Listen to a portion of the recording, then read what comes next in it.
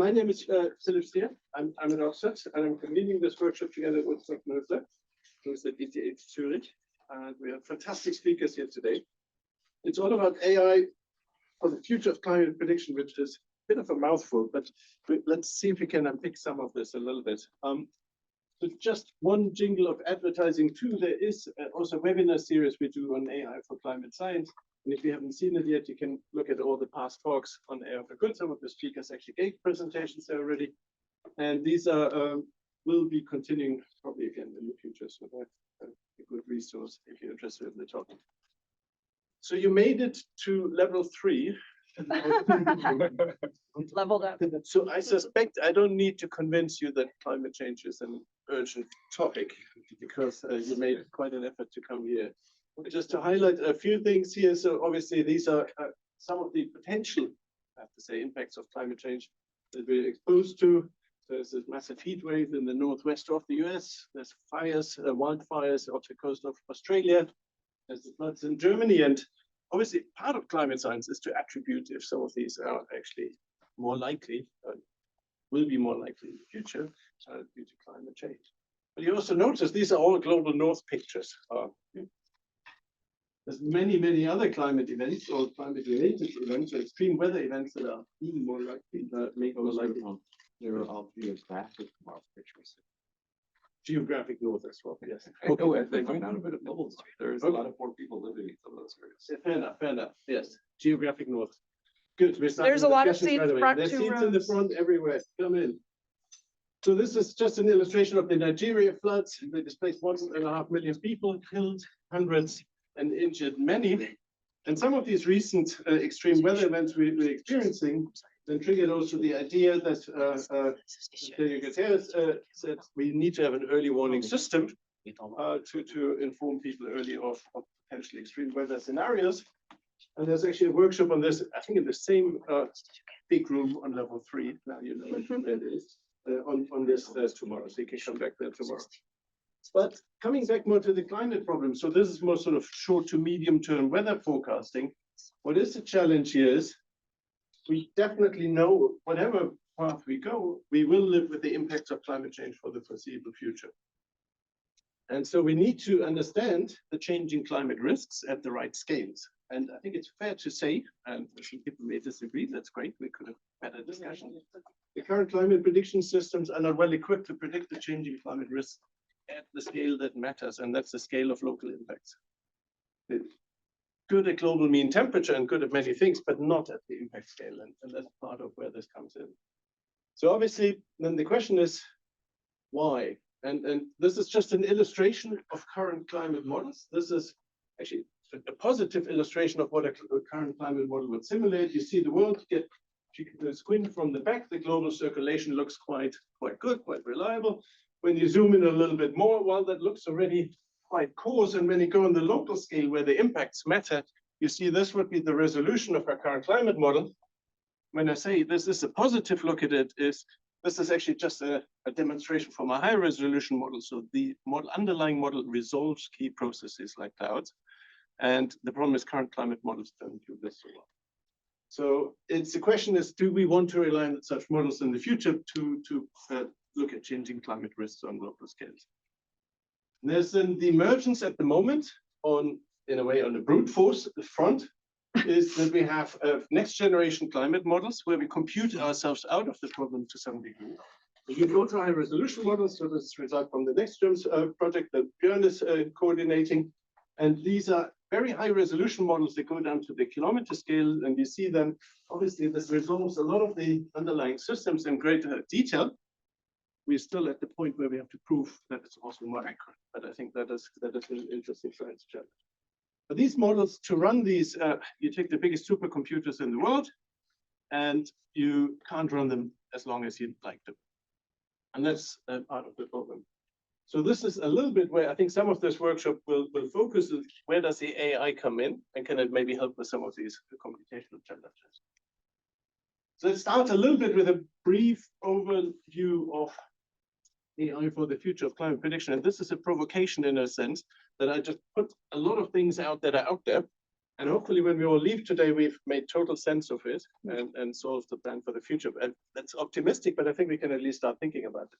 So ultimately, obviously, we want to protect the Earth, and we want to do this reliably on horizontal scales. The traditional approach, and this is very exaggerated coarse resolution, but for you to be able to see that in the back, traditionally we sort of developed low resolution twins, so traditional climate models, and the CMIP decoupled model into comparison project, and others, many climate modeling projects focus a lot of the efforts on this. But we already hinted that what we really would like to have is something in much, much more high resolution and much more accuracy. And one way of doing that, as I just outlined, is to some degree brute forcing it with a lot of consistency. There's a lot of other things happening, and things happening we have in parallel. And again, this is something that is not incorporated in most of these AI thinking workflows yet. We have reference models on local scales, which we can't use for the globe, but they could simulate the underlying processes in really great detail on very local scales. So we have a lot of things out there. We haven't really entirely made sense how to put it all together, but maybe it's just me, but maybe others can enlighten us today how we do that.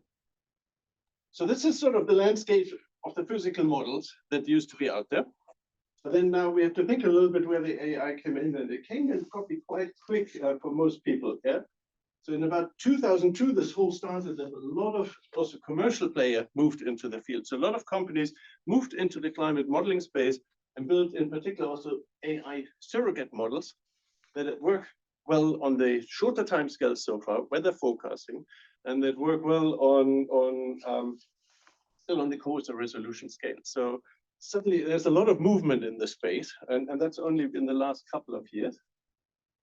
Then we are beginning to, and these models can be they can be physics-based, as we started off with. They can be full AI models, where they basically build a complete surrogate model from training on a physical model.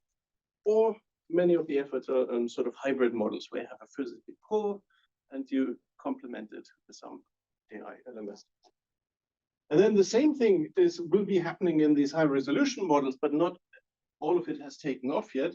Particularly the training of these high resolution surrogate models is a computational challenge because you have a huge amount of data, and I guess we'll hear some of this later, how we may want to start doing that. So that is a massive challenge, and we have to also start how to bring it together. Then there's a whole element we haven't discussed at all yet, and that element is observations. So we have a huge amount of Earth observations, and we have to think how we bring this into this workflow. And this is, for example, where IBM came in and works on geospatial foundation models, and where we build AI models purely trained on observations. But at least I haven't seen yet all the link of how this all comes together. And that is, I think, a nice way we could start off thinking for today. We will see different elements of this today in the talk, but we may want to think of a vision of how to put some of this together, and that's a challenge. So some of it is trying to be put together under the framework of this initiative, Earth Virtualization Engines, or EVE, that Björn is leading. And that's really an effort to establish global centers that would do some of this in a shared manner, to do high resolution in global centers, accessible also to the global south, and to incorporate a lot of these AI models. And again, some of the thinking we develop in this workshop hopefully will inform some of the thinking we'll leave and other initiatives. So if this left you confused, you're probably not alone, because it's quite a complex field. I'm really glad we have some people to make sense of this all today. So we have a set of fantastic speakers. So we have Claire Montiglioni to kick us off, and Claire has been working in this field for many years and thought about AI for climate probably before most of us have even considered it. We have Björn Stevens from Max Planck, who works a lot on issues like clouds and high resolution climate modeling, and is really pushing also the development of these next generation modeling systems like EVE. And we have Thorsten Höfler, who from ETH Zurich, who has been involved heavily from the computer science side and the high performance computing side, and will ground us probably a little bit with limitations of computers as well. Then we have Christian Lessig from ECMWF, the European Center for Medium Range Weather Forecasting, that really is spearheading some of these efforts in an operational sense. It's probably fair to say not every weather service was as quick as picking up these things and regrets it now. So ECMWF is definitely there. We have Thomas Brunschwiller from IBM and IBM Research, who will talk broadly about also, I guess about two things. So it will involve geospatial foundation models to some sense, and also ideas about data compression. And I think there's already links between different of our speakers.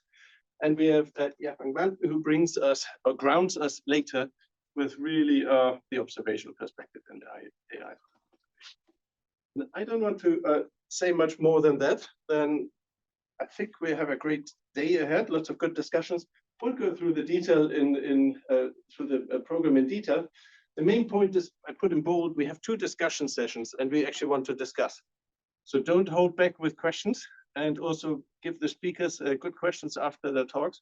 We're here in a very informal setting. The small room helps us in that quite a bit. And so let's have good discussions later and make it a useful day. Great, so let's kick off now with our first speaker, where we time us, just roughly where we should be.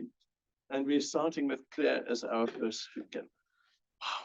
And now the challenge comes in. Windows and me. Excuse me. Enable, I tried to download them and I'll try it. Brilliant. So maybe you still have it with me again. Let me see. I think we, You did open it. I think yours was open like mine. Yeah, so I there think- it is. Next to yours. Or. so yeah, that is good. And now we just need to, so yours we have, we just need to share the screen again. That's it. Share. Share the screen again. As you said, it's dividing.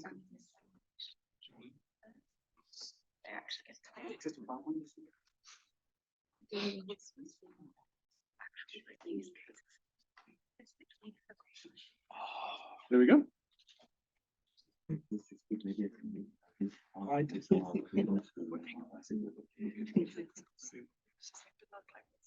Check it. Good. Okay, so we can show you the whole. Yeah, okay. Happy to. Thanks for the invitation and for the great introduction to this space.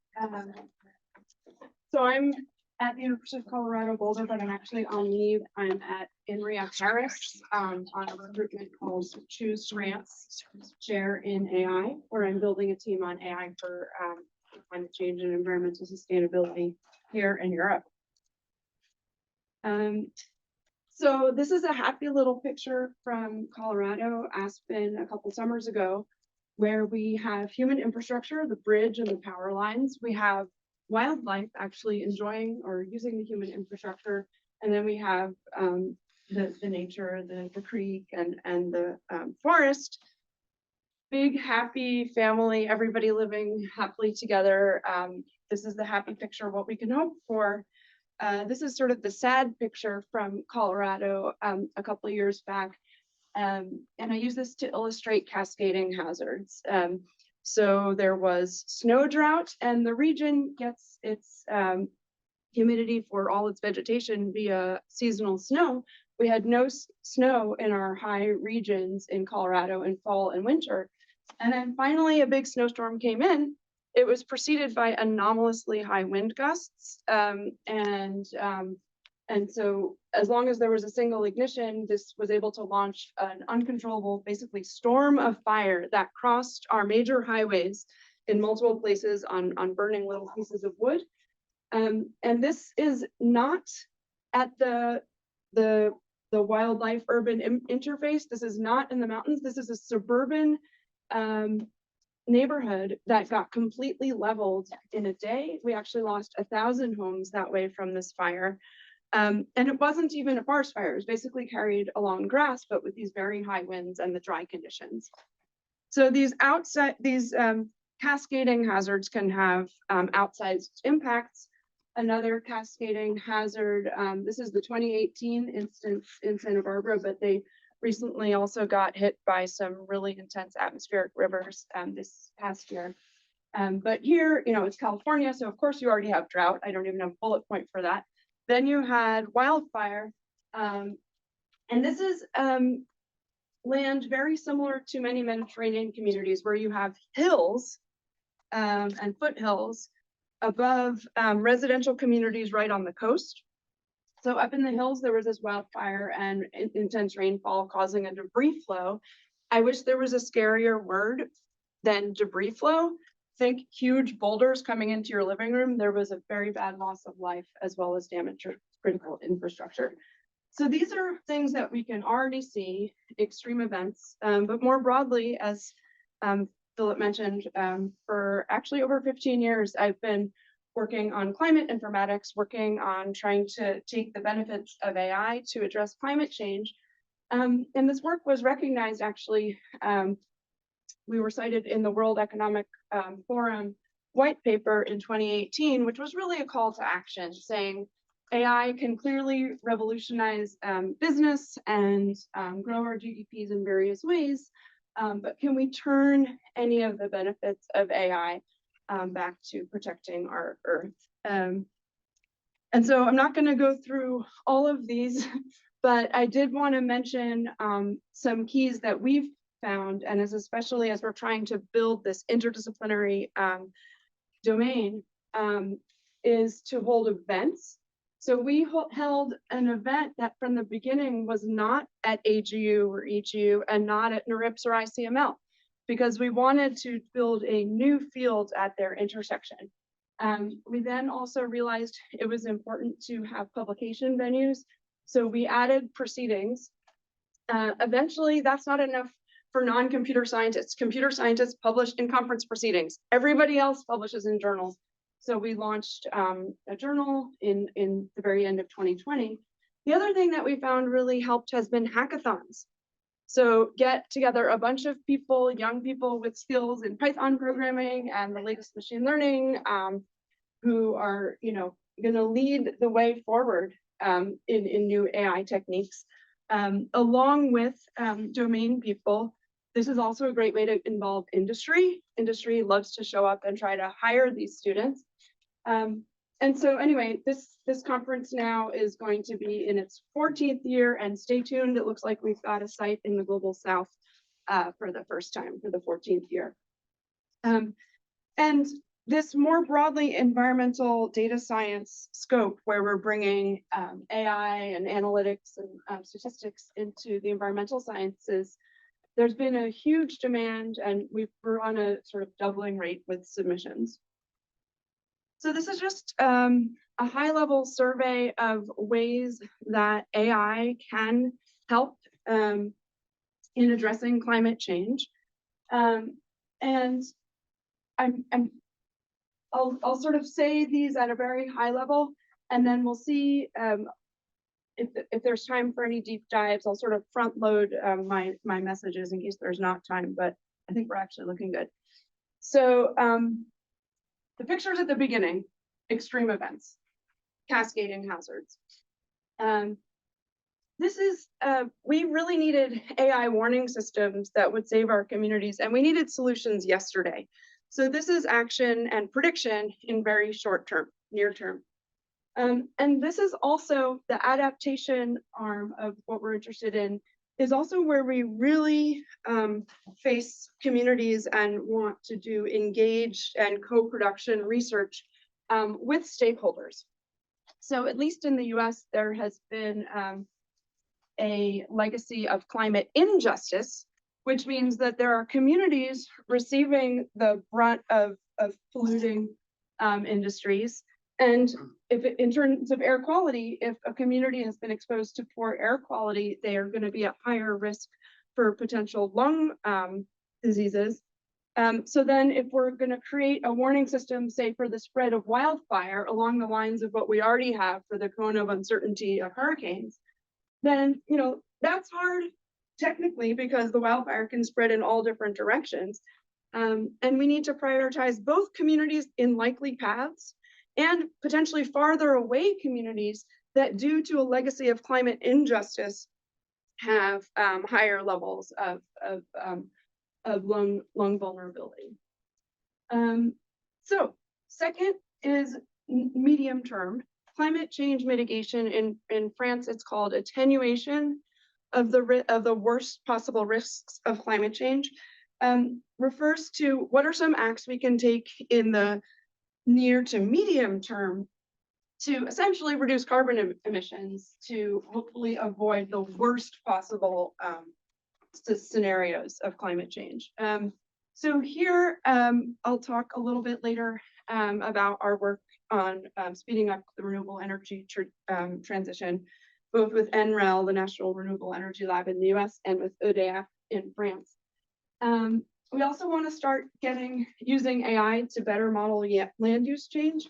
This is one of the biggest areas of uncertainty for how carbon fluxes are going to change.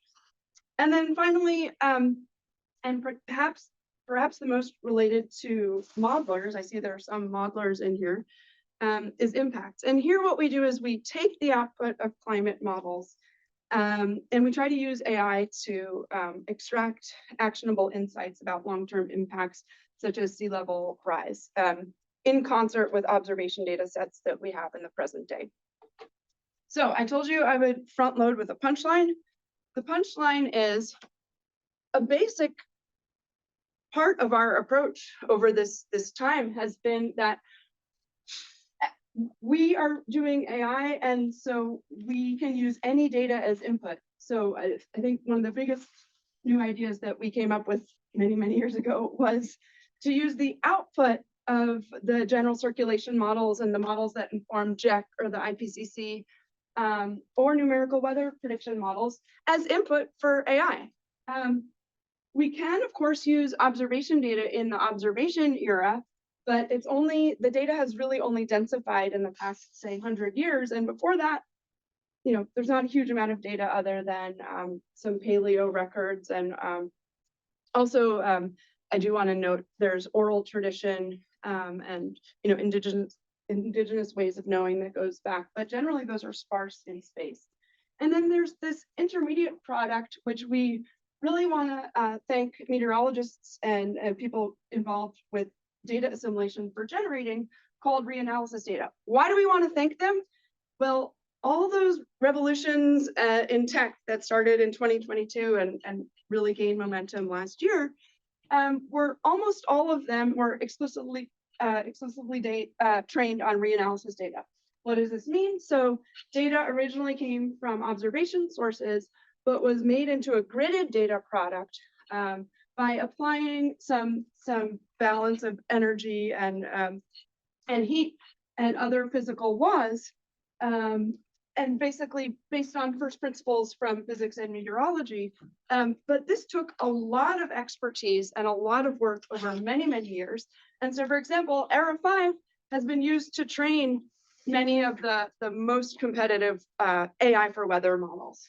So, so we want to be able to exploit all available data when we use AI, but of course, we also want to be aware of the source of the data. So for example, when I'm training machine learning on reanalysis data or the output of a physics-driven model, I'm probably not going to use a physics-constrained machine learning model. Why is that? Well, that's rather redundant. This data was generated using physical assumptions. And so I really just want to see what the data says already without applying additional constraints. In terms of methods, so these days we're doing as much as we can with as little supervision as possible. At the end, I'll talk about how that can address some of our climate data equity gaps. And actually, I was really excited to see that Philip mentioned the importance of downscaling. That's really a big part of our approach. Our approaches are often generative. Now, I don't mean we're generating text like a chatbot. The generative models are probabilistic machine learning models that can be applied to data fields of temperature and solar irradiance and et cetera. And then it also allows us to quantify uncertainty. And then our group has long had a real focus on machine learning under non-stationarity. Your standard machine learning textbook has the IID assumption. Question. I'm sorry, what is the uncertainty quantification doing, or how does it work? Because that's a huge problem even for text or images, let alone for these kind of physics-based fields. Well, basically you are able to generate a distribution. But in terms of the, okay, then you can measure certain aspects of the distribution. People often use like a CRPS score, et cetera. But if you're asking about how do we evaluate if generative models are faithful to the distribution of the true process out there, that is actually quite open in core ML. And the farthest people have come that I was aware of is basically a test at the other end of the spectrum to show that your GAN or certain generative models have not memorized your training set. So if you want to evaluate the faithfulness of the distribution to reality, that's actually like go to a core ML conference and it's quite open. That's what I meant. Thanks. Yeah. Yeah. Okay, so let's see. Yeah, I'm a little less than halfway. So let's do a few examples in the first axe, which is adaptation, short term. We've done things like shown that hurricane track prediction at 6 hours out to a day can be competitive with state of the art at the National Hurricane Center in the US by basically registering images, these real valued fields of various quantities, wind, pressure at multiple geopotential heights around storm track data, which was giving you lat long coordinates every 6 hours. Wonderful Ivy Tracks data set from NOAA is one example, but there's actually a new data set out from Colorado State.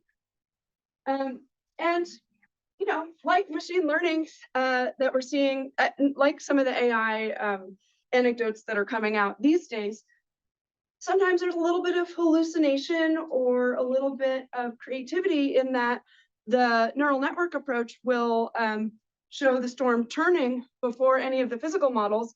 And in some case, this was actually what happened. And then the errors were about on the same order of magnitude. We've done other things around problems that are really important for particular countries, like the IMD. We've done things like avalanche detection, where you're basically learning a virtual sensor. We don't want the sensor to still have to be a human trekking in very dangerous avalanche corridors. We have a little bit of data from that, and then we have a lot of SAR data, a remote sensing product. So we're going to use machine learning to learn a probabilistic mapping between the SAR and the ground truth data so that we can generate fake ground truth data and help us do anomaly detection. So in blue are sort of what we're currently working on. Kristen and I and my postdoc just submitted a paper. We're definitely working on generative AI for weather forecasting, even though maybe I would prefer to work on climate timescales. My students have been you know, radicalized by the last couple of years of what's going on in weather. So we're in there, we're using diffusion models. So we want to eventually get at extreme events again, and precip is key in the kind of flood, which can lead to the preconditions for wildfire, the drought, and then also flooding. So we work with a team called LACMOS, which is a lab out of EPSL, the French, one of the French climate models. And it's extremely hard to measure the precipitation. So from a data perspective, it's super interesting. This data is discrete in space and time. Your Gaussianity assumptions go out the window. And then in terms of extremes, so we're trying to see why actually do these foundation models work surprisingly well on things like tropical cyclones if the ERA5 data set that they were trained on doesn't even match the extreme wind gusts that were actually observed using satellite products, et cetera. And so we're trying to design better loss functions and design approaches that take into account observations. On the mitigation front, primarily what we've been doing is trying to speed up the transition to solar. It was a pretty simple story in the US where due to capitalism, the bottom line, basically the cost is what's going to motivate a grid operator to either incorporate renewables or not. Renewables are uncertain. You don't know when it's going to be sunny, when it's going to be windy. So this was actually a great use case for deep sequence learning for predicting solar irradiance, because if you can get even just a small improvement on accuracy and reduction of uncertainty, then you're saving costs. The grid operator doesn't have to have an expensive or potentially carbon dirty source of energy ready to balance load, but can have less uncertainty there. Now, yeah. Probably less, it's not so much cost as the perception of cost. Maybe. That's what investment is about, right? You know, you're betting. Anyway, I was just. Yeah, actually, then this helps me extend this argument to Europe, because in Europe there's regulation, and I can't just say it's just pure capitalism. Not right. Perception of risk. Yeah. Nice. Then okay, EDF. They are noticing that, well, winds are changing. The location of winds, the intensity of winds are changing. Maybe we have the wind turbines in the non-optimal places. How do we place wind turbines in places that are better for the future? And then how do we redesign them to have the operating characteristics that are that's going to be more future-proof? So at the moment, there's evidence coming out that winds on average are becoming less intense. Now, this is on average, but of course the tails might then get more probability mass, and it's thought that extremely high winds will be available in some places higher than the current operating characteristics of the current wind turbines. So the wind turbines need to be redesigned, and similarly for PV, they're ready to design a new PV panel based on changes in temperature and solar irradiance. Okay, we have a student-led project that is just kicking off, trying to reduce the uncertainty of land use on carbon fluxes, and not just land use, but land change. So after an accidental forest fire, you're going to have different land cover. This is one of the areas of the largest uncertainties, especially around methane. And so we're going to be doing generative AI emulators that can generate new scenarios and then also play with sensitivity to various parameters. Oh, and if we succeed on, everyone in the room working on AI for weather, or AI for climate modeling, then this is the one place. So we probably got a lot of critique as AI people yesterday that, oh, AI is so expensive with so much compute. This is the one place where we actually have a gain, because after training, inference is much, much faster and requires much less compute than our NWP and our GCMs. Okay, so the only deep dive I'm going to do is into downscaling, because this could be used, we do use this in all three of the directions that we care about. And just to make sure we're on the same page with what we mean by that, if we think about the models that inform the IPCC, those are called general circulation models, and they're up here in the orange box. And what this figure is plotting is the spatial resolution of the simulation versus the temporal resolution. Okay, of course, the global climate models are not able to generate individual snowflakes, but you would be surprised that clouds and these major storms are, of course, not in the, I mean, as a climate folks are not surprised, but the general public might be surprised. And clouds are going to be a key aspect of knowing whether they can be a mitigating effect in terms of cooling by increasing the albedo or warming. So this is a real issue. And more generally, I really liked Philip's slide where he zoomed into the different regions. I'm EDF. I want to design the wind turbine of the future and know where to put it. So I need resolution on regions that could be individual wind farm and solar farm scales. So one thing we did a few years back was show that we could use unsupervised generative AI, basically extending a technique from the field of domain alignment in AI speak, which uses normalizing flows, which is a generalization of variational autoencoders to arbitrary distributions where you get a proper distribution. for those that want to know the jargon. That was unsupervised, meaning the whole field of statistical downscaling that we were aware of, you needed a map of your variable at coarse resolution paired with the variable at fine resolution at the same time. We actually don't need them to be paired in time, so it's unsupervised with respect to time, and it performs better as the bounding boxes are aligned better over space. It's generative. So once learned, we can sample from the learned posterior and get samples at either low or high resolution. We can get multiple samples, or we can take a conditional sample, which is the way someone might want to use downscaling. We might take a coarse resolution map as input and then sample from the conditional posterior to get fine resolution samples. And there's some hope at interpretability. This is again to the gentleman in the back bringing up how do you interpret these generative models? And that one of the ways to understand what the model is thinking, right, is via interpolation. And so, you know, I've skipped over the technique of normalizing flows and domain alignment, but once the model is trained, we are looking here at precipitation maps. And the only images from our data set are the upper left and right images, which are at a fine scale. And so we've learned this normalizing flow. We can map these images to a point in our latent space, these two input images.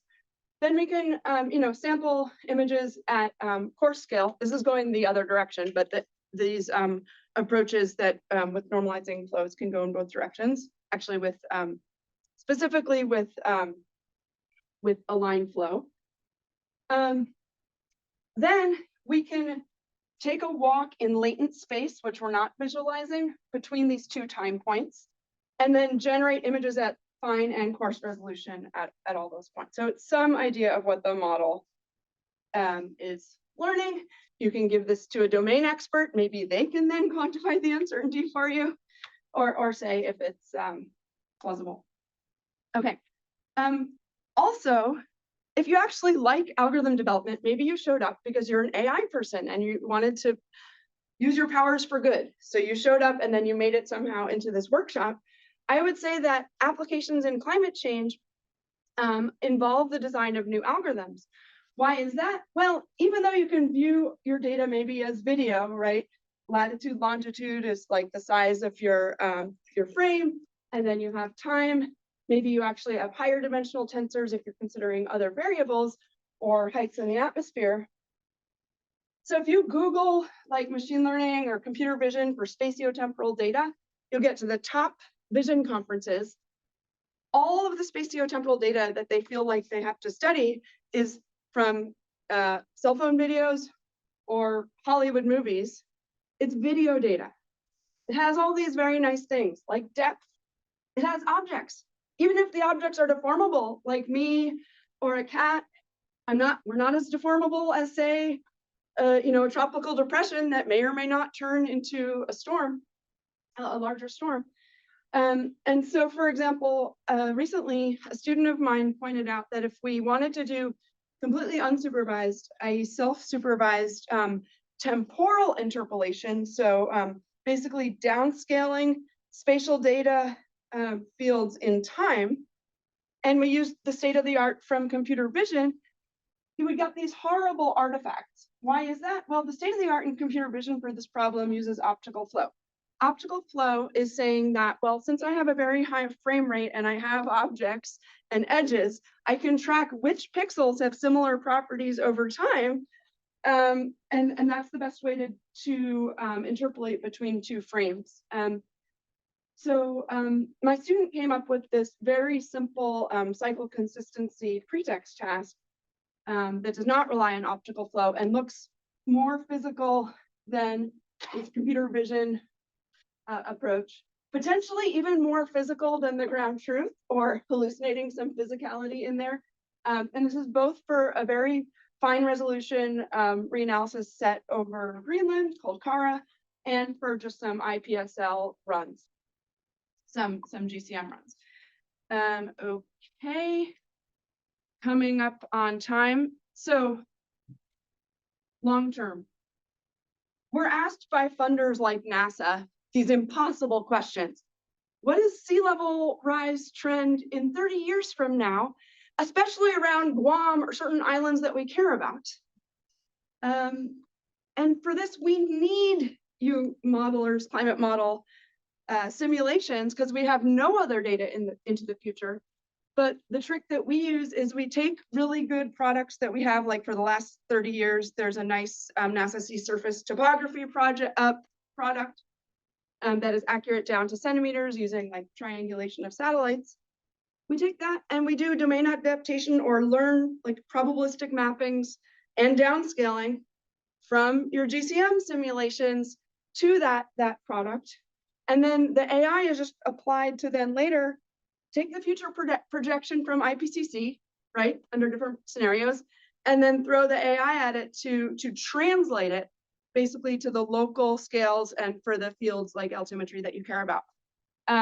Okay, I already did the quick plug saying there's still open problems. If you're in here, you just strolled in here by accident, you're an AI skilled person, welcome to the community. Please join us on working on AI for climate change.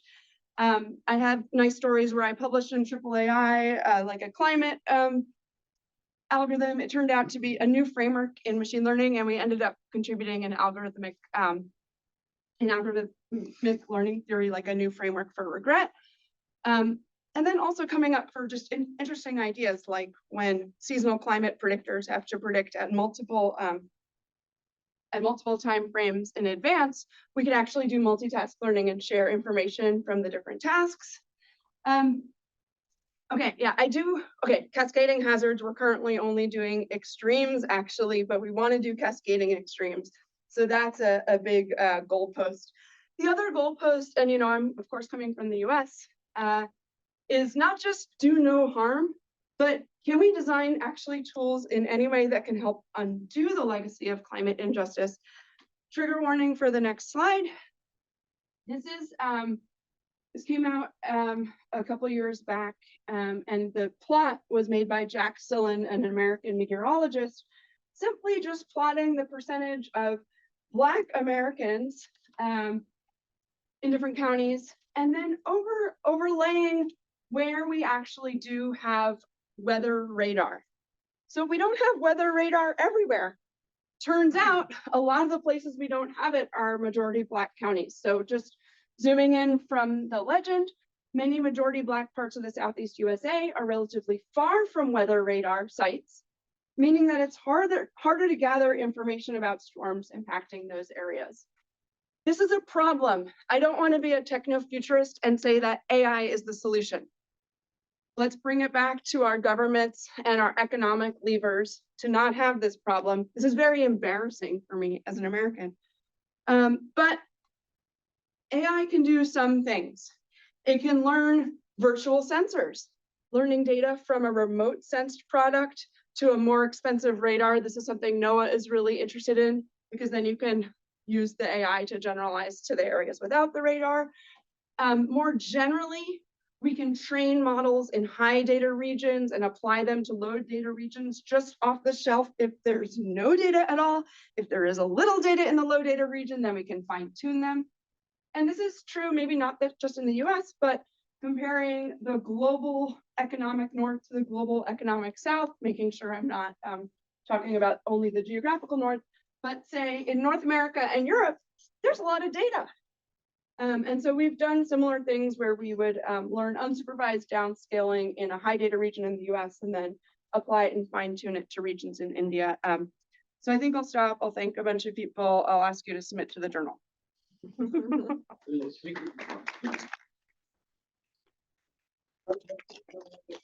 Questions? Oh, Thoughts? I can't run this yet. All right, Kristen. When you talk about the data sources, when you talk about reanalysis and simulation data and observations, is that we shouldn't use physical, or we don't need to use physically informed neural networks for simulation data and reanalysis? Did I get I have steered away from it, but like you, I would like to go to a fully observation-driven pipeline, including data assimilation, from observations to AI models. And there, yes, it might make sense. But why? I mean, the observations that's the pure physics, right? Like that's what you take as ground truth to develop physical theories, the observational data. No, I'm saying I might be willing to use physics constrained machine learning here, and maybe here. Yeah, but my argument is right. Like if I look at like a microwave sounder, right? That's the truth about the flow of the atmosphere, right? The simulate the GCM, that's essentially idealized model, right? But for observation data, that's the true physics. So I would argue in some way. Okay, well, if you're arguing against physics-driven machine learning, I'm all for you. But I try to be a little bit diplomatic here. It was just the consistency of the argument was You're essentially my preaching to point. the choir. Yes, I know. Nothing against people that do physics-guided machine learning. Any other direct comments? Otherwise, I think we probably should move on. We have more discussion. Oh, Sorry. What is the ballpark number of flops we need for these like per day? Like I hear these things. Okay, like, there's what's the someone scale? from DeepMind in here. I'm from DeepMind. Oh, okay. I do have a slide on this Okay, great. later Thank in you. the afternoon. I'm in the public sector, so we're Oh, I not see. kind of maxing out anything sorry. just yet. Do you care about flops? Oh, there's the scale of the computer. I just care about, how many like. Well, I'm trying to understand what a bottleneck is, whether like a better algorithm would solve it or like just like more compute, like running in parallel. I'm very new to the field, so I don't really know anything. So I'm just trying to gauge the scale of things. Is more compute's always good, isn't it? Well, if it's parallelizable, yeah, but yeah. And you can realize a lot of compute with very little carbon.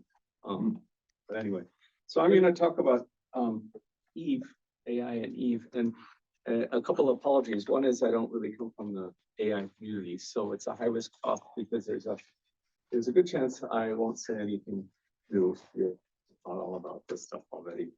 And there's a small chance, because I'm not from the community, is that I'll say something interesting, but I think that's probably a smaller chance. That's a bit on the background. I wanted to comment a little bit on this object field thing. I thought that was very interesting. I enjoyed your talk very much. But there's an old history in meteorology where the people who came from fluid dynamics, they thought of flows and fields. And there's an old paper by Charney, who's one of the pioneers in our field in the 40s. And he says, meteorologists tend to try to think of the world in, he's called them Gestalt objects. And you think about it, when you hear a meteorologist talk, they'll give names to storms. They talk about hurricanes as a specific bounding thing. A cloud is really a wonderful example, because if you think about the word cloud, it's the word humans invented to describe the thing that has no shape. A cloud is something that you can't. It's an anti-object, right? So that's where the word cloud comes from. And as you try to experience a cloud, you don't know where its edge is, and we use it in normal language to refer to things that really don't have a shape. But then in meteorology, we managed to take the one word that means something that isn't and turn it into a word that means something that is. And so we now all have pictures of clouds that look like this, and have marks on there, stuff like that. So this tension between object and field, I hadn't realized the implications of that also for AI, so I thought that was really interesting. Like I said, I give a talk tomorrow, and I saved my pretty pictures for that. And so I'm just going to go through some slides. And I guess one meta comment here is when I listen to AI talks, I often get the sense that people are kind of opposing physical modeling in AI, and they're trying to do the physical modeling better. And I never understood that frame of reference, but maybe today I'll understand it. So this is a little picture we made to describe Eve, and I thought Eve stands for virtualization engines, and it's an initiative or an idea that 200 of us came up with in Berlin last summer, and it was the thought about how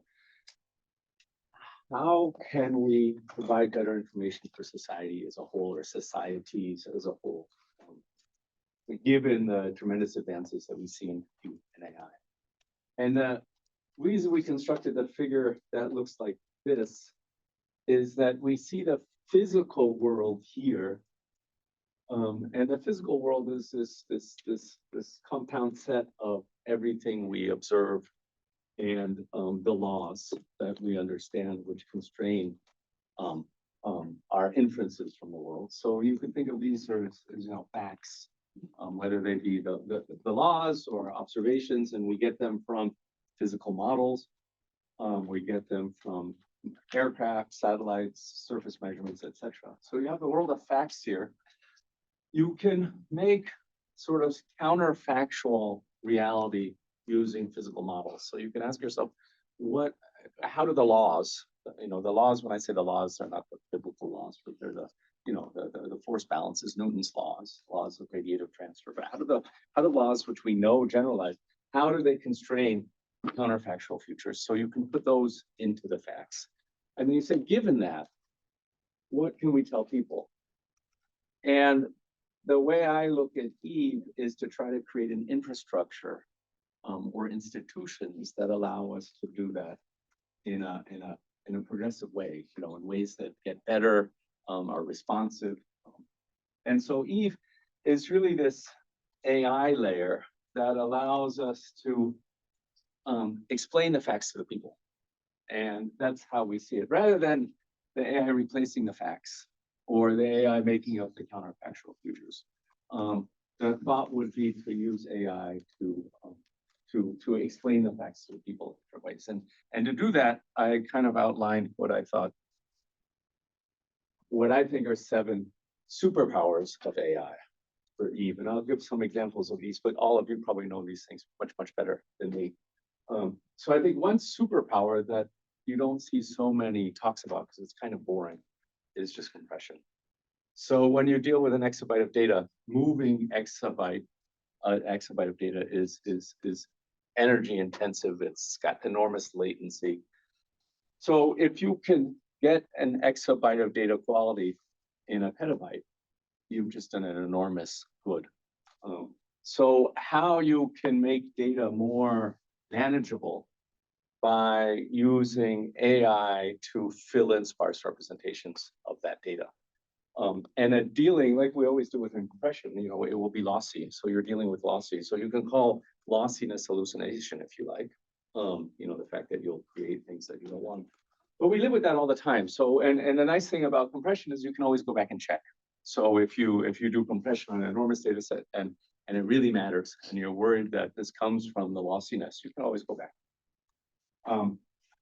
Torsten, I probably got this all wrong, but I always think about some of the things you do is that if I have a code and I have some abstract representation of it, and I want to know what that means for how I should lay out the code on a particular machine, then you could look at data flows, how the data flows through the code, and AI could really help you sort of reorganize the code. So you can tell me if I got that wrong. But I think that's an area where AI can really help codes be faster not by replacing an algorithm per se, but by optimizing how you lay the code out on the machine so you can use the machine to its fullest potential. So AI would do a lot of good by helping you use machines better by organizing your code and the data flows of the code in better ways. There's a lot of talk on this, acceleration, I'll go into that, improved quadrature, just deciding how to integrate equations a bit faster. So I'll give an example of that. I think this is a big area, and we saw some of that. I call it out-of-model inference. So if we talk about our physical world, you mentioned it, Claire, as this probabilistic map between something, two things we know. And so I'll give an example of there. I think I have something there. Ensemble inflation, if we're running these counterfactual futures constrained by the laws, how happy would we be if we want to create, more of those to incorporate variability? That would be here, or to fill in gaps between the counterfactual futures that we can create with the laws here. And I think this is a big one, which is just enhancing the user experience. When we say, if I give you that's not a nice experience if I just give you an exabyte of data. And so ultimately, all of this is about enhancing the user experience, but there's also, the whole textual basis for enhancing the user experience. Out-of-model inference. So this was something I just found out the other day that this group here is It's a startup out of Princeton University. Oh no, it's TUM, sorry. So in Munich, and what they try to do is they try to detect wildfires for early warning, and it's a mix between CubeSats, low cost, low flying satellites.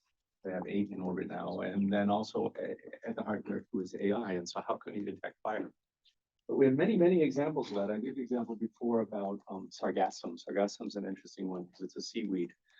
It's just seaweed, and it's massive, and it's everywhere in the ocean, and it invades places from time to time. So if you go to the Caribbean islands, sometimes they'll just have this huge flow of sargassum kind of assault them, and it piles up on the beaches. It turns toxic. It smells. It stinks. It's poisonous.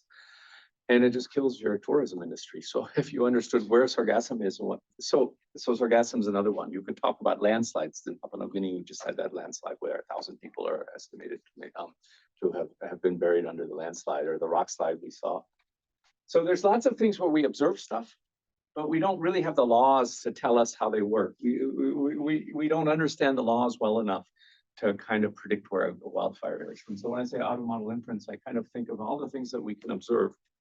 And if you can put that in relationship to the things that the laws tell us, so how the wind is blowing, what the temperature is, how much rainfall there is, the physical models, then you have these two maps, right? You have the thing that you find interesting, wildfire, sargassum, landslides, and you have the physical state of the system as best you know it from the laws.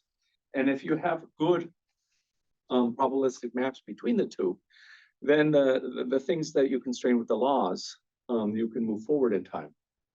And if you move those forward in time, then you can use your probabilistic maps to say what sargassum would look like in the future. So there's tons of work going on in detection, but using this ability to detect and then link it to the laws, or the things we know from the laws, gives you a bridge to the future. Because then if you run the laws forward in time, which is what they're good at, then you can also run these inferences. And there'll be small problems, but it's a way to talk about the things we care about. So AI is the only way I know to do that.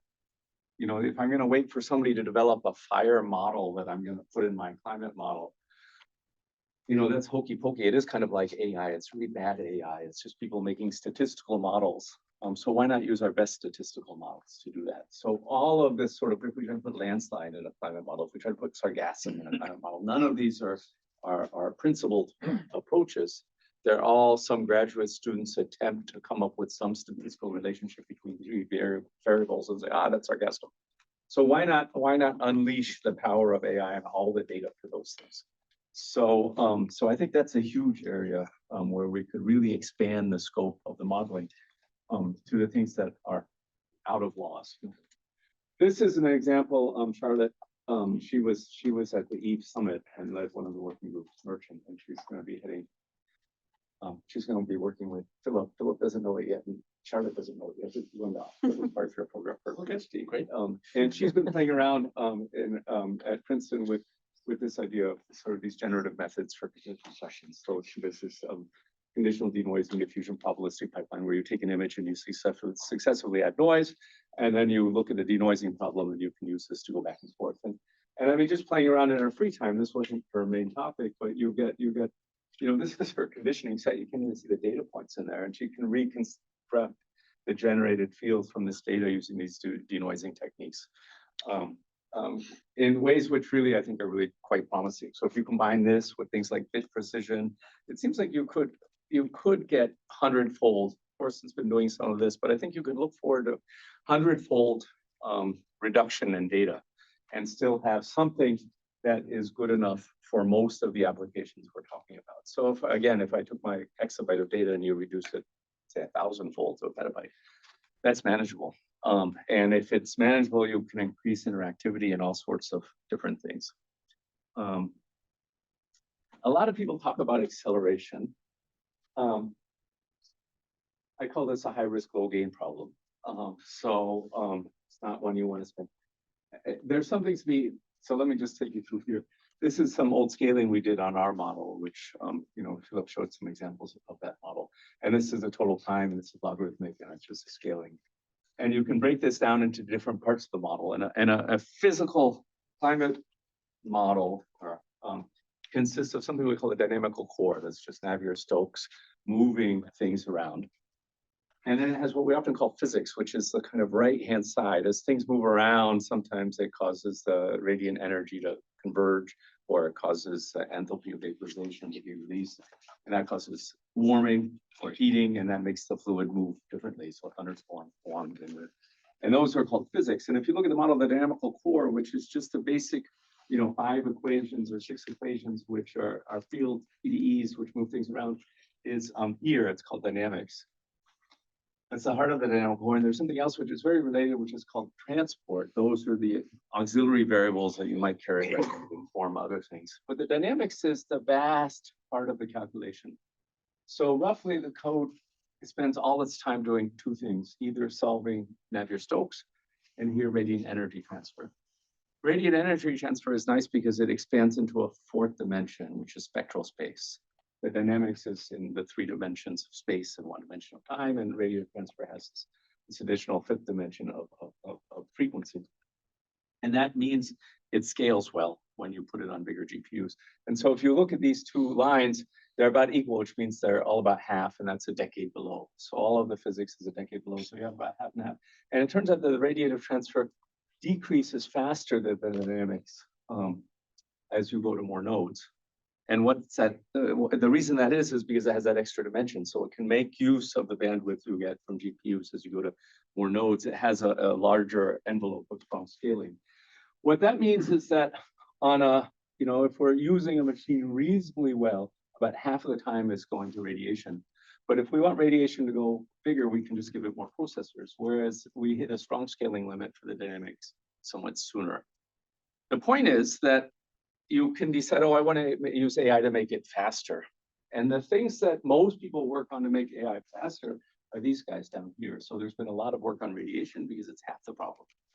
But let's assume we made the radiant energy transfer free. We've sped our code up by a factor of 2 once. That's what I mean. So you go to a less exact solution, and you kind of hope you've checked all of the possible out of bounds problems you have well, and you get yourself a factor of 2. That's good. A factor of 2 isn't bad, right? If it's your energy bill, you're happy to have a factor of 2. But it's not going to change the world probably. So we'll do these sort of things, and a lot of people do that. But I think that's why I call it low gain and high risk, because you're replacing something that you know how to do well with something that's more approximate just for expediency. So you lose some traceability. So you don't want to do it too aggressively. But even if you did, you'll get a factor of 2, maybe a factor of 4. So we should do it. What about some people like in IPSL are using it to skip decades and so you can speed up the this spin up? could be this part, Okay. right? So if what you would like to do is you want to replace the thing that makes the code slow is that a time step, you step forward in time the laws, and as you move the laws forward in time, you have a domain of influence, and that's your grid cell. So normally the way the calculations are set up is if you have information in this grid cell, then it relates to the neighboring grid cell in the sense that you can't have information that comes from too far away. And if so, it becomes unstable and inaccurate. And so you have this domain of influence, which limits how long your time step can be. So just a time step stability law. And most of the codes are limited by that. And as your grid gets smaller, your time step gets smaller. So as you double the grid spacing, you need to take twice as many time steps. Or as you have the grid spacing or double the number of grid points, you have to take twice as many time steps to get to your final solution. Now you can say, oh, let's use AI instead of this. And that's kind of what people are doing. That's what GraphCast does. That's what all of the NWP things are doing. It's like, okay, well, we have the laws, we have some solutions. Let's learn that. And then we'll just use the AI to go forward in time. And that's what the field, there's a lot of activity of that in the field. But if you notice, it wasn't one of my 7 superpowers. And I'll come back to that. So yeah, people are trying to do that. And there, I don't quite understand it, but I'll user experience. I mean, that's just, chatbots. But in a way of, if you can improve the workflow, if you can reduce the data amount, if you can reduce the time to solution, if you bring down the latency, you have this tremendous ability to allow people to interact with the information. And I think interaction is the key to uncertainty quantification. So I think there's this idea somehow that we're designing a screw with some tolerance that's going to fit into a wing, and we want to know how well we can do that. But really what we're trying to do is developing an ability for people to reason with information, and interaction is key. And you see that how people use the internet, how people interact with chatbots. They say, for instance, you could say, what's going to be the biggest storm in the next 50 years in Bologna? And we can say, well, I looked at the data sources, the primary data sources, and it'll give it to you. And you could say, could you plot the temporal sequence of that? And then you could say, okay, if you could do that quickly, then you could say, well, trick, what was the biggest storm in the last 50 years, according to your data sources, or according to this model or that model? And it could do the same thing. And you could say, well, what was the biggest storm observed over the last 50 years? Or what was the PDF of the strongest storms? And so if you can, here you see how people use reasoning to see if if they should trust. So it's really about trust plus verify. And I think you only get that by creating a way for people to reason with the exabyte of data. If they want to say, what's the chance of fires here? You can imagine how they would do that. Or maybe if you're a firefighter and you don't want to know what the chance of fires are, but you say a fire breaks out here, how will that spread? There too, in this whole, you can develop tools using AI that can communicate. That's the other beautiful thing, right? If you look at how many people use AI for translation, and mostly people think about translation from Chinese to English to Finnish to Hungarian to German. Fine, it does that all really well. Let's sort of tap that. But really, we want to translate from physicist to firefighter to Sargasso manager to, and all of these communities have different languages. And so I think the user experience has tremendous ability there. Missing among the supercomputers, everyone focused on the AI climate model. And I said, why? Because there's so much good you can do here. And why do we want to replace the laws? And I think there's something fundamentally wrong with that reasoning. And it comes from this tradition in our field to develop authoritative models. Everybody wants God. And you go to God and that's the original climate model, right? God, you go to a church and you pray or you bow or whatever you would do. And you would ask if, for rain for your crops in the summer or where you should plant. So people like authoritative approaches. And so there's a tremendous tradition in the field of saying, here I have a really great model. You can trust it. I can quantify the uncertainty, believe it, it's fast. And I think that's wrong. And I don't think it'll get us anywhere except that wouldn't satisfy this word. That's not for good. If we're trying to develop authoritative approaches for people to deal with the future, and we know it's not the right way. The good way is, how do you help people reason about the future? So if you look at how science works, there's one branch that says, I'm the scientist, listen to me, I have the world's best model, it's been tested. The other is, I'm a scientist, and this is how I think about the problem, and you explain your reasoning. So reason-based approaches or authoritative-based approaches. And if we want reason-based approaches, we need models that use the laws, because we reason with the laws. So a climate model isn't there for the answer, it's there to help us think. And climate models, as much as we talk about how beautiful they are, in the end, they're heuristic tools that allow us to form ideas that then we test, that we look at from other methods, that we use as reasoning tools. And so I know how to reason with the laws. And if you give me a really wonderful looking AI model, how would I know it's good? And even if I just accepted it's good, how do I reason with it? And then everyone says, interpretable AI. But any time you have to attach a word like interpretable to something, you're sunk. you have a problem. So just the phrase in and of itself tells you that, Anyway, so there's so many things that we can do for good. I'm skeptical about this one, but the nice thing about going on a limb and making strong statements is that you can be wrong. And that's the only time you ever learn anything, is when you're wrong. So I'm happy to have other people show me I'm wrong. My take-home message is that AI can improve and accelerate workflows. But I think of this as really just tools to help us through this process of reasoning faster. And it can do lots of really fantastic things. And I think this is you, Marcus, but you missed it at the beginning, but what I call out of model inference, this ability to map the world of the laws to the world of the experiences, you know, what we measure, but we can't constrain by laws, whether it's sort of soil carbon or sargassum or landslides or whatever. And then, you know, if we can relate that to the things we have to handle off the laws. The other thing that I think we miss sometimes is when you go out there is how do we make it a progressive thing? And that's where Eve comes in. You know, we have a research project here that does this, a research project, and this looks promising. But we have no institutional framework that sort of tries to accumulate best practices, tries to accumulate tools, which says, that's a really interesting approach that you took to looking at fires.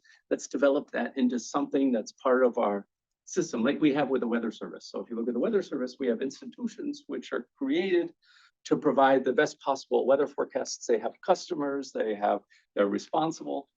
For climate, we have nothing really like that. We have a loose collection of organizations of people who are trying to do the best for their world, but we don't have anything. And that's where Eve really comes in, is how do we create institutional frameworks? So when you guys have brilliant ideas about how to learn more about the world through AI, these become part of operational systems. And people say, you know, the other thing is when you have an operational center with a system like JAXA, that's where I always wear JAXA, it's the Japanese Space Agency. You know, if you have a better idea how to build a rocket, you go to JAXA and say, the way you guys develop rockets is crazy. You should do it like this. So it creates this tension between a research community and an operational community that I find is very constructive. And in climate, we don't really want to create institutions whose job is to make the best possible climate information available for people to reason with in all their different parts of life. So I think that was all I wanted to say. Oh, yeah. So AI needs Eve. I think AI, if we want all of these efforts to kind of funnel into something, we need institutions which they will funnel into, you know, right? You know, I could say, well, they could just kind of funnel into whichever big tech company is funding it. But I think we need public institutions managing public space in the digital sphere. So AI needs Eve, and that will tap the energy of many more people. And of course, Eve, you know, if we want to make exabytes of data available for people to reason with, then there's no way I can imagine doing it without AI. So you need AI. So that's all I wanted to say. On time. Brilliant. Thank you. Good. A little provocation, which is good. Exactly want to trigger good discussions. Does anyone want to come in with a question? Yes, please. When you said, how do we know how to trust the AI model? How do you actually do that for a classical model? Like, how do you know we can trust a numerical simulation based on the physical laws, but like with tons of approximations? Don't trust it. Yeah, but we make weather predictions, right? So Yeah, weather predictions you can verify. So at least the way I work with climate models, I know this isn't the way a lot of people do it. A lot of people will, once they have a great model, believe it. But for me, the physical climate model is something I reason with. It produces a result, and I have to explain why it produces that result. And because it's using the laws, I can do things I can do counterfactual experiments, which help me say, okay, well, I think this was because, you know, we had this really strong storms because of the Greenland ice sheet went down, and the flow over the ice sheet so changed. So you can say, let's do a simulation without Greenland and test that idea that was happening. So when you reason with the laws, it gives you a different way of counterfactual reasoning, which is constrained by things that we know are true. And that process, I don't know how that works in AI. You know, how do you, if you have an AI model that was always trained on Greenland and you want to have the counterfactual of the world without Greenland, this is Tim Palmer's example, how do you do that? And so the laws are really a great accomplishment, and we shouldn't just throw them out.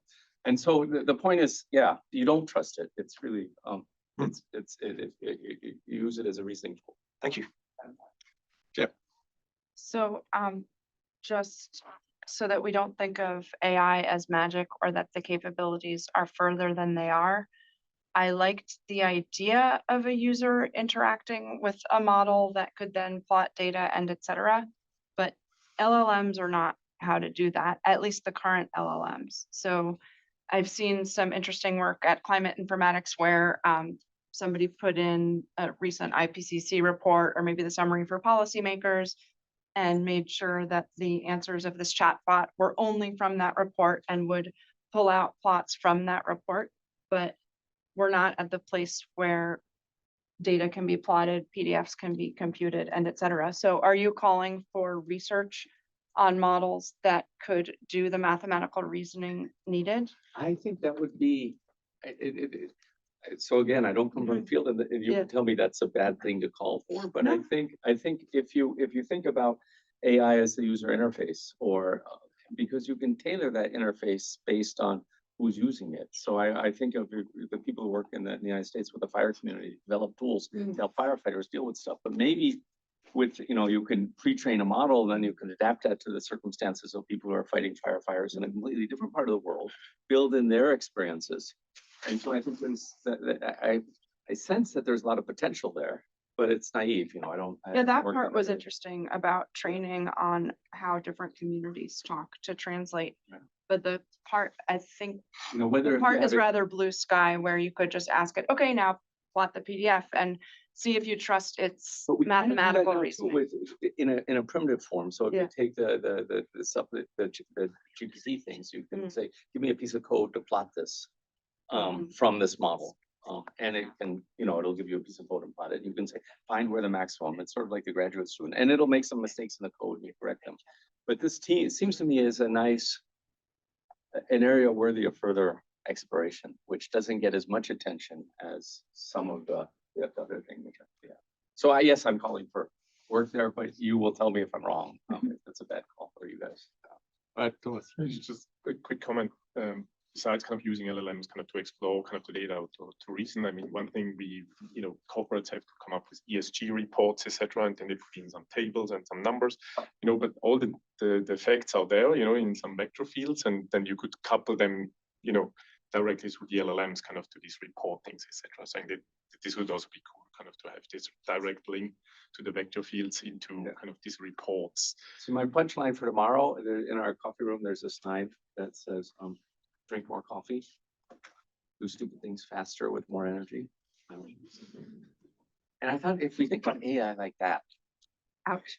it's good because there's so many stupid things we have to do to get to the answer, like writing a report.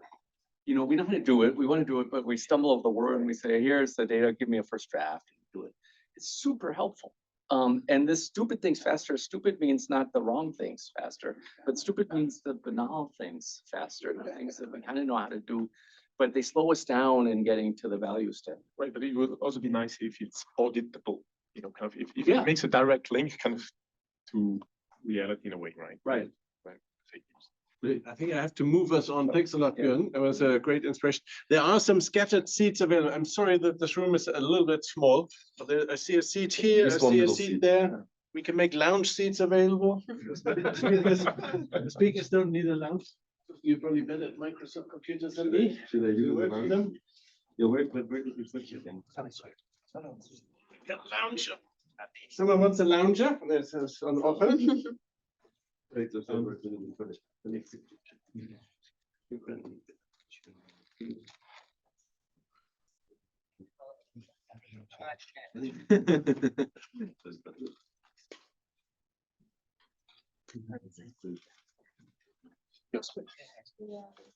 for those people who joined and introduced speakers a little bit in the beginning, I now reintroduce, there's a lot of new people also in the room. So Thorsten Höppler is a professor of computer science at ETH Zurich and has thought a lot about high performance computing and the workflow with AI and how this all links also to AI. Exactly. Thank you very much. So yeah, my name is Thorsten. I've been actually working with Björn, and I don't think we need a lot of motivation here. So let's just get this image. You can see how the Earth is warming over the last couple of years. And this is all history, by the way. But I'm a technologist. I'm a computer scientist. I'm not necessarily a climate scientist. I have a little bit of dangerous half knowledge in climate science. So if I say things that are wrong, just let me know. But then I want to reference Jensen. Jensen Huang is probably the most successful entrepreneur, if not ever, at least in this decade. So he turned a $0 company into a $2 trillion company in the last couple of years. Basically, that's where the AI boom is riding on, is the stuff that he has built. And very interestingly, he's actually interested in climate simulation. So he made this statement, and you can find it in YouTube, so I'm not making this up. Climate simulation is basically impossible today. So where many people agree, but most people believe it's actually possible. But what he means is really that predicting average temperature is possible, but we cannot really predict local phenomena. So we can predict global phenomena on average. We've heard this multiple times. Of course, it's clear to the climate scientists, but it's not so clear if it's clear to the general public. So that's why I wanted to make that statement here, that it's actually a bit of a problem. So as Björn mentioned, we had this meeting last year under the helm of Björn, the EVE meeting in Berlin. Lots of people got together to understand what we want to do in order to improve the state of the art in climate simulation. So let me explain this a little bit more to a general audience what this means. So we already heard in Claire's talk that we have a thing that's called resolution. So how much or how fine are we resolving the Earth? Our Earth has 512 million square kilometers. So that's a pretty big object to simulate. I would claim it's probably the most complex simulation object that I have ever faced. And the resolution is now how big of a piece of the Earth are we approximating with a single number?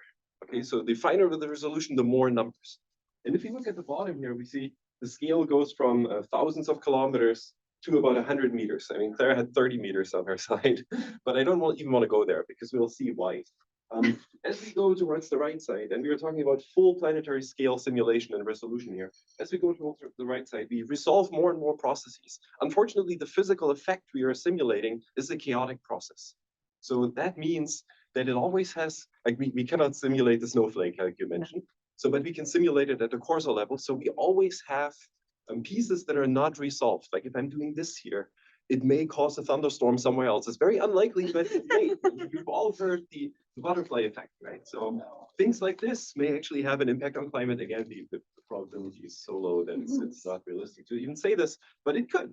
And Björn mentioned the hokey pokey field. So the hokey pokey field is basically the field that approximates non-resolved processes with somehow human-made, experience-driven models that look like AI models, but they're not AI models. They're kind of like bad approximations of AI models. Sorry for quoting you for this, but this is what we call parametrization in these models. So as we go towards the right, we use fundamental physics to actually resolve these processes. So these are equations that we understand. These are equations that have been proven over decades to be right.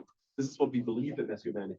Okay, cool. So if you now go to 100 kilometers, we basically don't resolve anything interesting. That's continental scale. If you go to 25 kilometers, we resolve pretty large cyclones and very large storms.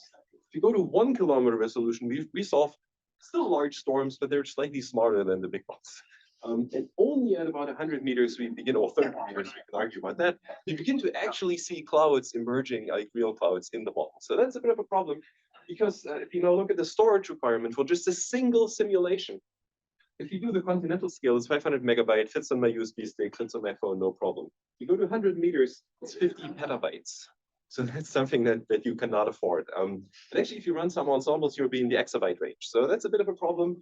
Furthermore, the compute is a problem, because the climate is the expectation of weather. Like we can predict the weather, that's great. We have one weather out there. But climate is really, what is the expectation of weather in 30 years? So we don't talk about it's going to rain in Geneva in 30 years, on this day, at that hour, but we say, well, the probability of rain is that high. And so we need to look at the distribution at the tails. And that's, of course, a bit of a problem. In order to do this in practice, what we do is we actually use ensemble simulations today. So we run many weather trajectories. We do statistics over these weather trajectories. And at the end, we get the distribution of possible weather events, right? So relatively simple. So this here is a single simulation in this plot. Now we can say the compute we need in order to do this at the lower bottom, we can do this on the laptop. So I can actually run the continental resolution climate simulation for a single ensemble on this machine. This actually looks pretty big to me, but yeah, it can probably do a slightly larger. But as we increase compute power, we can either get more ensemble members or higher resolution, right? So that's an important insight. And now if you look at one simulated year per day performance, so somebody asked about the needed flops. I will get to that in a couple of minutes. So if you just constrain ourselves that in a single month, we want to simulate a 30-year run, a 30-year climate run, right? And we take a supercomputer, we can say, well, for a single simulation at 5 kilometer resolution, it would take a full supercomputer, it's the Levante machine, the largest one that is used in Germany exclusively to run climate simulations. We can also look at the fastest supercomputer we have in Europe. That would get us to 2.5 kilometer resolution. That's the Lumi machine. We could look at the fastest supercomputer we have on the planet, and that would get us to 1.5 kilometer resolution. And the problem is, of course, well, here we can't compute yet. So none of our simulations actually resolves clouds. None of those actually really resolve storms today. And that means these machines, like this machine I'm drawing here, the Frontiero Fugaku machine, that's a $200 million machine. So, I mean, if you use this for a month, you're just depreciating the machine by tens of millions of dollars, including the energy cost. So that's a bit of a problem. And then these people, like my climate friends, they always come and we want that. No, we want 3 of those. I know. This is. I know. You want more, but I was trying to be nice to the computer scientists here. So that's a bit of a problem. So now, what did we do? Well, we wrote up all of this stuff in case you care about all the details. Read this paper. But now, how can we get to here? Well, we can build faster supercomputers, sure. We can also use machine learning to accelerate all that stuff, sure. So let's go a little bit more into detail. Let's go back to these people. So we actually did a very specific model. We took one code, the icosahedral non-hydrostatic weather and climate code. Wonderful name, thank you, Björn. The short name is ICON. It's 630,000 lines of Fortran, which is one of the first programming languages. So it basically goes back to the 1950s. It's written in a style that looks more like the 1990s, but it's really not in the 2000s. But if you wanted to run this 30-year simulation at 1.2 kilometer resolution, we would need 11 zeta-ops. So in case you don't know what zeta-ops are, that's 10 to the 21 operations, floating point operations, right? To run this simulation. This would require 13 days on an exascale machine, basically 13 days on the fastest computer we could imagine today, right? The most expensive machine, 344 petabyte of storage with 7 variables and 300 gigabyte of storage output average. If you care about how the math is done, here's a link to the archive paper where you can actually look at all the details of how this was actually. So this is challenging, right? So this is very, very challenging. To give you a little bit more of an insight, I want to use Switzerland, the Matterhorn. I'm sorry, it's not the local mountain, but it's our national symbol here. I want to give you a little bit more of an intuition what it means to resolve things. So this is the Matterhorn. I mean, you saw a picture before. Now, if we resolve it in a 35-meter grid, you actually see that's a pretty nice mountain. And now we are off the scale in my requirements, right? So now let's get on the scale. Let's coarsen the resolution of this mountain. So we go to 70 meters, still off the scale. We go to 140 meters. We go to 280 meters. We go to 550 meters, and now we go to 1 kilometer. And now this is the operational weather model resolution of the Swiss National Weather Forecast, and I'm working very closely with it. So our national symbol mountain turned into this little like thing over there, right? So that's a little bit sad, but we saved 100,000 times compute. Every time we double the resolution, we have to invest 10 times more compute. Because we have 3 dimensions. 2 times 2 times 2 is 8. And unfortunately, due to the CFL condition, we need slightly faster time stepping. So that kind of totally sucks, and we get to 10x. Now, this is the weather model today. Actually, the weather model we had yesterday, a couple of years ago, before 2016, was that there is no mountain. The mountain was gone in their discretization. By the way, this data comes from the lead of HPC at Meteo Swiss. So this is absolutely correct data. How did we get to 1,100 meters? Well, we did the stunt that Björn said. The one-time stunt, we ported the code to GPUs, to the processing units that are doing AI workloads today. We did this one of my students was actually helping there, and we achieved this, wonderful. But unfortunately, Moore's law is dead. Moore's law is the law that predicts the scaling of compute power over time. So this law does not hold anymore, at least if you again listen to Jensen Huang. But at the same time, just a couple of years later, this was 2019. So we will not get more compute for free in the future, which kind of sucks because we used to get compute for free for the last 40 years. We just waited, and then a couple of years later, we had 10 times more compute. But at the same time, Jensen says, well, AI will fix it, right? So just 4 years later, he's like, probably when the stock value, he's like, okay, of course AI will do it because we base our company on AI, but we can argue about that later. So I want to be a little bit controversial. So now in high performance computing, and this is really the field that has been driving climate simulations for the last, I would say 20, 30 years, things have changed. With the advance of AI models like ChatGPT, could be your business administrator, it could be your lawyer, it could be your doctor. In fact, if it was your doctor, you would probably prefer it to a real doctor. There was a study in Stanford that showed that more than 70% of the people prefer ChatGPT over a real doctor. Could also be me. I could be an engineer at Google, wonderful. And it's so crazy that all kinds of companies, like car companies and software companies, build computers to just run one workload. And they built the biggest computers on the planet. I told you about the Fugaku machine. There's a much bigger machine deployed, or many much bigger machines deployed in the private cloud that nobody talks about because it's a business secret, that are significantly larger to train AI models. What do? Well, they do a simple thing. They take text off the internet, they run it through some kind of model that has a lot of parameters. This is a transformer model. This is the underlying model of the generative pre-trained transformers, like GPT stands for generative pre-trained transformers. It is a transformer model. It's exactly that computational structure, totally trivial. Just a lot of parameters. And then it gives you some kind of output distribution, what it thinks it should be. But of course, you omitted some, oh, that doesn't work. You omitted some word here, and you make the thing guess the right word. So you update these parameters in this model such that the next time you run the forward pass, this word will have a higher probability to be correct because you know what you removed. This is how you train this model. By the way, now you all know how to train ChatGPT. That's it basically. But you do this a trillion times with a lot of data and a very large model. So you need an extremely large computer. That's where I come in. I'm the large computer guy. But now let's abstract this a little bit. So now if ChatGPT is changing our society, it is changing our business, it's changing everything. Like nobody expected this. I was actually in the original discussions. Yeah, let's not go into that. So it's a $1.3 trillion market that is emerging. Think about that. What does that mean? Every future computer we're going to build will be optimized for AI stuff. Right? There is no way that in 10 years, we will get floating point 64, for example. Unfortunately, floating point 64 is the underlying workhorse for climate simulations. That'll go away. At least it may not go completely away, but it'll go to a super small fraction of the actual compute power of our computers. It's already happening today. So what do we need to do? We need to make data types smaller. And this is a very deep technical thing here, but I just still want to give you a bit of an idea. So we basically need to adopt our codes to follow these three principles in order to exploit these future machines. Like there's no way that anybody will build anything for simulation. They will all be for AI just because of that market. So now let's get back to climate science. That was a little bit of a technology discussion. Where is technology going? So we can talk about that offline. I only have 30 minutes and I'm running a little bit late already. So, but if you go to climate sciences, what are the three pillars here in my view? And that's actually everybody's view. This is totally trivial. First, we need data. Like we've heard this many, many times. An AI model is trained on data, which is, by the way, one of the biggest problems with AI models because it's trained purely on data. So Claire suggested we need to, we could generate data ourselves with simulations. Other people are going to suggest we want to use more observations. So we have really either unstructured or structured observational simulation data. We can argue about that, but we want to combine both to learn model. And then the question is, do we want to learn the physics or do we want to have the physics in a physical representation simulation model? So we can talk about that later.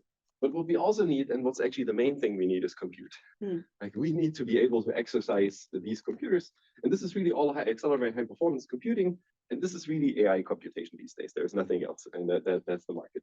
And we have a lot of infrastructure because there are literally tens of thousands of people optimizing LLM training things. So we should reuse that stuff somehow. Right? So that's quite important. And the last one, we need models.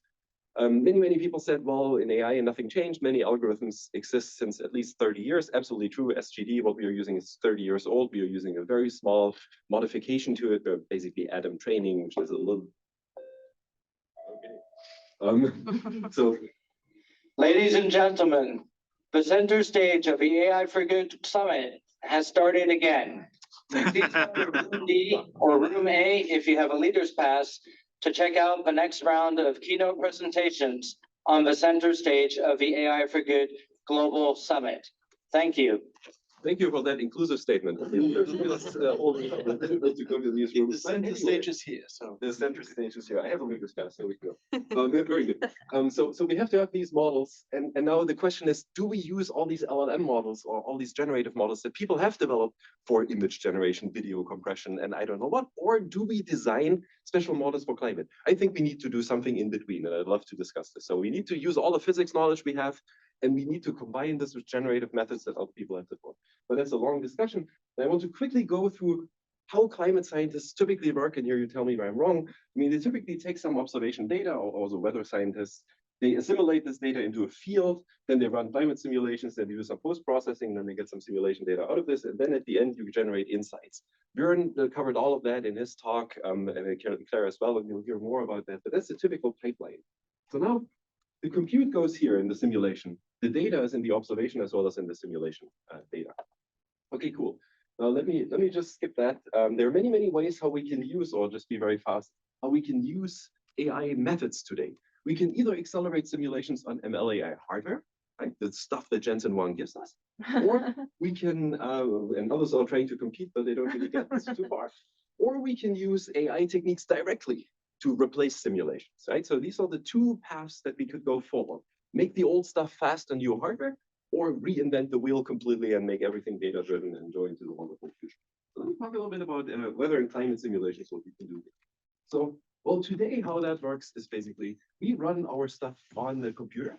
Most of these computers today are accelerated, in fact, so we run this on some kind of GPU. How does this look like from a climate scientist's perspective is the most horrible thing that you can imagine. So basically, the climate scientist writes his or her Fortran code, which is the black stuff here. And in order to make it run on this GPU machine, somebody needs to add the red stuff. The red stuff kind of explains to the computer how the black stuff is behaving. The black stuff is really what you want to simulate. The red stuff is helping the computer to understand what you simulate, which is a huge problem because now it's super annoying to do this. Climate scientists hate this. Computer scientists hate this because they don't want to read this code. Everyone hates it. Like literally the whole community is like, this is nonsense. You can show in practice, but this is how we do things today. You can show in practice that even computer scientists, they have like metrics where it says, this is a bad idea to do this. If you go further, if you go into real codes, you will find this. There's like pages of black stuff. And if any poor climate scientist changes one character in here, you need to update potentially pages of the red stuff. Otherwise, your code is incorrect, and you'll get the worst possible bugs you can imagine, and you'll never debug. I mean, we've had many war stories. Every journalist nodding, this is really bad. So if you look at real codes, there are some codes where you have 13% of red stuff. Right? If you look at the icon code, by the way, it's 1% of red stuff, and it's actually 4% of red stuff. So 4% is bad. Any missing character in there could be a serious bug. So we have a way to circumvent this. I don't want to talk too much about this, but the idea is that we basically have some kind of high-level programming language for the domain scientist. Then we have somebody who cares about the optimization, which is a different person. But we translate this into an internal representation that we can use here, and somebody else works on the optimization. In the previous code, you have seen both is mixed. In this code, we separate concerns. This is very much how machine learning works today. If you talk to a data scientist, they work in PyTorch or TensorFlow or something. Somebody else makes that stuff run fast on a computer. If you talk to climate scientists, they know what OpenACC means. They know what OpenMP means, which means that they should not be knowing that, which means this is the wrong approach. And at the end, we use very complicated computing systems like I'm building and many other people are selling. So we've done actually an example. So climate scientists are not silly. So I don't want to say, don't want to give the wrong impression here.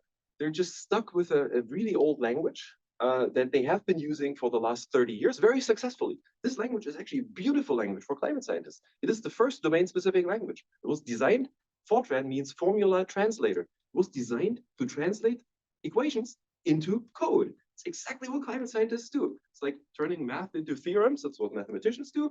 And turning coffee into theorems. I mean, and climate scientists turn coffee into code, into Fortran code.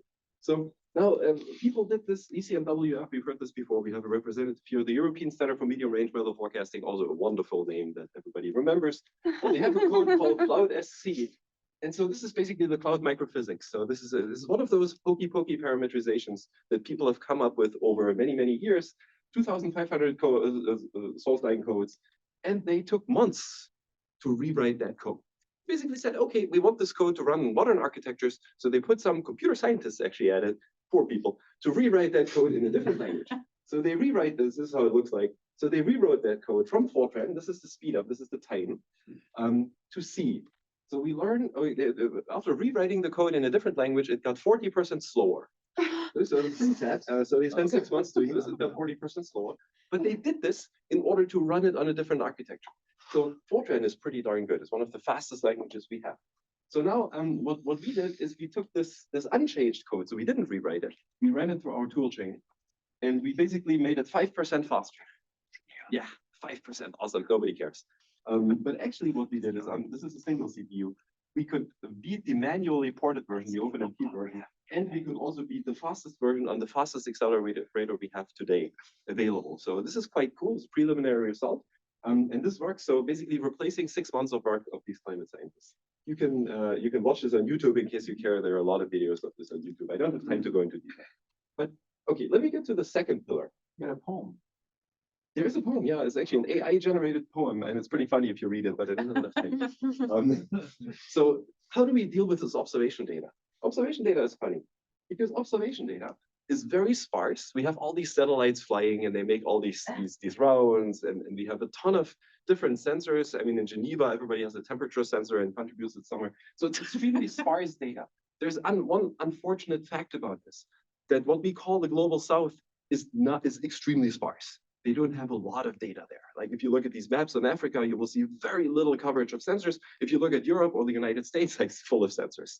So we've seen a similar case in Claire's with the black versus non-black population, but at the global scale, it's much, much worse. So what do we now need to do is we need to take all this sensor data and turn it into a field that a climate simulation can use, such that we actually have the 1 kilometer resolution projection of what's happening on Earth, right? That we have to put it into a dense field. But how do we do this? Well, we do this with a diffusion model. And diffusion models are wonderful. So I want to give you a little bit of an insight what diffusion models do. I'm not sure if everybody knows that in and out, but they basically take an image and add random noise, and they learn to go back. Like I'm adding a little bit of noise, and they learn the function to make one step backwards. It's pretty funny. Like you add noise, but you unlearn how to add this noise, and then you can start from a random image, and you can actually generate a real image. Like this is really how it works. The cool thing is, people have shown you can use things like in-painting. So if I don't like this dog, I can tell the model, and we all know how this works in practice. We can tell the model, we'll replace it with a yellow cat, right? How this actually works is that this starts from a random image that is biased by these pixels in this image, and then it's developing into the cat over many, many, many iterations. This is really how diffusion models, generative diffusion models work today. So no problem. Why am I showing you these fancy pictures? We can do the exact same thing for in-painting assimilation, like observation data into fields. Like you have all these sparse observations, you have all these sensors, and now you fill in the field, the most likely thing that represents a real climate or weather state. So there's a paper here that's accepted at ICML, which is a top machine learning conference, blah, blah, blah. I don't have enough time to go into detail. It's actually like you think, if you know anything about diffusion models, it's a straightforward thing. It's pretty nice.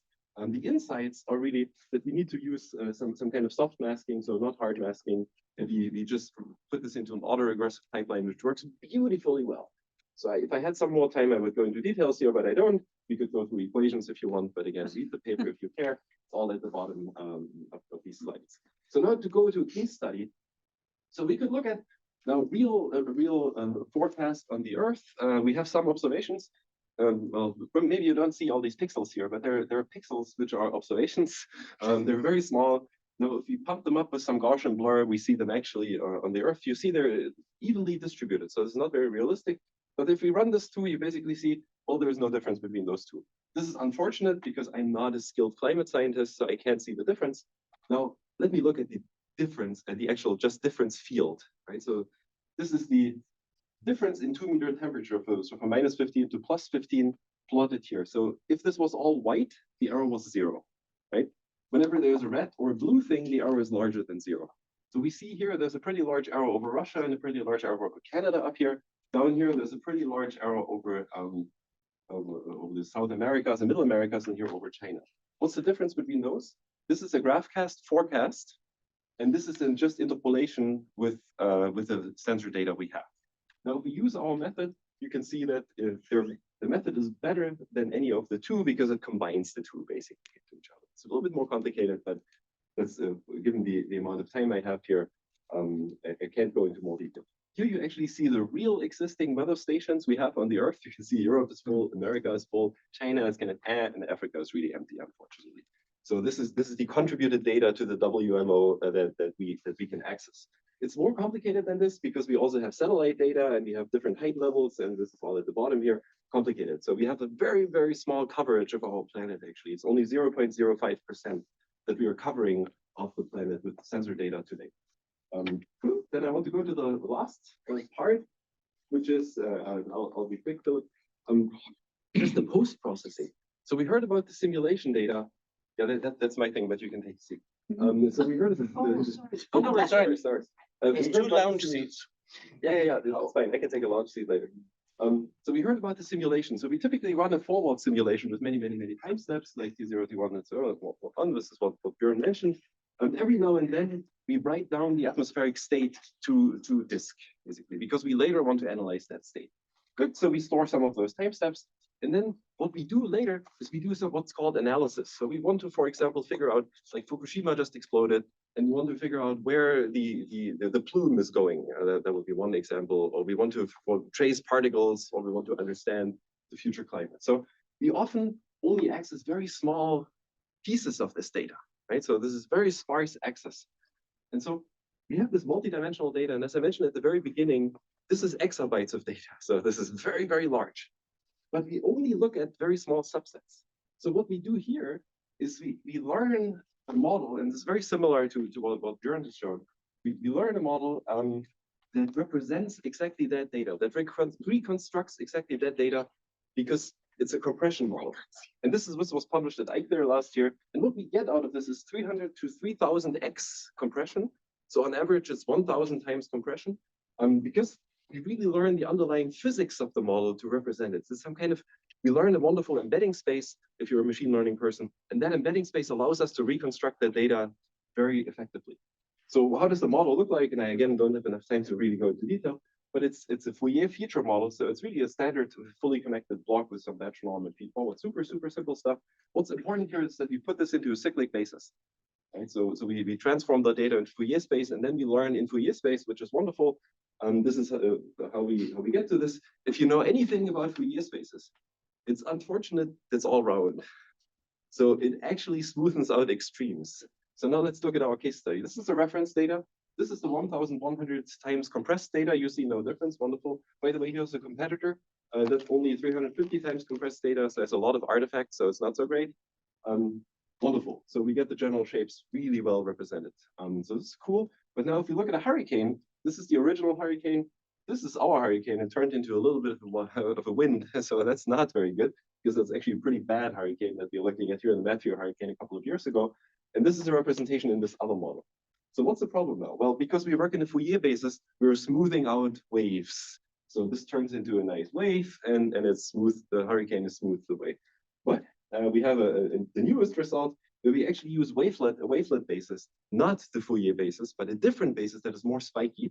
And in the wavelet basis, we can totally reconstruct the same thing here with 1100 times, 1100 times compression.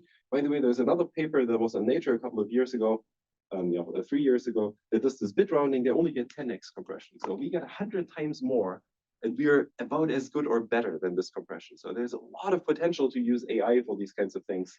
And this wavelet stuff will be published very soon. But now if we look at the hurricane, remember, we removed it here. With the wavelet, it's perfectly represented in this new basis. So actually, this is all solved. We will have a package very soon where we can do 1000 times compression of this climate data. And this is pretty exciting, actually. So just to summarize, so we need a lot of compute to run climate simulations. I'm fully aligned with Björn. I don't think we can, even though I have absolutely no idea about that field, but I trust people. I don't think we can replace the simulation. I don't think we should, or in other words, we should not be throwing away what we as humans, the theory, the physics we as humans have developed for the last 50 to 60 years. That would be totally stupid to throw this all out, right? Very smart minds, and just do data-driven. But we need to get a data-driven component, because the hokey-pokey parameterizations, I love that. I'll quote you until the end of time for this. These parameterizations are just not very good, right? They're kind of poor man's version. So we need to combine the two into a single model. Then you can make code fast. Björn also mentioned this on my behalf. Then you have diffusion models, and I think this is going to be a big thing. Diffusion will be the future of this, if you ask me, because it's composable with everything else. You can do transformer diffusion, you can do graphcast diffusion. It's wonderful. We have this case study for compression. We are actually aiming at compressing it. There's, in case you don't know this, there's a data set. It's really cool. There's the ERA5 data set, which is free for everybody to download. The ERA5 data set represents the last 50 years of weather on our planet. is really, really cool. It's the history of our planet at global scale, and everybody can access it. Like you can open a web page today and access it. The only problem is it's 6 petabyte. So you can access it, but you'll probably take until next week before you have downloaded your first year of the 40 years. So what we want to do with this compression, the 40-year history, we actually want to compress it down to a USB stick, because 1,000 times compression, 5 petabyte or 6 petabyte, no problem. I have a USB stick that's about 5-6 terabyte. It's pretty expensive, but still, it's a USB stick. And if you look into this, let me know. I'm always happy to people there. Cool, thank you.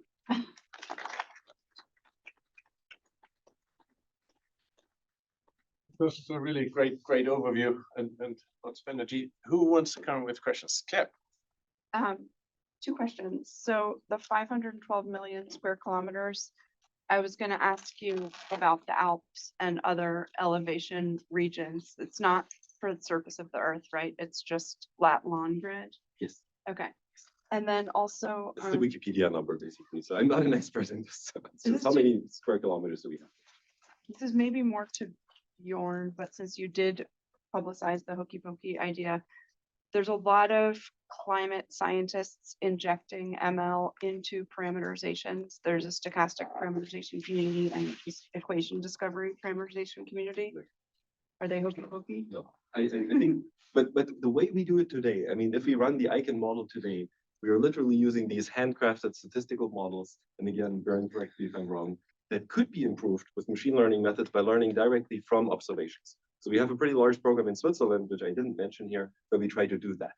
I would say yes, they're hokey pokey, in the sense that they're solving an ill-posed problem. So if you go to the traditional climate model of 100 kilometers, the whole parameterization is based on a premise that everyone knows is wrong.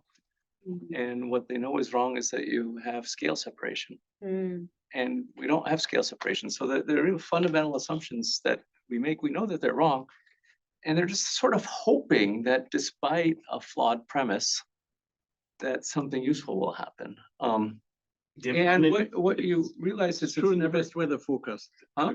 It's true in the best weather forecasting center. Yeah. Well, they're at 9 kilometers now. Yeah, but I mean, the other point you don't get is the nonlinear interaction between parameterizations, right? Like even you have this your silo and it's a nonlinear process. We have no idea between the nonlinear interactions you have in many cases, right? So that's also why I think it's, yeah, even if we would learn a perfect parameterization, right, we interact nonlinearly and you don't capture this again. And there's no example of a parameterization that generalizes. I mean, in the sense that that group develops to something for GIFs. Yeah. And they say this is right. And if it was right, then you would apply it to the IPSL model. Well, they're also not balancing a lot of. Yeah. They're trying to do reasonable error compensation.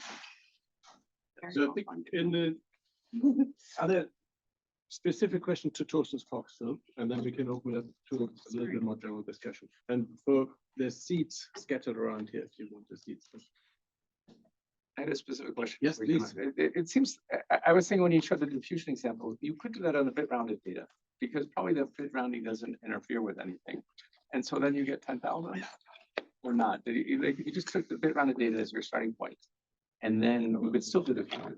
That could work, yes, but I Maybe not. actually don't think so. No, actually, this will not work. This is not additive or multiplicative like we're hoping, because we're at the end representing the true field. So we're just learning from the not so good. Yeah, but the bit rounding is getting rid of inconsequential bits, and if they're inconsequential, you don't need them to fill in the end. This is not how the diffusion model works.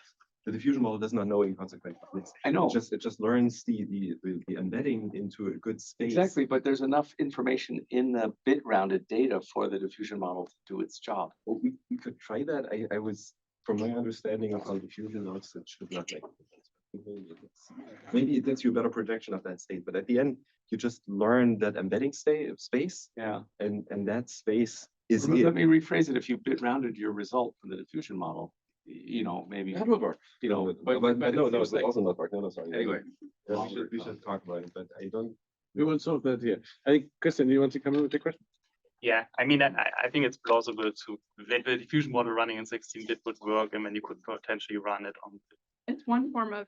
But the diffusion model is running on 8-bit. Yeah, right. So it's anyway running already on a very low precision. Yeah, for performance reasons. Yes, of Yeah. course. I mean, any machine learning model runs at 16, right? Great. So what I want to do now is to broaden out a little bit, and just the speakers don't have to stand up. We're a small room, but basically to invite everyone to come up with more general questions if they have any, or also follow-up questions on the talks they've heard, or otherwise I'll just throw some curveballs at the speakers. Yes, please. I just have a question because I'm also looking at a different space. I'm an AI master's student. On this link between like maybe the fundamental models that work on like the true principles or that we know about, and then ML, and then these classic statistical models, which still somewhat try to explain these processes. So if we move to ML and just the fundamental models, like how should we still retain the link on explainability of these phenomena? Who wants to come in on that? Christian wants to come in on that. Yeah, I mean, I've been talking in the afternoon about it, but there's great. I don't think classical interpretable AI, and I could totally agree with Bjorn on this, will solve this issue. But I think you have developed many tools for conventional models. Like if you take any weather or climate forecasting model, it's a black box, right? It's 600,000 lines of Fortran code. You absorb 20 lines of Fortran code, and it's already incomprehensible. So no one understands like a climate model. We developed these NG test cases, for example, dynamic recall test cases. A suite of experiments we run to understand what you poke the model and we see what comes out of it. And it's in some way one of the things I have a lot of hope for, to understand what the climate models do. And people have started doing this. There's interesting work by Greg Hakim. I will also briefly show. But for example, shows these models, you do run textbook examples on models trained on real data, and they do actually respond how you would expect it from a textbook case. So it's really interesting. And I think that what we developed in the past of like, yeah, let's set up an experiment, feed it through your model and look at the outcome. And if it agrees with what you expect, this needs to be adapted, right? Like, because like with classical models, for example, you can just turn off any mountains, and we can't really do this with AI models. So, but I think with this usual creativity we have in setting up experiments and interpreting results, I think can get a very far way of also understanding what these models do and building trust in them. Yeah. I would also maybe add a pointer to the work of Jakob Runge on using causal analysis techniques that kind of are grandchildren of sort of Bayesian network style inference, specifically on climate problems, and also addressing challenges that, like, you know, different time steps. The atmosphere circulates on the order of 2 weeks, the ocean circulates on the order of hundreds of years, but you need couplings. Not that all the questions are answered, but you might want to have a look. Thank you. I would also have a question, concerning Eve and the project and the concept, like also talking about maybe societal impacts, anthropogenic kind of influence. I mean, we have like our scenarios expressed by CO2 or greenhouse gas kind of concentrations in the atmosphere. But then at the same time, we have human activity on the surface, like deforestation, kind of having an impact kind of to the climate potentially, at least local. Yeah. And then at the same time, also, if you look at climate risks, we have to understand, maybe also urban area growth, etc. So what is the vision there, or how far do we think we can go also with kind of modeling the societal kind of trajectories? Björn, you want to come in on that? Humans, you want us to model the responsible society? No, I mean that's what we do in sense of the greenhouse gas emissions. There's different scenarios, right? But I think we do not include maybe deforestation or like. The reality is that if you look at the scenarios that people develop for time modeling, we develop CMIP. One of the old rules of thumb is there's no difference between 2 watts. So most of these scenarios, 2 watts. So if you have one scenario and another scenario, and they're within 2 watts globally of each other in terms of the net radiative impact of that scenario, whether it's CO2 or the change in albedo, you can't really distinguish them. So I think one of the things that we know with scenarios is that we're way over precise in the way we specify the scenarios, and that's why we don't really care about how the scenarios actually come into being. So if you look at these different scenario trajectories, they're just differentiated by their net radiative forcing. So I think one of the questions we have for climate models, one that actually I'm quite interested in, what is the irreducible imprecision of the model? Imagine you had a really good climate model and you had another really good climate model, however we measure really good. How different are they as you make them closer and closer together. And we don't know that, so that's something called the structural instability of the system. And if we know what kind of precision we can talk about the future, then we might know what kind of precision do we need to have for the human drivers. But to me, that's sort of I far. think it's second order. Well, not second order. It's just we're only so smart, And I think we'd love to be able to know those answers, but I don't see us as being.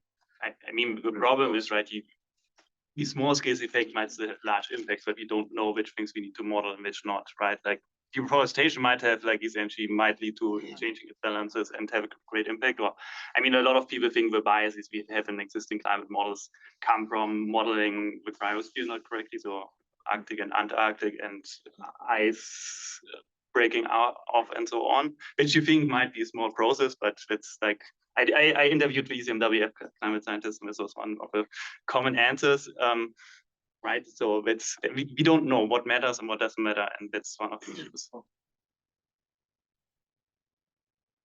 Yeah, please. Yeah, thanks very much, Mutsumi. I work at the UNFCCC Secretariat of Adaptation. I was just curious. I mean, it's very interesting, and let's just try to predict climate better in the future. And one thing that I was wondering is, we take it next step forward, the impact modeling, on what would be the implications for this, and how do you see the trends? And because I think also at least that's what I worry the most about, in terms of what are the different impacts and how the dynamics go. I mean, right now we're worrying about the climate data, but when you start to look at impact modeling, you start to look at the anthropogenic processes, you look at the socioeconomic fabric and all that. And then we're talking about yet more sums of other data. Yeah. Anyone wants to come in on that? But that's why I think where the AI stuff is. On the impact side. Yeah, but someone had their hand up to that. Yeah, exactly. Right. I think in the afternoon, I will kind of talk a bit about kind of our work on kind of bringing together kind of the Earth observation data from the satellites, where we have like 30-meter or 10-meter resolution observations, and then try to kind of match them up kind of with the climate projections. But also for first attempts kind of from the AI side, kind of, as we heard, right, kind of this out of order inference to match kind of these two worlds. So that's kind of where we try kind of provide some recommendations or scenarios kind of for adaptation. Maybe to add to this, I mean, it's probably fair to say there's a lot of impact models running on highly uncertain input data, giving it false trust, and it's quite difficult. And as Björn outlined, there's some part of impact modeling where we know physical laws, that it might be still a physical model. There's other bits where we don't. And there's things like flood forecasting, I think already is being transformed by many AI models, data-driven models. They need reliable input. You need to understand the uncertainty from whatever changing risk of precipitation extremes you might have. But I think, I personally think it's quite unlikely that flood prediction system for river deltas in the future will be a physical model. It will be maybe a hybrid, but primarily data-driven. Again, how does it generalize?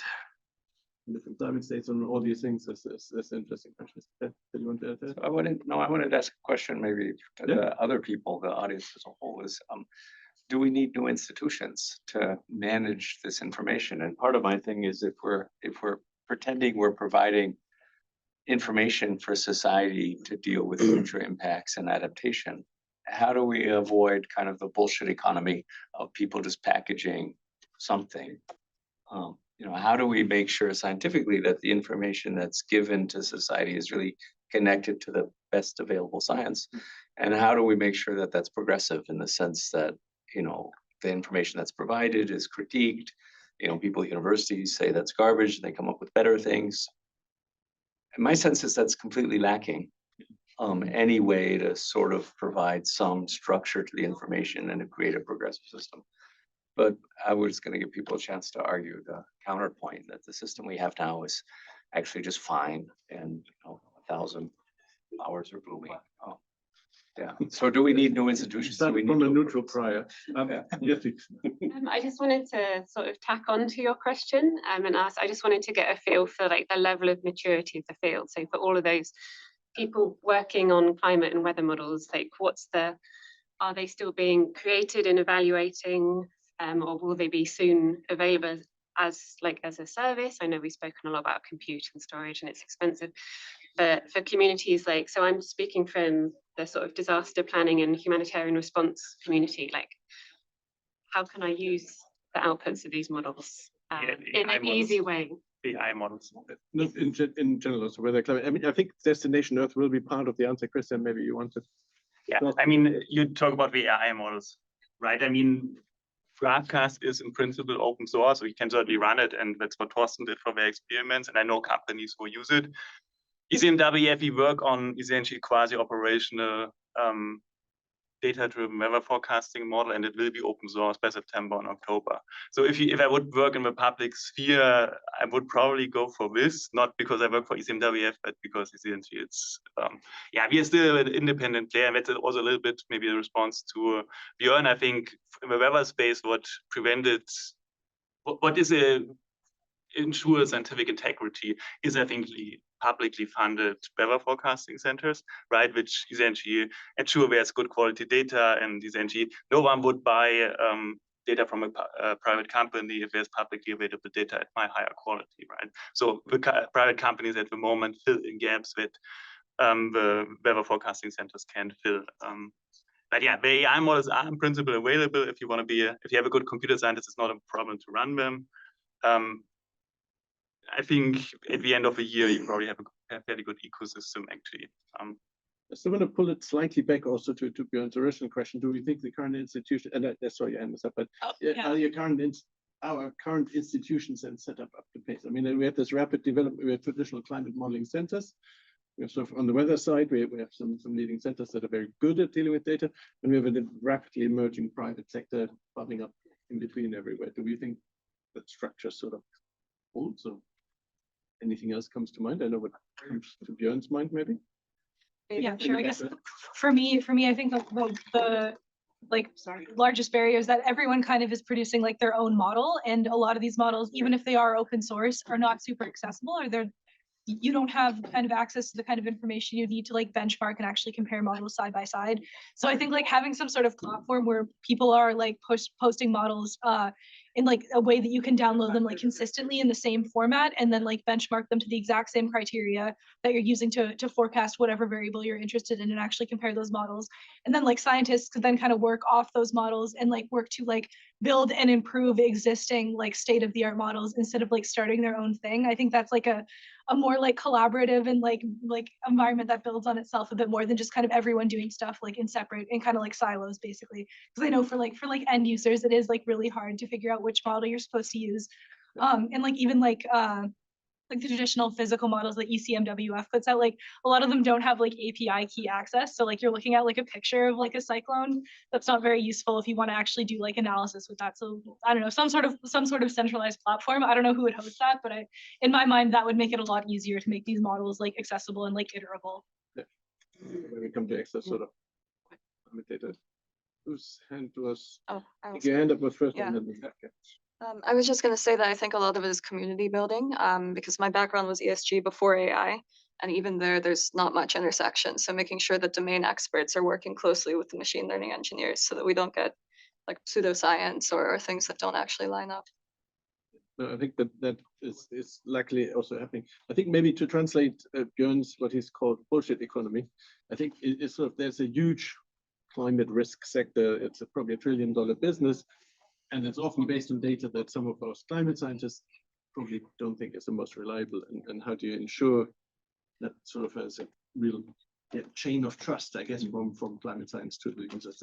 Was it the right translation? Yeah, loss and damages. You're going to have a giant flood in Central Africa, and we'll have a loss and damages agreement. And the claim will be that we should pay multiple $1 billion out of this fund for that flood because that was attributable to climate change. How do you, people say, no, that wasn't due to climate change. How do you adjudicate these sorts of things? Companies are going to be held liable for making bad decisions because they use Boston Consulting, and Boston Consulting did, spreadsheet science. I don't know if Boston Consulting does that, but and they could have used, something else, KPMG or ECMWF. How do we somehow the public has to certify that people are doing their jobs in good faith, and to me that's all lacking. And the other thing that's lacking is we see that we now spend most of our lives in a space that didn't exist 20 years ago, which is the space of our phones. We live in this digital space. But it's the first time in human history I can think of that we've expanded the space in a way that's so privately dominated, you know, so there's very little public space in the digital sphere. And how do we create public space? And maybe we can use these two things and bring them together. That's a bit this idea of two is how can we create public space and do it for good, you know? Yes, please.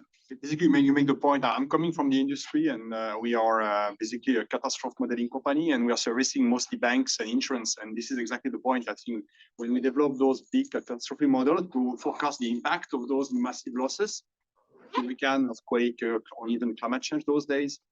For us, it's very important to use data that we can trust, right? Because it's a heavy regulated business, and then the user need to really understand what we put in terms of data and modeling into that. But I think this is very, sometimes it's not really seen as a very scientific, attractive topic to deal with, but that's a very important one. I mean, how the science is packaged to be delivered in the best way to the industry, basically. Yeah, because my fear is you'll compete against other companies which don't do, and if there's no incentive for people to do the hard work, then you'll always be out competing. And they'll be, so and then people lose trust overall. I mean, we have a really big I mean, the real challenge is that obviously can only be proven wrong when it's in 20 years' time, sort of, it emerges it was not solid information. So it's a good business model, but it's difficult. Okay, I think we'll wrap up with probably the last question. So Björn, you asked the question how to connect the science to impact in the world, and I think this question was a good step to that. Some from the insurance industry. Insurance puts a price tag on risk, so risk from natural catastrophes. This pushes society to make risk-aware decisions. So it's actually surprising to me, actually, but maybe I'm wrong, how little of kind of this cutting-edge insights in terms of climate change we use in our modeling for risks of natural catastrophes. So if we as a community want to make more impact, I think this is one of the main drivers for society, the economy to change. So maybe a suggestion everyone keep in mind. So maybe there also one comment actually. So like when doing research kind of on climate impact, kind of one thing is really tricky. I mean, we have a lot of data from the climate side, better or worse or low resolution. But where it gets really thin is kind of if we want to have access kind of to vulnerability curves and information. So they are typically proprietary, right? Because like insurances, they have kind of the claims, they know what's happening, but like that's kind of where it's really hard to extend the research as in the open space. I feel there will also be great if kind of with the insurances there could be some models how to share those informations. But there's something which, you know, so if we had a public space where we take all of the public data and it was sort of certified where people could do learning, you could allow people to come to that space with their own data. So one of the challenges we have right now, if you look in a lot of under-resourced countries or ill-served or they might have data, but they're so used to being exploited, they don't want to release their data. Which you could say is fine. They could bring their data to the space, you know, encode it so that it's not seeable by everyone, and use the public infrastructure and their private data to create value for them. And so I think we could find also ways that not all the data has to be public, because I think that's asking a lot of people. You have to learn from the model. Yeah, and so you know you have your pre-trained model here based on public data, and then you come as you're in Cameroon and you want to try to get better monsoon forecasts. So you bring whatever data you have, but you don't have to give that to everyone. And so I think there's things we could do that would improve that. Those are great discussions. I think we're approaching lunch. Don't run away. We're back at 2 o'clock. So we're kicking off, by the way, with Christian Lessig from the European Center for Medium Range Weather Forecasting. And he really bridges here between weather and climate, which is some of the discussions we already had over lunch and in the morning already. So I'm very much looking forward to your talk. Over to you, Christian. Thanks. Good. Yeah, I want to use into pretext is a little bit, it's like, you can do climate modeling, right? It's a great exercise as a scientific problem. It's really hard. There's super technical challenging. There are a lot of compute challenges. But I think here our goal is, right, to talk about adaptive mitigation. That's the long-term vision. I'm a physical scientist, so I work not on the impact side. I wanted to still put it in front. That's the long-term goal, and in some way we should always keep this in mind, because you can obviously build very fanciful Earth system models, but it's not necessarily what is really most useful for local adaptation mitigation. But other people are more qualified to talk about this. Claire already talked a little bit about this in the morning, and I think after for the session, that's really on this subject. Right, and what I want to talk about is essentially this question that comes before this is, can we build accurate and reliable climate projection using AI? And essentially using more or less pure AI models? That's the question. And for me, the question is also, can this be more accurate and reliable than conventional models? And I'm not trying to essentially really argue here with Björn, or I think it's a useful, we can argue about it, but I think it's more useful as a scientific hypothesis, right? Like as a question to be answered and to scientifically be explored, because I think it's a plausible hypothesis now to explore this and to answer this. And the reason is obviously because if you would have perfect climate projections, you would be able to define what is the perfect or good climate projection, and this wouldn't necessarily be necessary. But we already see, like in the models we have, you see persistent biases and deficiencies.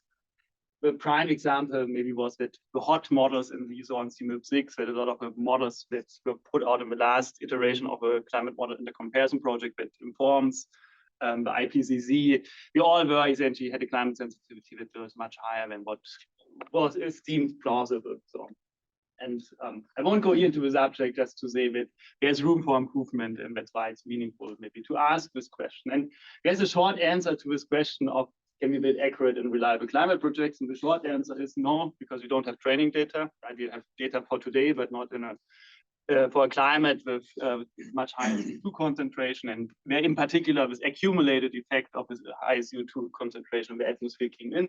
Or if you want to frame it from a machine learning perspective, right? Climate change is out of distribution, and machine learning model cannot work out of distribution. So, and we could stop here, and this would be it. I want to convince you that there's time for a long answer. There might be long answer, and it's good to look at weather forecasting here. And we could also look at large language models, which would also be informative. But weather forecasting is more interesting because this is climate is really the statistics of weather, or the expectation of weather. So it's much closer to the problem we are interested in. Right? And let me start with a quote from a leading weather scientist, and he said in 2020-21, so that's 3 years ago, to do medium-range weather forecasting with the same level of skill using AI, so same level of skill as a conventional model. I use conventional model for these things that are equation-based. Using AI would likely require an exception and unrealistic amount of training data. So that's 3 years ago. And if you now look at the scale of a AI-based weather forecasting model, so the red line here, that's the IFS, that's what most people consider as the best conventional model, or certainly as a baseline for weather forecasting models.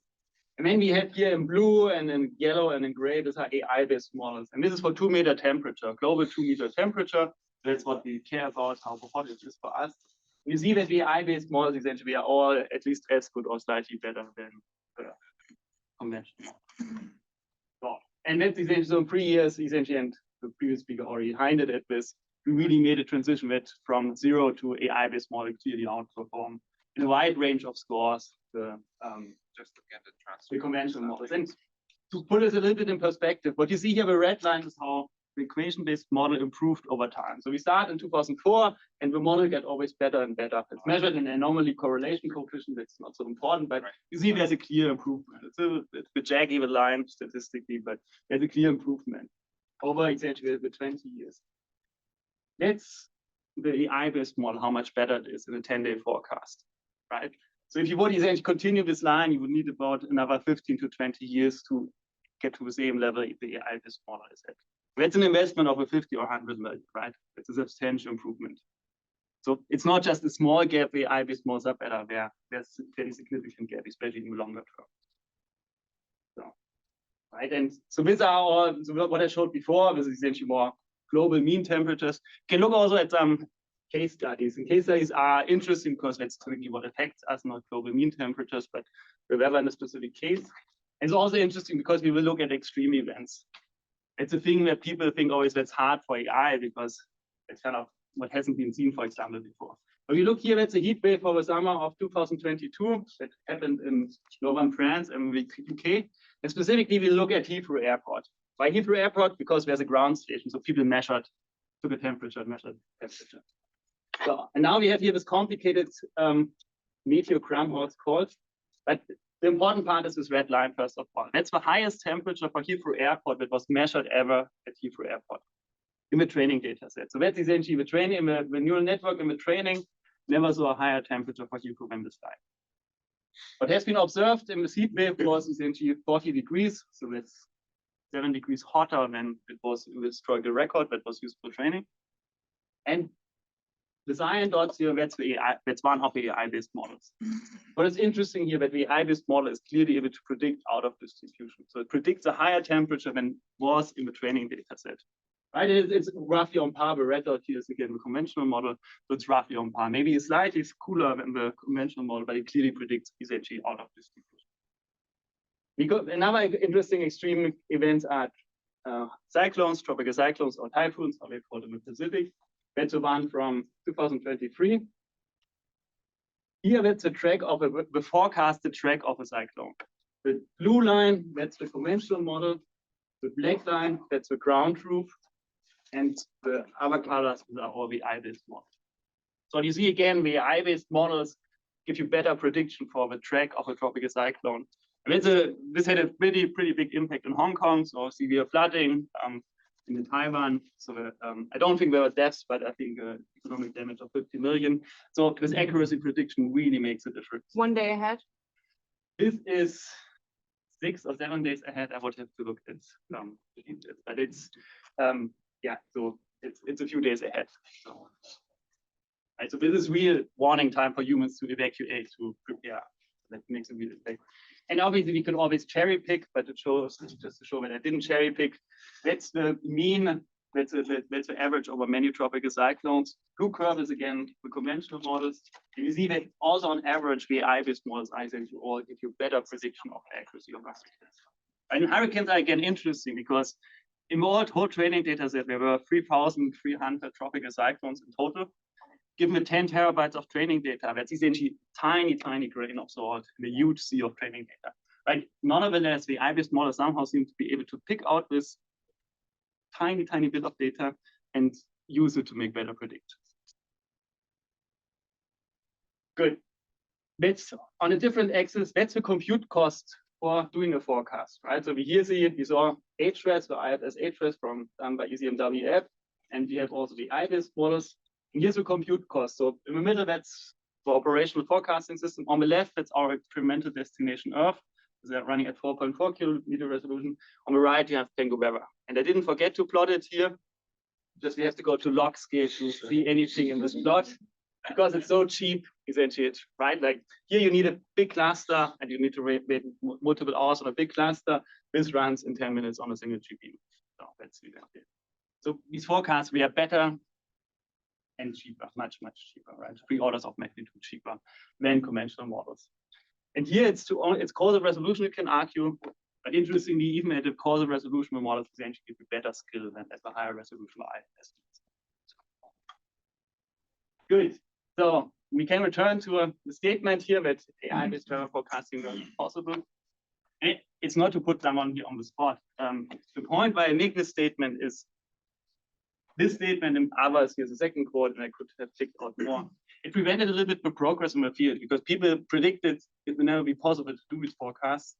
And a lot of influential people in the field made these predictions and people didn't try it. This was a simple consequence. Fortunately, the big tech companies and the Pengu weather I showed, that's by Huawei Research, GraphCast is by DeepMind. We are building now our own AISS finally, but the big tech companies fortunately didn't believe or didn't read these statements and just tried it out with their own intuitions. But it's something, right? Like if everyone says, no, it's impossible, people also believe it and don't try it. Right? So essentially what I want to argue, that's maybe the second point where I could or should stop, is we really need to be open. We need to explore to what extent we can do climate projections and how we can improve climate projections with AI and with data-driven models. Because we saw we are really good for weather and unreasonably good in many ways.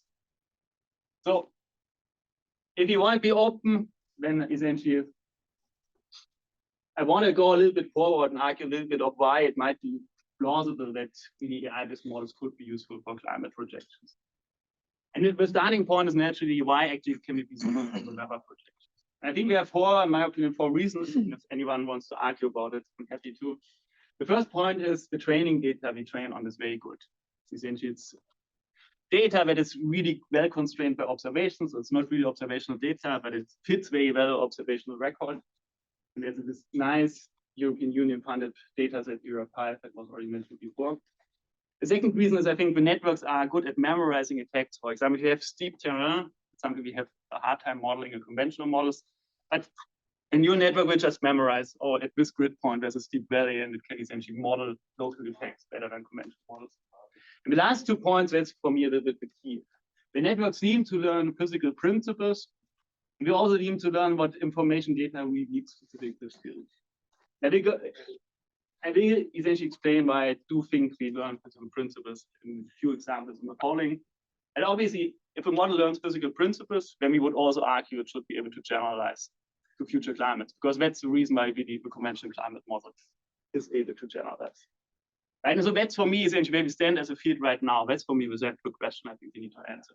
If you want to talk about climate projections with AI, at least with fairly purely AI-driven models, how much physics do the models learn? And what do I mean by physics? I don't mean a partial differential equation. I also don't need a linear representation of some Lie group that you have in quantum mechanics. And I think maybe the neural network itself can be the physical model, right? Like when quantum mechanics came out in the early 30s, the physicists were calling the open test. They meant group representations didn't play a role in physics in the before quantum mechanics. But at some point, essentially, this was a natural way to express physics. And maybe neural networks are also a way to express physics. You have a hard time modeling with the conventional ways. So if you have this, then we can really talk about maybe learning Earth system models with machine learning. And that's what I would call a foundation model. So that maybe Thomas has more to say about this and on. And for me, a foundation model is really a system model that can generalize. And for me, this means for Earth system, we would need to learn physics. Good. So why do I think that the models maybe actually do learn physics with other models? One example we already saw, right? So the model can predict higher temperatures than it saw on the training data. That's another example. On the bottom right, that's essentially observational data.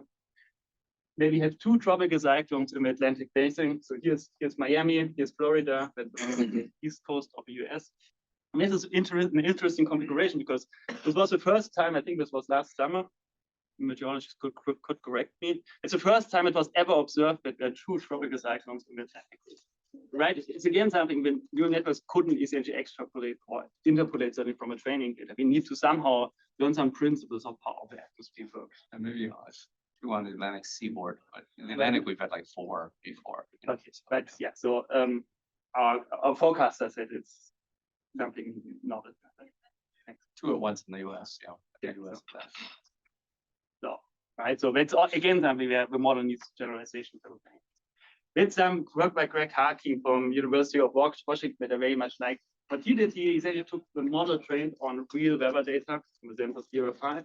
He did idealized textbooks experiment. He essentially took initial conditions, so the current weather state, not a realistic one, but one you would do in an idealized textbook. So if you would open undergrad physics textbook, that's what you see there. So he took essentially some average field that is pretty constant, then you by hand essentially defined a perturbation. And this is interesting again because it's very far from a training data. We looked at how the model would respond, and we really expect the model to answer to the things. But what the model actually did is what the textbook suggested. So it essentially produced this, so that from top left, that's the time evolution, it produced essentially what the model would do in an idealized atmosphere. Right? It's not even in a real atmosphere, it's what the primitive equations, the partial differential equations would suggest should happen. So it's like, the model doesn't learn some general principles, it really shouldn't have responded in this way. We did the same thing with idealized hurricanes. We took a mean state, did a perturbation here in the middle of Atlantic and saw how the things develop.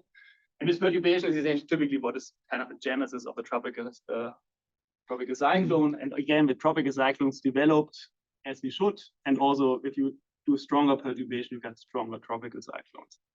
So again, something that like is very far from the training data. You cannot really explain with classical principles. And that's an experiment that is brand new. That's by Thomas Racco from ECMWF and AVI. You already heard before the next GEMS experiment that Björn is coordinating, I think. This is a climate run. You see the oscillation, that's the global mean temperature, and that's the seasonal oscillations. You also see over the 40, 20, 30 years, you see global warming, right? This has to do with forcing that is specified essentially here. So it's a simulation run that you clearly see a global warming. Now we ask a question, if you look at essentially, here's at the beginning and the final year where the climate is much warmer. How does a weather forecasting model perform? Right, so like, it's a question, how much do we generalize? And if you would say it can only interpolate from what has seen before, it should fail because it's a different climate. Right, and this is the weather forecasting skill for, again, 2 meters temperature, and that's wind, surface wind essentially. And we see that there's no qualitative difference between the forecasting skill in the early years, so that's the blue and the orange line, and the late years, the green line. So models can do weather forecasting also well in a different climate. So again, the point I would make is that we should probably have learned some general principles. That's a AMAP pattern, that's a longer term, 40-year simulation. This is actually with a hybrid model where you have a conventional part and a neural network part. And again, the blue line, the simulation actually tracks well the era part, the essential oppositional record. So almost done with my evidence. We run ECMWF, we run the AI-based models with big AI-based models quasi-operationally. So twice a day we run these models with the same initial condition as our standard weather forecasting models. That's here just one of the plots. And essentially our analysts look at it. And we haven't seen any real artifact where we say, no, that's a useless forecast. So the models do give us good performance consistently, right? And that's the last evidence I want to say. There's a curious, if you look at the number of trainable parameters in the neural networks. So here on the right, we have Gemini and GPT-4, so very big, large language models. And again, you don't even, sorry, I go back. You don't even see how many parameters we have. And it's not, again, not I forgot to plot something because we have to go to log plot. So these AI-based models, we use like 2 to 3 orders less parameters than large language models. And it's interesting because the Earth system is still a very complex system, and doing a weather forecast for every grid point on the Earth is a pretty complex problem. So why do you get away with 3 orders of magnitude less parameters in GraphCast if it's not for learning some underlying principles instead of interpolating in some data? So my argument is that we do have some tantalizing evidence that the model learned physics and the physics we know. So that's the points I essentially showed already and discussed. It doesn't always work perfectly, just to show 2 failure examples. So we saw the plot on the accuracy here. That's the magnitude of tropical cyclones. So we see the AI-based models also have a much higher error in the magnitude, so we don't have a strength. Tropical cyclones are not strong enough. I do think there's a good explanation for this because we train essentially root mean squared error. So we train for a mean of a multimodal distribution. So we should really train ensemble models. That's what people are working on now. I mean, I think this will go away. But it's definitely something, a caveat we should add. And then you need to see what happens once we train ensemble models, if it will fully go away. A second analysis that has been done is, so geostrophic balance is it's something that should hold in an idealized atmosphere. You see that in the conventional model, this relationship, the lines should all coincide. That's what it means here for simplicity. It holds very good in the conventional model, and Pango weather violates it to some degree. It's not bad, but it's definitely worse than a conventional model. But I also have to caution here a little bit if you really would like to expect this. Because the physical models might learn different physical principles than what we put into our forecasting models. What do I mean by this? I use an analogy. We already heard radiative transfer in the morning, and this is what describes how much sunlight goes scattered through the atmosphere and hits the surface. Right? It's essentially variation of geometric optics, just that you care about how much light energy is transported. And at least all the physicists in the room will know that geometric optics already transfers wrong. right? Maxwell's equations describe the electromagnetic field, and it's a highly oscillatory wave. But Asimov code with the relativity of wrong, it's like, it's not that radiative transfer is in this sense wrong. It's just, it's a simplified theory that is a good approximation in macroscopic length scales, right? If you don't care about diffraction, for example, radiative transfer is the right theory to use. Maybe that's what the neural network models do, right? We learn essentially a simplified theory that gives them this better skill at 10 days, right? We understand what is actually information that is relevant in the initial condition. And maybe geostrophic balance isn't something that needs to be enforced. It is really important. The second point here is, right, neural networks also, at least if you do this probabilistic machine learning school, if you belong there, we learn this probabilistic model. And I think it's just a different approach. You're used to using partial differential equations, and maybe with statistical models, it's also a way to model physical systems. And especially for something like the atmosphere or the Earth is where we anyway use ensembles, maybe that's a really good ways to model the systems to begin with. Good. Yeah, I also think a lot of things we already talked about, these parameterizations. How did Björn call them? Hokey pokey. The hokey pokey parameterization, right? So it's just, I also will mention this here. That there are a lot of processes, like for example, interaction with the biosphere, the ocean atmosphere interaction. A lot of these processes we need to parameterize because we are too expensive or because we don't have good physical models or some mixture between these two things. And this typically happens at the small scales, but the issue is that percolates up to large scales, and a lot of people believe, for example, biases and the problems we have on the climate simulations come from problems we have here with parameterizations that are not accurate there. But what we have a high resolution observational data, right? It's 1 kilometer, that's an image, it's 1 kilometer resolution. The details in the image are 1 kilometer. So a lot of the phenomena we actually model with parameterizations at the moment are in the observational data. And machine learning is just a tool, right? We can potentially make use of this data, which we cannot use in a conventional system. In the conventional data assimilation, the standard way to make use of observations, we are limited to 40 kilometer resolution at the moment. So, but here we do have 1 kilometer data, and I think machine learning is really a tool that can allow us to combine and integrate all of this information. Good. So that's essentially, the question I pose: how much physics we can have, and I think we have tantalizing evidence that there's already physics learned. It might be different physics than we expect. We might also learn new physics from small scale processes that we cannot really represent at the moment. If you want to move to climate projections, I think it's important to solidify this evidence. We need to make sure, or we need to really understand how much physics we learn. And I think there are different ways how one can pose this, and we already talked a little bit this morning about this difference between interpretable machine learning and maybe other approaches. I think we should essentially do it in a very similar way than what you stand for conventional models, by essentially, for example, extending these idealized experiments that Greg Hakim was running, right? That's the way how we essentially study existing simulation codes. Because if you take an existing climate model, it's also black box.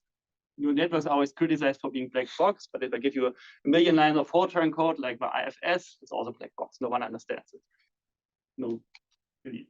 Right? There are also dynamic and core test cases, right? We have a test suite that we, for example, for this Navier-Stokes part of a climate simulation that we use to essentially accept or reject a certain implementation.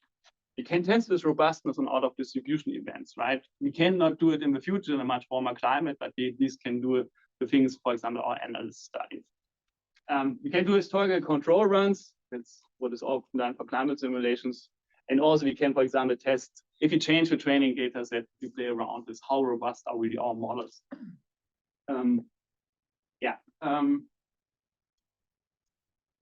Another thing we need to better understand is what's the optimal training data set, especially if you essentially use observational data where you have small record and we want to generalize how much data can we use, how much should we use for verification. And we need also to establish what data should we train on, right? How much should we use observations, reanalysis, and to what extent, for example, existing climate simulations can be useful, right? We have bias, we have deficiencies, but still they contain a lot of information, but we don't understand what's the right balance, what's the right trade-off at the moment. Then related questions are then essentially like, we know where existing simulations have biases, can we unlearn them, can we compensate them somehow with augmenting with observational data, things like this. And yeah, then there's the final big questions. When would we trust an AI-based climate projection? I think Björn talked about it this morning already, and I think I think it's a trust, right? That's the first word. It's something we start to collect evidence that makes us believe the model is robust and it generalizes. That's what we do for conventional modeling. But I like Björn's statement that it's essentially like we should have interpretable models in the sense that we do these experiments, we do counterfactual runs and these kind of things. And I don't think that this is impossible with AI models. We need to work on establishing a protocol for doing this. And maybe there are some things that don't work as well as for conventional models.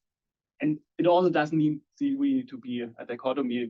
We can complement each other. But I do think there's a way to build this trust. And I think that's something we need to work on. We should work on now before we have really good models. Because once you have a model, you have a lot of bias, confirmation bias. So that's a question we should really answer now. And you're also right, we do have protocols. For example, that's a scorecard essentially for an existing climate model, the RV climate model version 3. So there are ways we use to essentially quantify how good climate models are based on the historical record, how good we match with historical record. So, and you have here this caveat we have already with existing models, we are all tuned to match the historical climate, to observe climate. So we always have the issue, we don't have enough data, we kind of tune the models with the data we have, and then we could verify the models with the data we have. So that's really bad from a machine learning perspective. But we do still trust our existing climate models, right? So it's like, we clearly rely more on the data with AI-based models, but it's nothing for them. Good. Yeah. I want to briefly, in the last minute, talk a little bit about the design space of climate models. And clearly, on the one hand, right, and this is some of the question that would come afterwards, right? Once we have established how much physics we have learned, we can easily decide on how much we can go on this AI-ness scale here. On the left-hand side, we have existing models, right, which have very little AI in there. We have sometimes a little bit in the parameterizations, but Thorsten already talked about it. It's a little bit of a different story. Then we have hybrid models, right? We approach the climate initiative in the US does, where you essentially tune the parameterizations with AI. It works like with NeuroGCM from Google, where essentially you would say all the parameterizations for something that is learned. Then you have Era 5 trained models, so these are all the weather forecasting models, and here's the Allen Institute climate emulator, which goes a little bit into the direction of the climate model, but there's still some way to go. And then essentially you get into a more advanced space, for example, models trained on multiple data sets like AtmoRed, ClimateX, or Aurora, where you really try to kind of combine, make it more robust models by combining data sets and potentially also at different resolutions. And you have work that starts to use observational data like MetNet3 and other work from Oxford. Then here on the right-hand side, that's what I would put actually extreme, and also someone wants to argue about it. It would be models created directly from observations. So level 1, let's call it raw observations to be not too technical. So that's what we essentially design space. And that's something we have to decide, and that's something we need to understand how much physics we can learn, how much physics we should use from a conventional model, also to do counterfactual experiments. So that's essentially, yeah. Personally, I'm a big fan of also really exploring this one. That's what I'm personally working on, but I won't talk about it since I'm already out of time. But I think that's really scientifically super interesting, and this gives us really some potential to improve model substantially, because right, it has the feedback from all the scales and it really contains data we cannot make use of at the moment. So I will skip this part. We already have some results that are very promising, and yeah. Related questions are also that are affordable, right? Should one, for example, build a component-based model or monolithic? So you have an ocean-based machine learning-based ocean model, machine learning-based atmosphere model, or should this be all one model? And also there's an interesting question about this point of emulators, right? An emulator can be essentially equivalent to this here because it just emulates something. Or these models also are kind of started as emulators, but started to be better. And that's something we explore actually at ECMWF. So we now build these component-based models as part of the Destination Earth initiative funded by the European Union. It's just getting started, but I think we work towards answering some of these questions. And we also have someone is interested. We have an open tender for developing an emulator. So if someone wants to do it, you get 1 million. It's an open call. It's deadline, I think, is end of June. No question. You know, but yeah. No, it's a great opportunity, right? Like to train on the conventional climate digital twin we are developing and to try to build an emulator and see what comes out. Good. So, and yeah, the final question here is like, how much does, for example, also the AI-ness correlate with skill, and how do we get the more skillful models, right? And I want to bring back this connection to the end, right? For me, it's like, I don't have anything against conventional models, and I did conventional modeling and would still continue to do it, right? But we have this issue of climate change. We want to build the best models to inform adaptation and mitigation efforts, right? So that's why I think we need to work on this. So, yeah, and I think that's essentially my talk, right? So for me, at the moment, I think the central question is to understand how much physics we can learn, because this will inform how we build AI, these climate projections. And yeah, I think we need to approach this openly. The weather forecasting is really fresh still.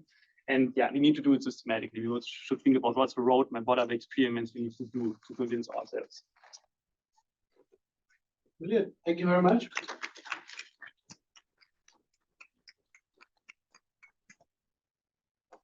Just triggered some questions. Who wants to kick us off? Hello, I was wondering if one of the limitations is the training data, like a lot of AI problems. Is it possible that with some new sensors and new data that will be collected, the need for training data will be less limited, so we will need less training data and there will be advancements in modeling? Yeah, it's a good question, right? Especially for climate, we don't have enough data because we lack the long record, and we have one instance of a stochastic system that we call the climate system, right? So that's a big issue. In general, in terms of observational data, right? In contrast, for example, to language or computer vision, all the data we have is scientific data. Or we have petabytes of scientifically validated data, right? Which is really high quality. It's a very high, partially very high resolution. We cannot make use of this data, right? In the conventional era 5 probably uses 10% of the observational record, right? Just simply because it has a limited resolution and it cannot use, for example, visible information and a lot of other things, right? So that's in some way one of the arguments why I think training observation makes sense, because we use a small fraction of the scientific data we already have available. And then there's also data like, for example, Planet Labs and things like this, the volume of data is increasing very quickly. Maybe just one comment on this. I mean, it's half a question, half a comment. It's a little bit. So when you want to say you want to go sort of from learn from level 1, so for people that's pretty much a raw satellite data. I think the challenge there is obviously it's very discontinuous in space and time. At the moment, a lot of the physics is learned because you train on a model that incorporates Navier-Stokes. The satellite data obviously has to obey it, but you don't have continuous field and time at all. How do you think? Do you think this will be easy to overcome? Yeah, I mean, we do have the results, and we do think our results support that you can learn essentially the dynamics of the atmosphere just from polar orbiting satellites will probably be enough. It seems to be easier than you run one for. Just for clarification, what are you learning? You have the radiances, and so yeah, what is the model? It's telling you 2-meter temperature. Essentially, the training is mainly we predict radiances, so we predict satellite images. Let's see the plots. Yeah, we had some plots. Sorry. So we essentially predict. So that's in some way the input data here. So you see, right, we have meteorological data, but it's to collect data from a 24-hour window. And then we essentially predict the following 20. So that's the input data, and you can, for example, look here, and you see here that there's advection happening, so the smooth feature moves, and the prediction we do is too smooth at the moment, but we do get essentially the satellite image moved. And yeah, so we predict the training as predicting satellite images from satellite images if you want, slightly different, but that's the intuition. And we believe that this is actually enough to learn most of the dynamics. Atmospheric. Why was it so widely believed that these models wouldn't generalize beyond the distribution? I think there's a huge amount of empirical evidence in machine learning that they do, and the bigger the model, the better it generalizes OOD actually. So I think that's empirically incorrect, and I wonder how it got into the field so entrenched that like people wouldn't even try. Networks are used in weather and climate science and Earth system modeling since the 90s. They have always been used for small problems like 5,000, 10,000 parameter MLPs for interpolation problems. That's where we were always historically used, and that's essentially where people got this conclusion from. Because like there's a regime change, right? Like a 10,000 parameter MLP is an interpolation engine. 1 billion parameter transformer is not. So that's very disconnected. Going back to the number of data and learning the physics, instead of checking that your model are learning the physics, why don't you teach the physics to the model, right? You can simulate from physical systems, you can let the model maybe interact and create its own simulation and learn from it. Yes, I think this would be really nice as an experiment. For example, take just essentially simulation only of a Navier-Stokes part on the Earth and train a model and see essentially how it differs from, for example, models trained on ER5. The ultimate part is that, right, for the whole Earth system, we don't really have a complete model. We don't have an equation. We don't even have a set of equations, right? Like the best thing we have are essentially 1 million lines of Fortran code. And so in some way, for me, as a scientist, I'm most interested in learning the things we don't have equations for. We cannot model that. Right. Brilliant. I think I'll move us on to the next speaker because we're a bit short of time, but we have time in the end for discussions, and you can obviously come back. Questions, a few questions as well. Was auf Deutsch? Yeah, you had a really interesting question. Yeah. Something question.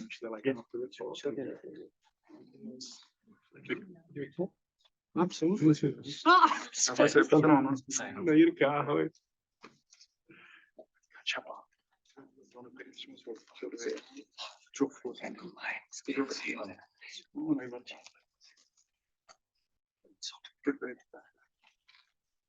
All right, brilliant. So our next speaker is Thomas Brunschwiller from IBM. Who will talk about Earth System Foundation models. And there's one seat over there. I think there's, is there a seat? I think it is a seat over here.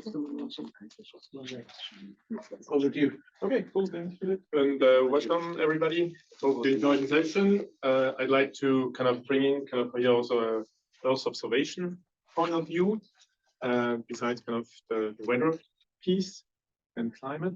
But first, maybe just like let's recap again what happened in the machine learning world since the last decades, starting from expert systems which were handcrafted and brittle, going towards machine learning, support vector machines as such, kind of shallow models which require feature engineering, but then kind of with deep learning really having the capabilities of having these models with exceptional skills, but still mainly kind of supervised learning. And kind of in many of the business applications we've seen like proof of concepts happening, like I don't know, maybe 70% of the projects they never made it kind of to production because it was just like too labor intensive kind of to train those models. And now let's say with kind of this in the last few years we've seen kind of this foundation model concept or the self-supervised learning concept, which showed kind of dramatic improvements. And in particular, I think also the investment kind of to deploy a model dropped in quite some domain, in particular in the LLM world, right? So question is like, what does it mean kind of in our domain, in the scientific domain? And so that's kind of where I want to touch base on kind of Earth observation, foundation models and applications, also touching a bit on the climate impact elements. Then also showing some work kind of we do with NASA on the weather and climate foundation model, the simulators, also a bit of discussion.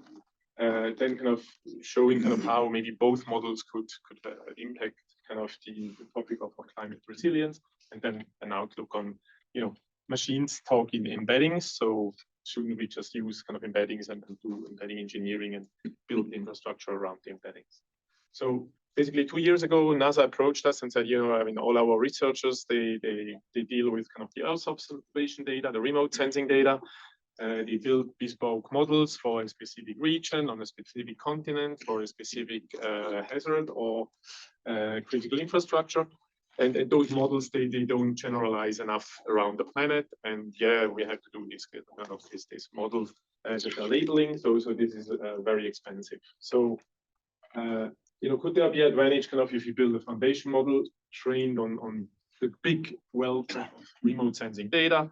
You know, I think nowadays we have like 800 petabytes of data accumulated. I mean, freely available or commercially available, and then kind of fine tune the model on different kind of topics like land use or biomass estimation. So transition risk as well as climate risk as such. So and we started kind of to work on this, and this is kind of exemplified here. So basically, self-supervised process takes advantage of the rich data source we have from the Landsat and the Sentinel satellites. So we have to perform some smart sampling to feed the right images to the model, to have unbiased classes, but also include diversity, and then to build kind of an encoder-decoder model. We started with a vision transformer and do perform a reconstruction task. And so basically, kind of what you do is we just do the filtering of the observation data. We filter out clouds. So for the time being, kind of we're interested in kind of the surface reflectance. We kind of remove other artifacts, take kind of those patches. We have to sample from different biomes across the planet. Also kind of, for instance, to respect kind of urban areas. So urban areas, maybe 3% of the land surface. So you want to have a diverse data set basically, and not and kind of also deal with the data consciously. So the model is kind of a vision transformer. Here also you can think about kind of we have time sequence also. We include kind of for the first model kind of include 3 timestamps from the same region, kind of 3 images. We blank out patches spatially, and we also include the spectral bands, 6 of the major spectral bands which are relevant. And so this is based on NASA's harmonized Landsat and Sentinel dataset. So kind of train on 30-meter resolution there. The model is now available on Hugging Face, so you can download it and play with it. Let's see if the video works. So it's called this pre-tweet. It's also 100 million parameters, so it's not like in the billions. So you can see up here we have 3 input images from the same location, just like sequential, and then kind of here kind of patches which are blanked out, and then the reconstruction down here. And then there's also some downstream applications we are providing there. Okay, but for the downstream application, that remains kind of, that's still a supervised learning task. So basically, if you want to fine tune it, like for instance, for flood events, you need kind of some annotations of flood events. But the model has seen kind of data from urban area, for instance, around the planet. So it has seen kind of the diversity there. But down here, kind of you have then specific labels, and kind of we tested now the model, so the foundation model with the different heads. So you have to build then different heads, like for instance for binary segmentation, multi-class segmentation, or regression. So this could then be used kind of to detect kind of burn stars, or it could be used kind of to identify crop species, or then kind of one topic also kind of urban heat islands as a climate impact issue. So we tested the model, and some observations compared to an untrained, not pre-trained model. Kind of the model converges faster with fewer iterations. You get higher skills with few iterations, so that the learning is in that sense accelerated.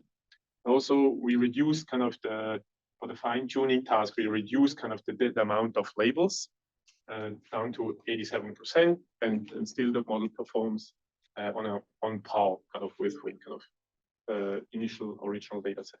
So you can reduce kind of data, so it's more like in the few-shot learning that you can accomplish these skills. And also we kind of looked into kind of the generalizability. So you had only labels in certain continents, but still you could predict kind of flat extent in other regions. So this may be some benefits, but again, you have to test this on the different applications. So it may not be universally kind of applicable. So 2 examples here demonstrated on the flood event in France, where you would map out kind of the flooded areas, permanent waters, and then you can overlay also the land use, land cover to identify the yellow areas, then kind of agricultural regions which were affected, and here the violet section is kind of in the urban area. So here also interestingly, we kind of fine-tuned the model on Sentinel data, which is 10-meter resolution. So indeed, it showed kind of these skills as well for the flood segmentation. So we didn't test it for much higher resolution, like 1 meter. So like that's still a question. Like if you go from 30-meter pre-training to 1 meter, typically in 1 meter you see objects. So like on 10-meter, it's not very clear edges to see. But for this type of, let's say, applications of climate impact, here there was on Rhodos and Greece last year, kind of the red area is kind of the burn scars from the wildfires, and then kind of the affected forest area in green. So for this works. So we would be really curious to see how that works with higher resolution data. And unfortunately, this data set and that data is kind of then proprietary, and typically you have to pay. Recently, some Satellogic provided an open source data set just recently with the 1 meter resolution. So curious to see it and test out some cases. So, but finally, you want to then deploy kind of this model and run it in the inferencing mode. And there also one big thing is always like, how can we deal with satellite data? I think compared to maybe the weather forecasting, the nice thing is kind of it's gridded. I mean, ERA 5 is nicely gridded. There's no missing data there. You're all beautiful. But with satellite data, you really have to be able to explore. So one thing, kind of, we are really agnostic kind of to the storage layers. So we built kind of then on BASC and X-Array, and through OpenEO, kind of, which is kind of an open source kind of community activity, kind of we contribute code to them, and also integrate them kind of these stack catalogs. So basically you have kind of polygons outlining where satellites have performed imagery. And then also in addition, kind of we provide indices like hierarchical statistical overview layers, for instance, like which images had to a certain extent, to which extent they had clouds, or you could even think about kind of, let's say if you want to sample data from somewhere about extreme events, maybe to do your benchmarking of a weather model, then kind of you don't want to load all the data and open up the data and explore where kind of extreme events happened, but kind of these overview layers, these statistical overview layers would give you a statistical representation from an image. So it's a compressed representation, and you can search them fast. So here, these are just like some infrastructure pieces we will provide in the open source. Recently, together with NASA, and with just like some first snippets of the results were shown last week at that kind of the IBM Castor event Think. So with NASA, kind of we started working on also weather foundation models based on their MERA 2 data set, kind of an equivalent kind of to ERA 5, shorter time scale. Again, here a slide which now maybe is a bit obsolete, kind of after your slide, but kind of here we tried also to identify the different weather foundation models or emulators, how fast they would forecast and kind of the speed up. So as I think there will be some in the agreement, kind of we see kind of these speed ups as 3 orders of magnitude. However, kind of these models, they needed substantial GPU hours kind of to train them. And so the question could then also be, could it be useful kind of to train a foundation model, which can then be used for multiple tasks compared to training a model for one task only. So that's kind of what we are aiming at. So compared to the forecasting, where we kind of the model kind of predicts the next timestamps, and we perform kind of a loss estimation, kind of having a task which is also a reconstruction in spatial kind of domain, but then also kind of predicting into the future, but also kind of backwards. So we want to keep kind of that kind of reconstruction and prediction of task kind of diverse. To build kind of this foundation model, we also include climate topology in the loss, kind of to provide a prior, and kind of with kind of the tokenization concept we apply in the model, we also become kind of grid agnostic. So basically, kind of with the tokenization, we can then choose kind of the resolution and the size of the patches.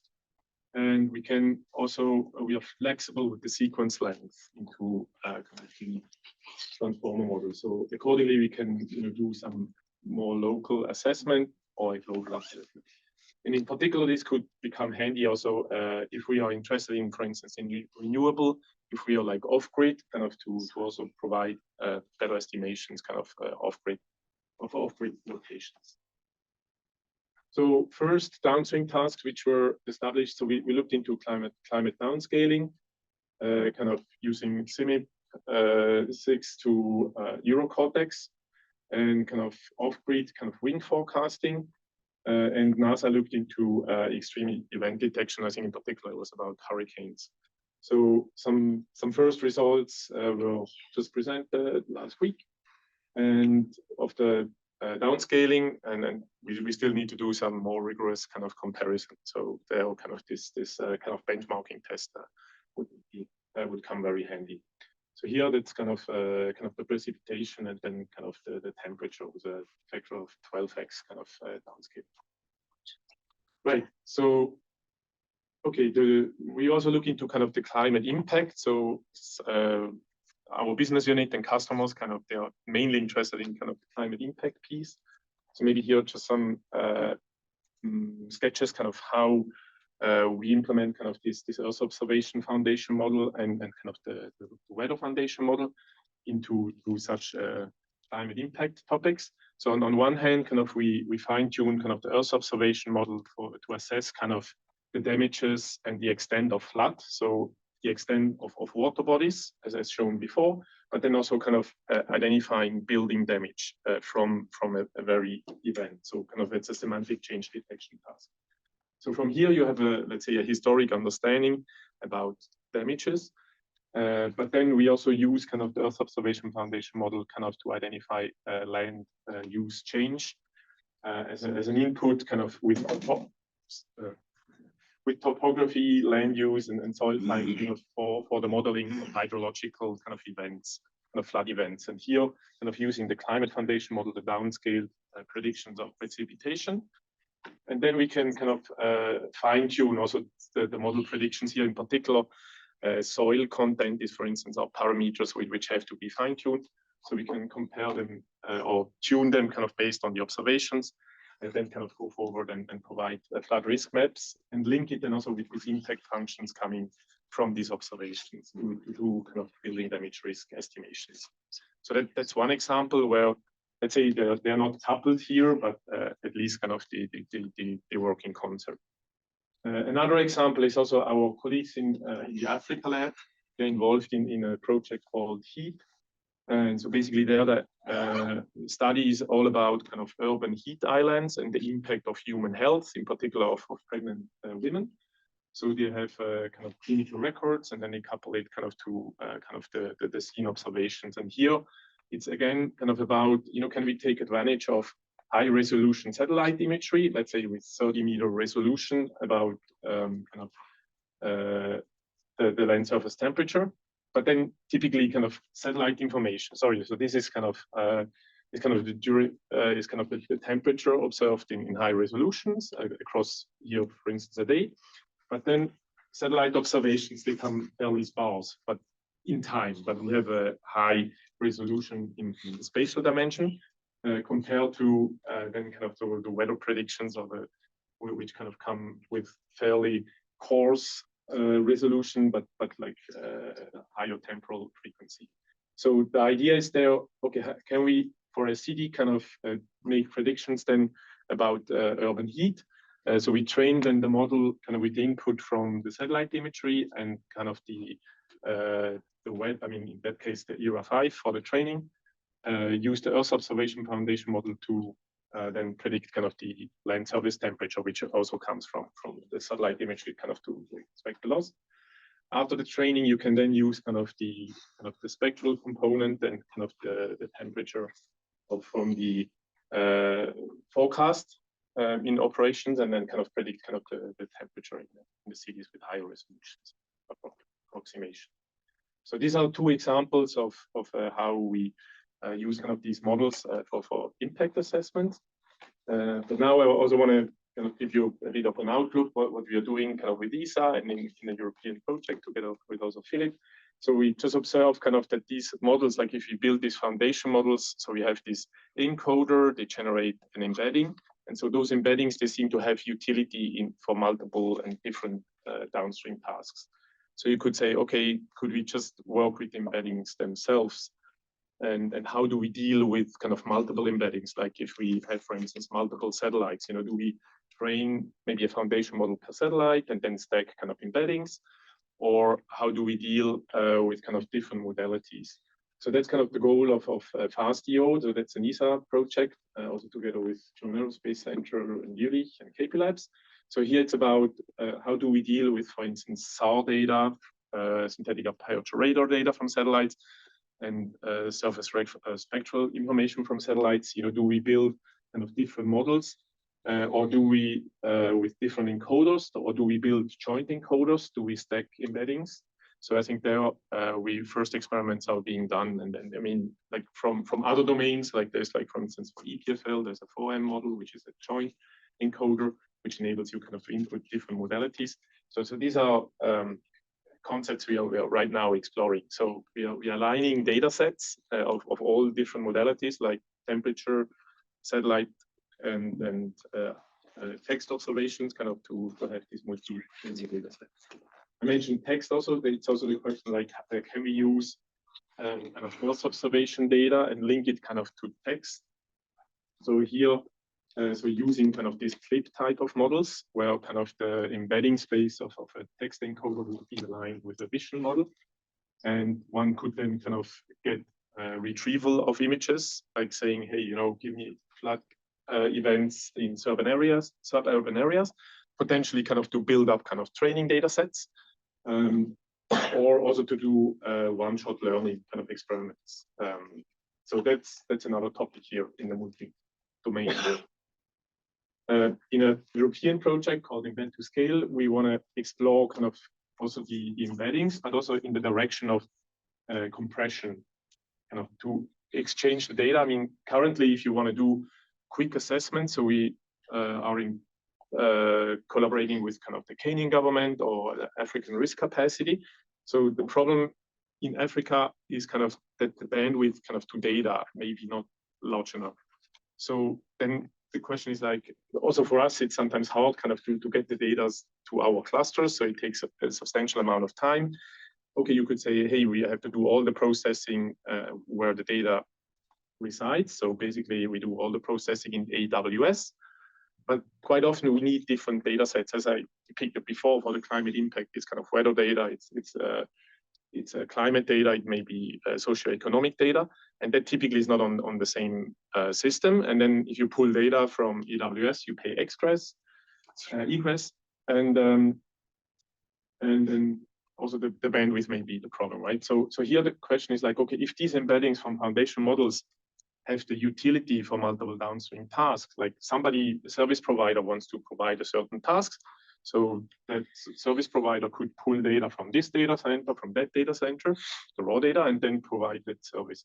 So here the idea would be, can we kind of have these foundation models or the encoder producing the embeddings and share the embeddings with then kind of this service supplier, and the service supplier only has to build kind of this decoder head. And typically these decoder heads can be much, much smaller also compared to these encoders. So that's kind of typically also what we hear, like, okay, in the LLM world space where we have these big models with tens of billions of parameters, it can be very costly to have a request. So the question is also, here we could compute kind of these embeddings once, or we can cache them once people are asking for them, and then we can share them all over again. So we don't have to do kind of the expensive encoding too often, right? So we can cache, and then we just share the embeddings. And then the question is again, how do you stack the embeddings up for the respective downstream application?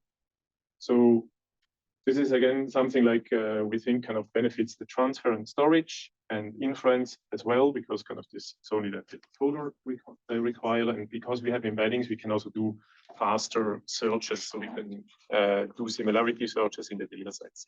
So at IGARS, we will present some work on the compression side.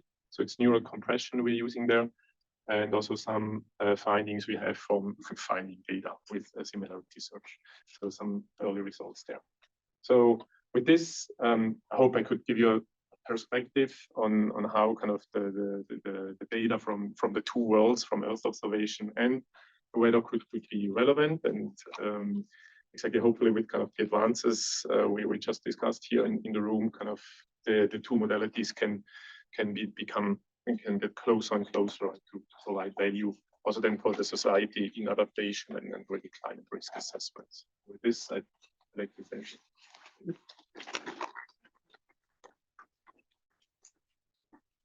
Questions? Open it up.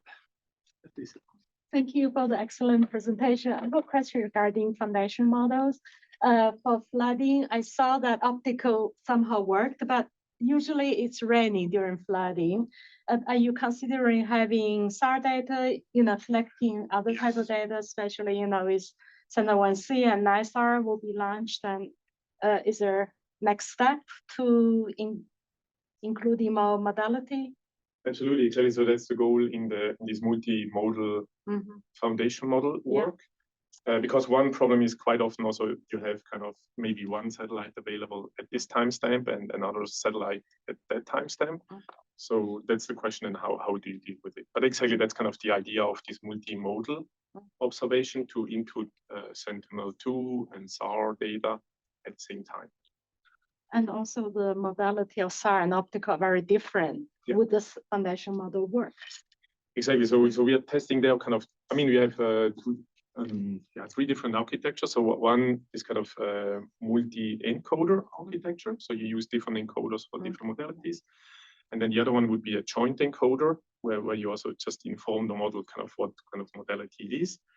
And then, for instance, especially kind of if it comes to like greenhouse gas tracing in the atmosphere, we're also looking into kind of a foundation model which kind of does a reconstruction task in the spectral domain, kind of more like spectral reconstruction. And then maybe you have many kind of optical satellites, right? And then maybe such a model could then, with the spectral information, also become universally kind of useful for different satellites. Thank you. Yeah, thanks for the talk. I definitely agree, and I really like the approach of pushing towards integrating geospatial and weather more. On your example for land surface temperature, I mean, the land surface temperature is always measured at very specific times of the day, and also not under clouds.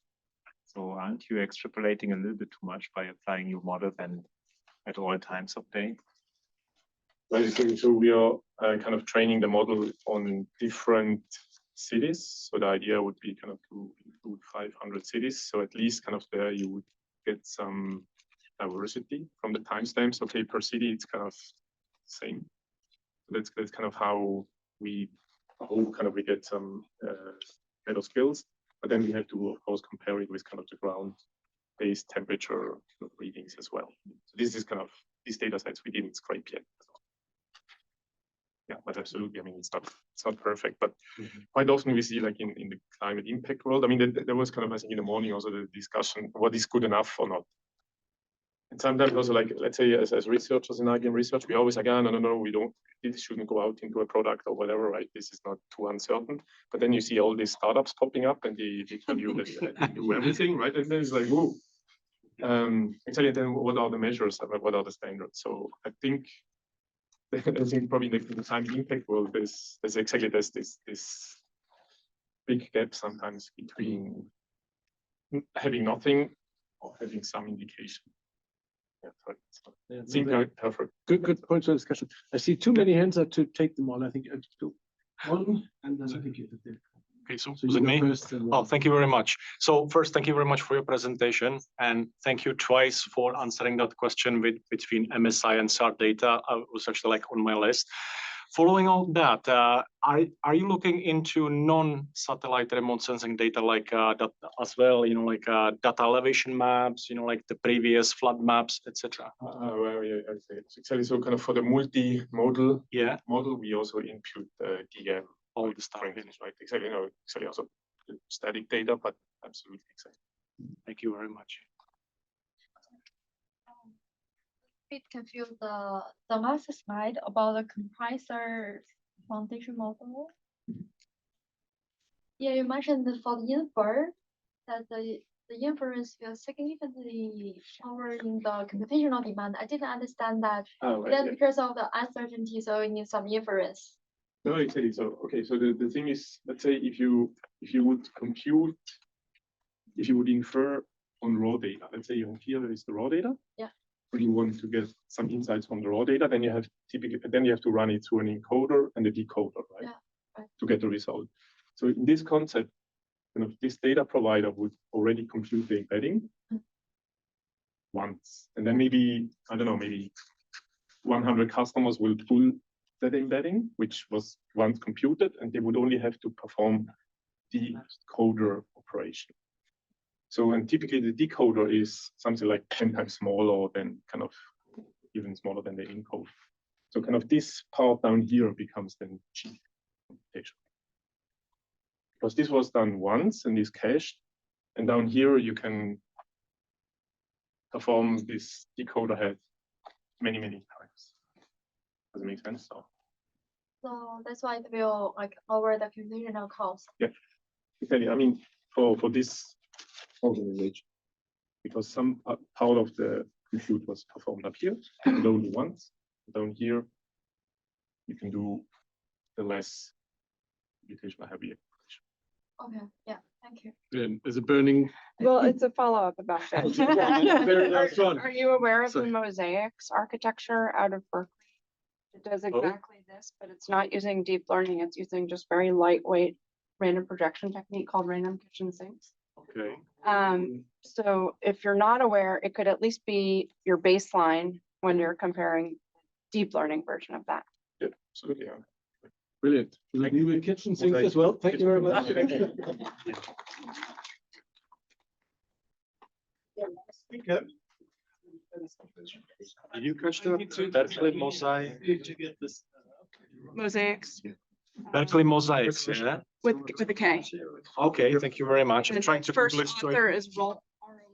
Okay. Channelization to the design. Interesting.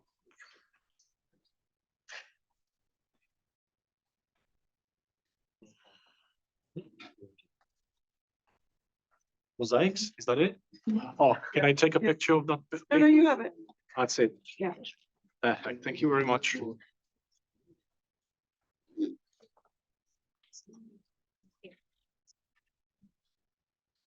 It's glorious. Yeah.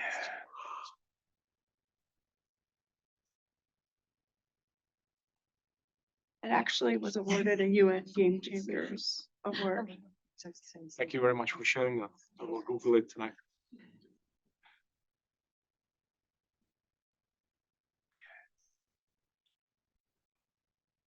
This is great. Okay. So let's try it. No, that's better. All right. Yeah, the fire is big. So I have to do animations. Can have a stretch, a little baby sitting for a while. Should only be 6 seconds left. Yeah, okay. Yeah, yeah. Interesting this talk, but please take the smaller. Maybe we can do a stretch. Yeah, yeah. Stretch. It's, you know, we've been sitting all day. I think they also have this chair yoga. Okay, now. Fantastic. Our last speaker is Stefan Bang from the Royal Institute of Technology in Stockholm. And so we can kick off right away. Just I'm seeing, I think, one spare seat. This is Christian. Oh, this is somebody's. So this is spare, right? No. Oh. She went to. Okay, no arguing. So I'm not sure. I'm not seeing any spare seats. So Can they sit down? oh, let's jump right into it, I think, and then hopefully there is space again. Yeah. Over here. Thanks, Philip. Good afternoon, everyone. I just want to say first, I'm not a climate modeler. So I'm from the observation side. So I want to tell you a little bit how I believe AI and the observation can help to enhance climate prediction. So I'm from Stockholm, KTH Royal Institute of Technology, where I work as a professor and also associate director of Digital Futures of Sweden. So you all know about climate crisis, so I don't have to spend time on that. And we have over 50 years of Earth observation data, multi-sensor, multi-resolution that provide great opportunities to provide observational data as the input to climate modeling, and also, you know, using AI. And so just some examples. So with this long time series of data, we can see not only seasonal changes, but also critical changes that affecting our future of the climate. And just if you zoom in, then you can see, more detailed changes, river changing course, things like that, and cities growing as well. And then you go to the Amazon, can see deforestation over time.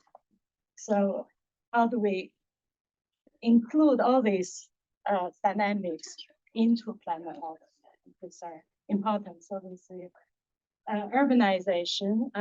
Recently, I read an article, I think it's a few months ago, in Financial Times, says that the role of urbanization in climate crisis is overlooked. So I think they quoted the professor at Oxford University about that. So you all know this. So there are 55 essential climate variables, and Earth observation has been used to monitor quite many of those. ESA has a climate change initiative with satellite-derived products on essential climate variables like land cover, sea ice, many different kinds of variables. I just choose here glacier. They have an article published in Nature, and many other types, and also quite long term if you go to ESA CCI side. So here I just want to maybe focus on two parts I'm focusing on. One is on urbanization and environmental impact assessment. Yeah, as I mentioned already, there are a huge amount of urbanization, how that impact, the future climate, and also the modeling aspects. So what kind of data can be utilized? So the cities like Stockholm, they all want digital twin, not only a static digital twin, but also a dynamic digital twin.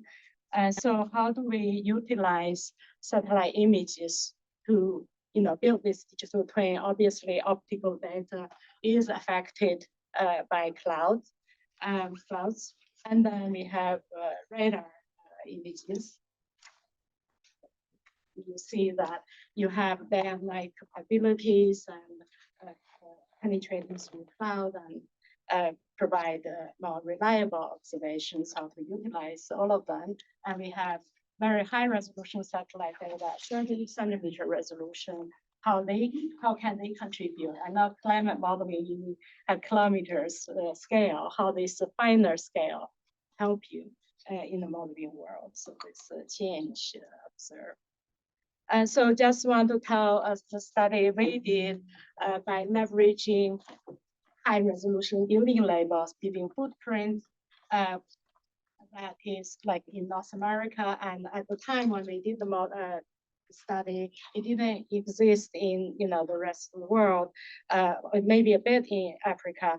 So we use those as training and using open data, Sentinel-1, Sentinel-2, try to map build-up areas at a global scale. So we use the so-called domain adaptation, semi-supervised learning, so that we manage to get high resolution, reliable result using open data. So if we didn't do the animation, but anyway, I will go back, try to see.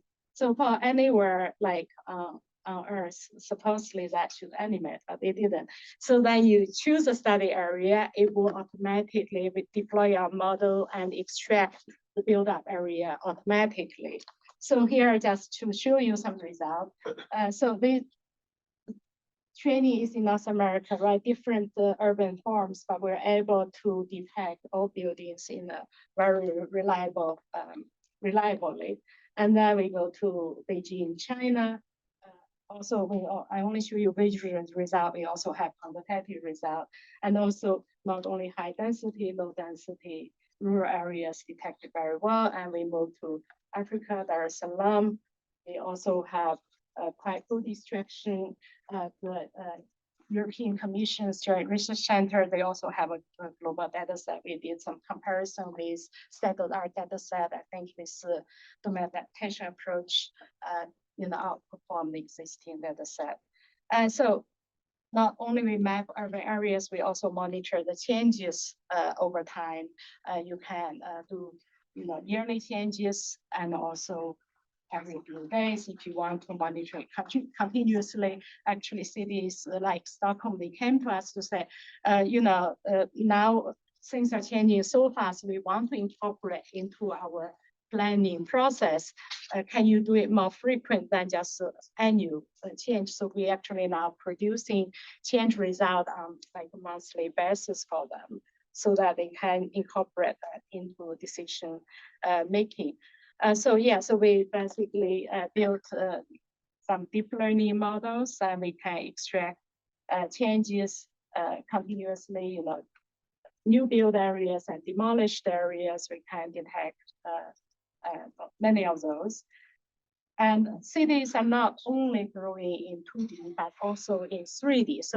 So far, everybody is trying to map, the urban sprawl on the 2D scale, but the third dimension also, make a huge impact in terms of the environment and also other parts of densification, planning aspects. So we have recently been working with how to utilize AI and Earth observation data training on LiDAR data that are in different countries in Europe, and then try to deploy it in other cities around the world, and using, again, open data science like Sentinel-2. And so we have some promising results. So we can have a building height estimation at around 10-meter spatial resolution, and we have a predicted footprint height, and compare well to the references, and also compare maybe perform slightly better or much better in some cases than the state-of-the-art method. So everybody already know the urban heat island effects, how this urbanization changes affect the urban heat island, how to use the information we provide to plan and adapt, have finding nature-based solutions. These are very important. And so here is just the app we developed on Google Earth Engine. Basically, you can draw in any city, anywhere, any transect, and then you have different land cover types. So below this layer, we have land cover, we have other type of data. Then you can see the seasonal change over time, and also different land cover. You have different land surface temperature that can be captured. So another environmental impact is, impact on biodiversity, eco corridors and green infrastructure in cities. So I will not provide the detail here. So another one is when you have more paved surfaces, then you have, flash flooding that happened recently in Dubai. This was flooding in Rwanda last year, around Kigali, the river, around city, and also in different parts of East Africa. Recently, we were more in Kenya and some other countries. So the EU and AI can provide definitely timely mapping for these areas, and also here it's a radar image, so that you're not affected by clouds. So during the cloud, you can actually get an image. So so urban risk assessment. So the fire is and also the pollution is affecting the urban populations, and also this geohazard. There are many other different risks.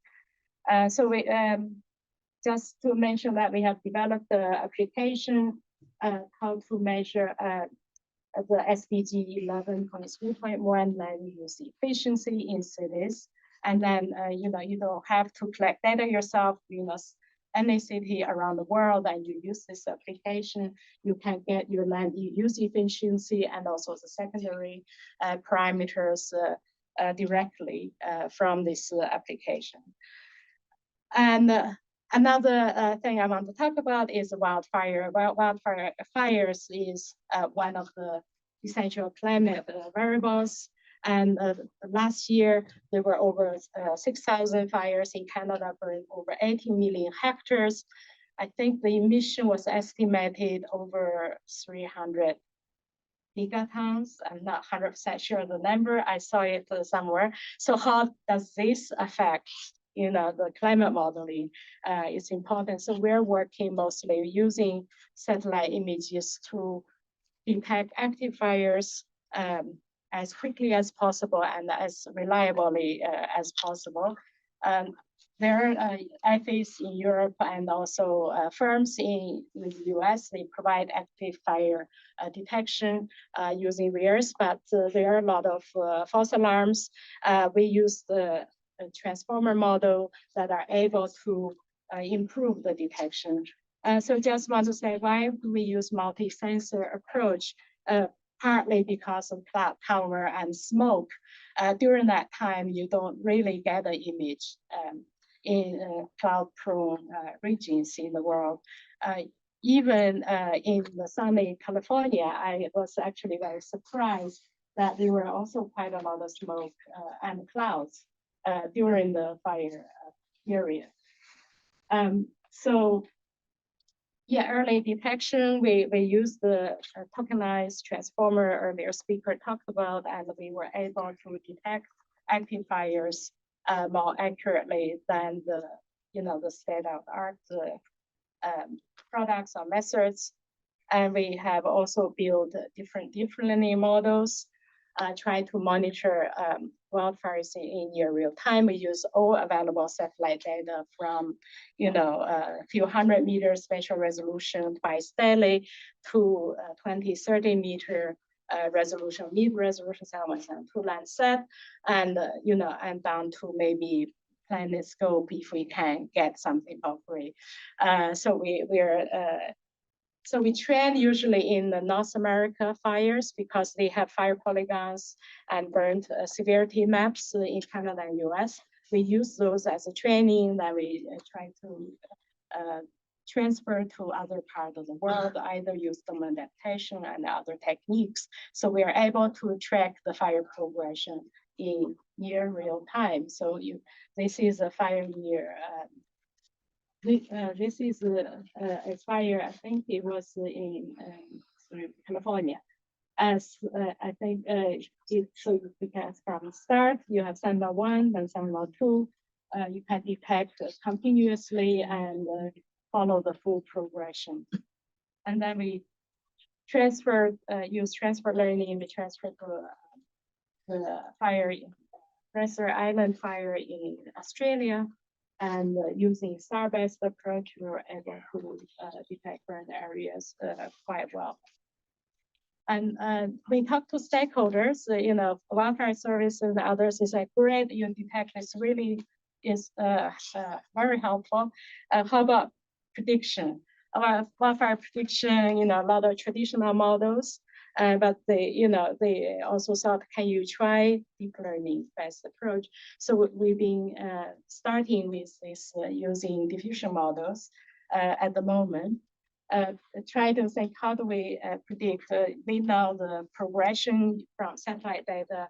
Can we learn from this daily progression from the satellite-based observations, as well as all this climate, weather,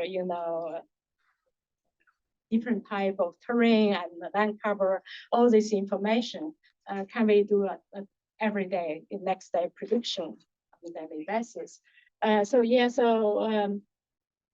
Right now we try not only just say, okay, we only have one output, once this is the next day, but we try to have maybe different outcomes. Then people have options to say, okay, maybe it could happen, this going this way, that way. So have different scenarios, so that maybe the firefighting agency have some more, different information to consider or plan their effort. So I don't have much result to present, but I just want to show the wildfire environmental impact. These were from the fires in Canada last June, and a huge amount of CO2 emission. This is measured by standard IP on a daily basis. And then you can, of course, have monthly. If you take away the emission before the fire and during the fire, then you can maybe estimate how much is produced by fires. So yeah, that goes to my last slide. Our planet is facing a lot of challenges. So let's work together, observation people, climate modelers, and try to protect our beautiful planet. Thank you.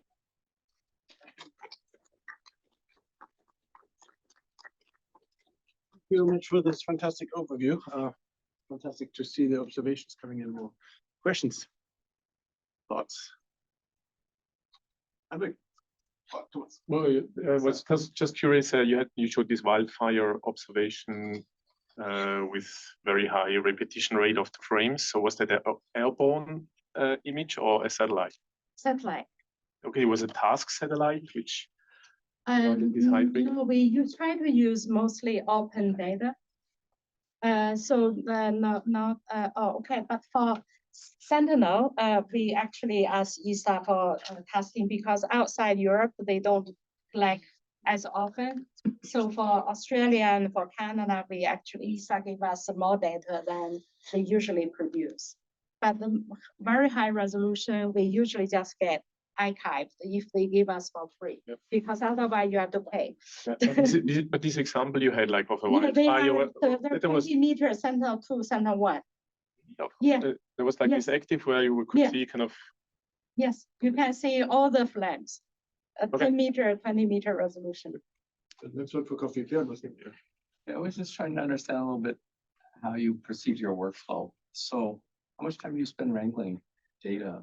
Or is it pretty easy? And so I was thinking also on your slide when you had this list, is that all now pretty easy, or would we, you mentioned there's 800 petabytes of course in NASA data roughly around.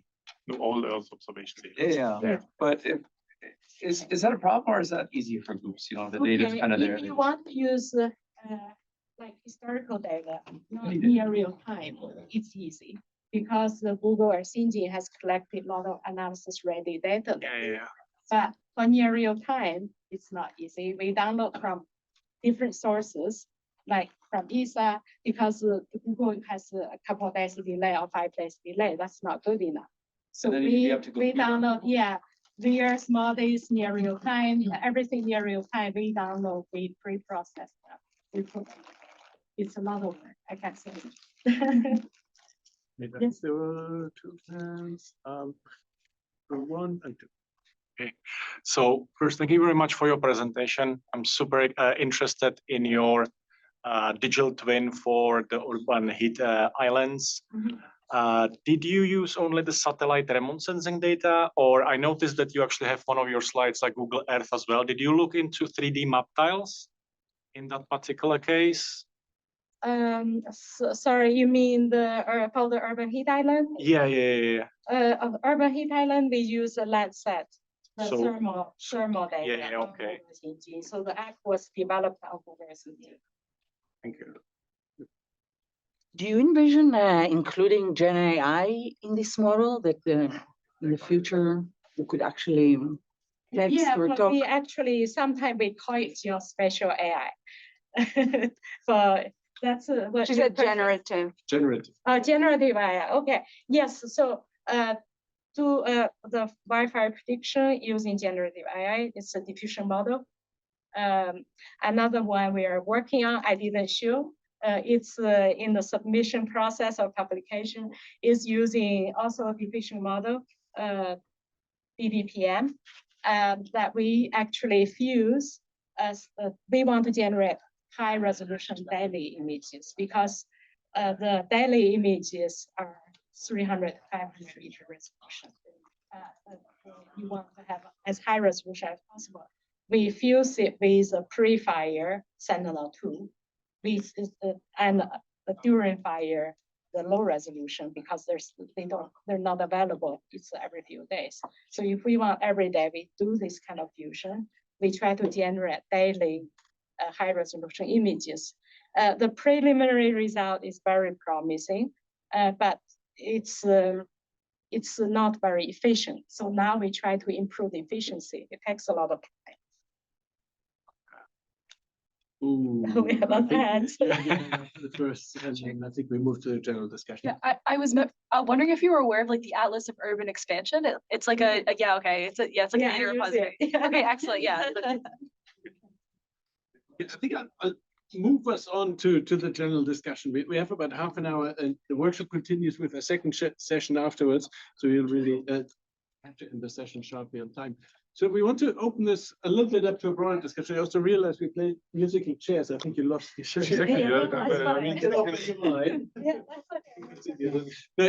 totally fine. But I want to just open it up really to the audience for general thoughts and comments to all the speakers. We also have definitely some curveballs to throw at the speakers. Trigger discussion. Who wanted to kick off? I think who hasn't said it. I think we'll start with you for that. Yeah, I was just wondering if any ML people had difficulty calculating good embeddings. This is kind of, I was thinking about your talk for satellite data, because I found that even if you have a model that's, say, trained on Sentinel-2 and it's working well, even on that exact same patch, but from a different time, say, last year, you get statistically, those images are very different for whatever reason, climate effects. So I was just wondering, kind of, what do people use for making good embeddings? What's really hand that to you? Yeah, that's good.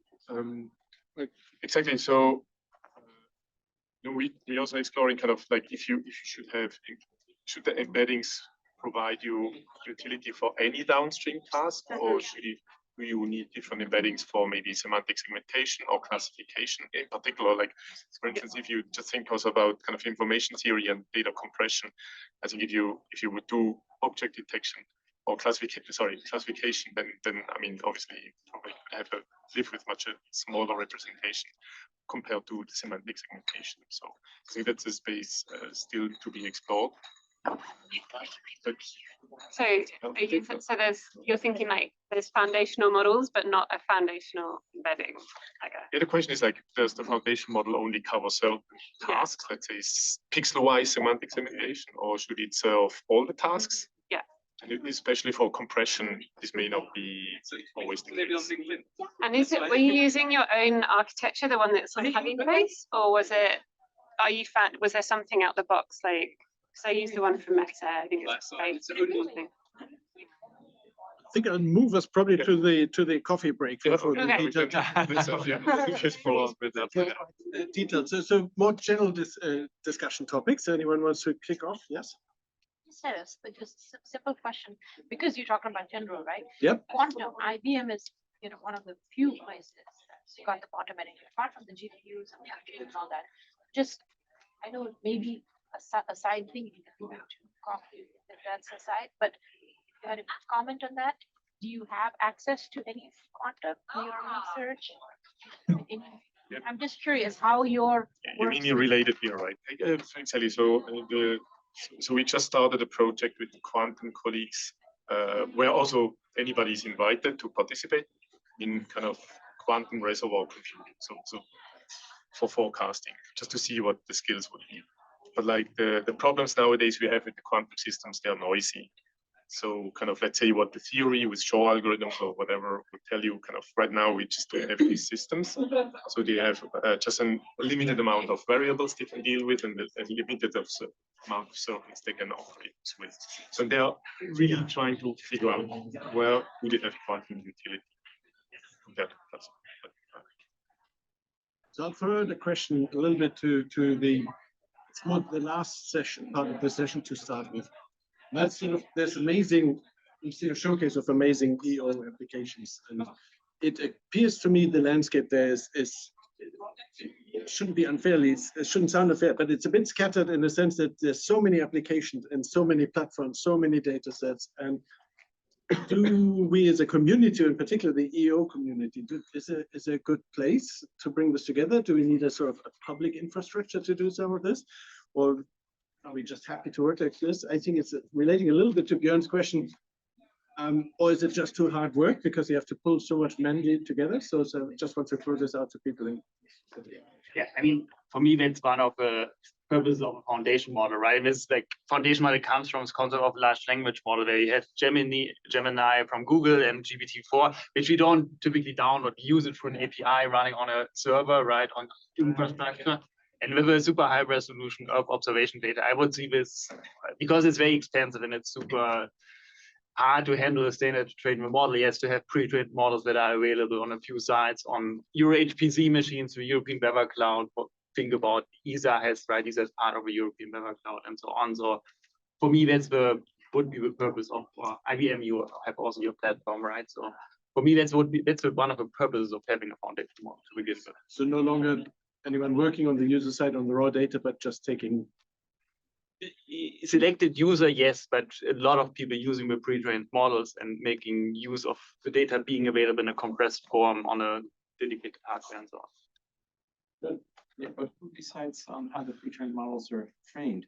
So if we're trying to create an open infrastructure for the world to use, and you're saying, well, you just have to live with the pre-trained model that our group trained, that doesn't seem like a good way to do things. And so it seems like if we want to use pre-trained models, we need some way in which the community who's going to use those can kind of influence how they're going to be trained, what they're going to be trained for, what they're actually covering. And then I want to back up from your question a little bit, because my guess is that the community's grown because of AI. So if that's true, if people think the community of people working with Earth observation has grown because of AI, then we can ask ourselves, why?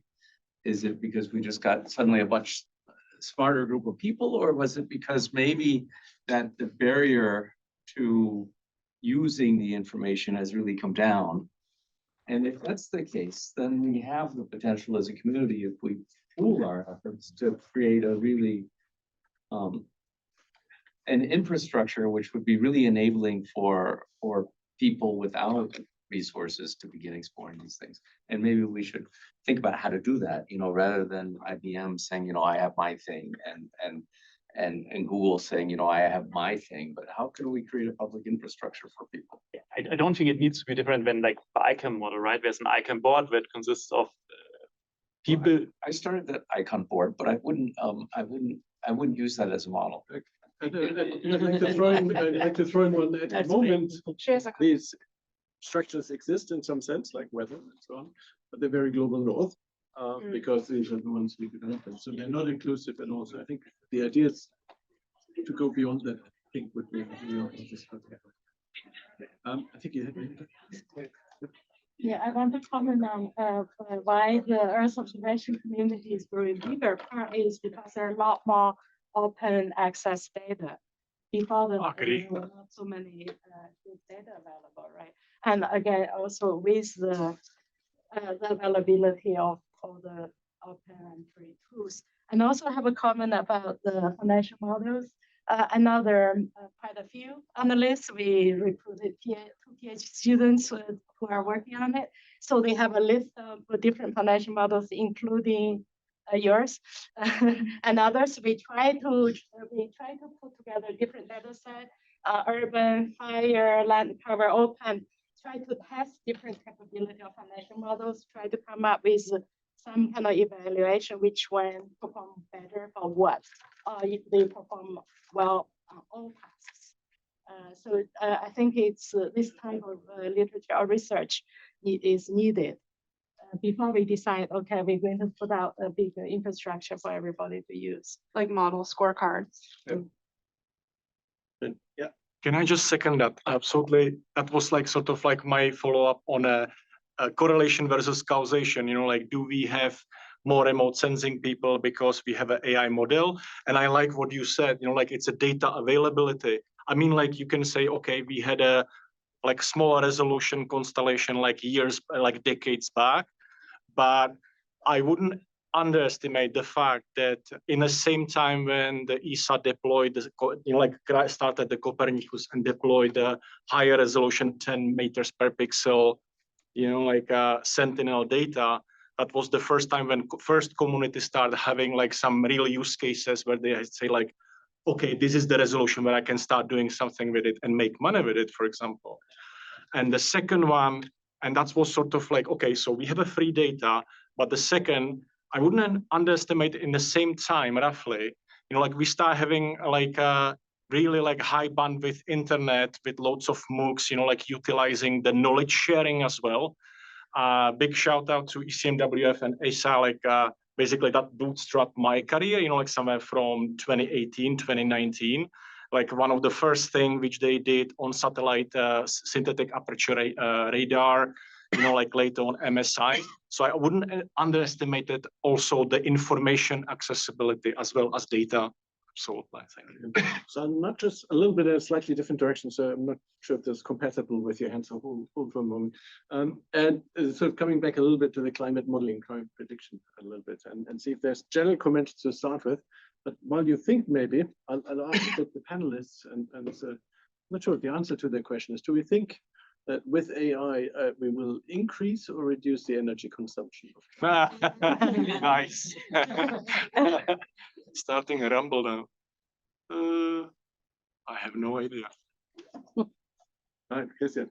At least our data point is, so the weather forecasting models are also like, some people say we are expensive to train or we require a lot of energy to train. That's the question. Developing one new iteration of our weather forecasting models requires an awful lot of CPU compute, which is in energy higher than actually training the model, the operation, quasi-operational model of the AI. So it's, you also like, that's sometimes forgotten that the alternative also requires compute. So. Yeah. So we're going to reduce the compute at inference time. It's much cheaper than IFS, et cetera. But it turns out that the biggest carbon impact is from the materials in the chips themselves. Oh, okay. And then there's also the labor impact of where those materials are being mined from. There's political issues. So that's something to really keep into account as we need to buy all these new chips. We need to trace it all the way back. I'm more worried about the water consumption. Yeah, sorry. So I would be careful with these statements where we reduce the compute, because history has shown whenever we make something cheaper, we will just use more of it, right? So we'll probably not, but I actually agree to the statement. So we'll probably not reduce the compute. We'll keep the compute constant, but the compute is so much more efficient that we actually reduce the CO2 per generated insight. So that's the way I would see it, because people will fill this up. We'll run more. The CO2 due to the compute. Due to the compute, But yeah, there's going to be the carbon impact. the overall Yeah, cost. No, yeah. I mean the carbon impact. Yeah. It will probably go down, even including the hardware. What we're doing is nothing in terms of. Okay. Exactly. Björn needs to come in here. We all wring our hands about compute. We're not computing. I mean, if you look at what we're doing as a community on a world crucial problem, our compute is just so zero. Yeah. That we shouldn't get worked up about it. And Facebook is buying 400,000 G100s this year. 400,000 G100s. We're talking about for a lot of these applications where we're using 40. And we're wringing our hands about compute. And what's Facebook doing? They're selling your information. That's a good It's point. just such a warped conversation. I think that people try to get us to worry about. Yeah, it's such a non-starter. It's definitely it's compute well spent. So I think we agree on that. Okay, so other more general thoughts before we. Yeah, please. I would like to repeat my question in a different way, the one that I asked you. Is there going to be an added component or layer of language that we can just talk to these applications as we do now with Gemini or ChatGPT? I'm sure if you were here in the morning, in the morning session, so we alluded a little bit on it, that in the foreseeable future, and some of these climate data systems, there must be an interface of a language model. So it's something we covered a little bit. The question is a bit who's going to do it? And it boils down to a little bit, is it working on all data sets, on publicly available data set? Will it be just commercial entities and then it's limited? Are you paying it or not? So I think the landscape is complicated. That would be my thought, but yeah. Well, so just a clarification, I think that in the public, the term Gen AI is specifically about generating text. But the point is that the probabilistic generative AI can also generate, fake precipitation fields, basically other data sets. So that's how that question was answered. And in our work that we discussed this morning, we also do generative AI. But I have seen people like taking an LLM and making and sort of doing few shot learning or fine tuning on IPCC reports. So it's a way that somebody can interact with an IPCC report and the answers would be given in both text and images. But we had a call to action this morning that we would have sort of a multimodal chatbot that could also do things like plot data, plots that are not just extracted from the IPCC report itself, but that are made on demand. And that will require new AI research because at the moment, that's not really what's happening at the moment. While maintaining scientific standards, I think. Yes. Okay, so there's maybe a fun fact. There's like so that it's not made up.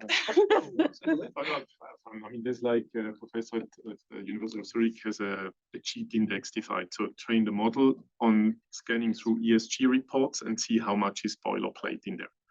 And then you get Boilerplate text in the nonsense, right? Like not meaningful, right? Because like the consulting companies kind of advise companies to have as much general legal stuff in there, or just like boilerplate. And then you get like a score back. 80% is just like generic gibberish. Let's hear from more general thoughts.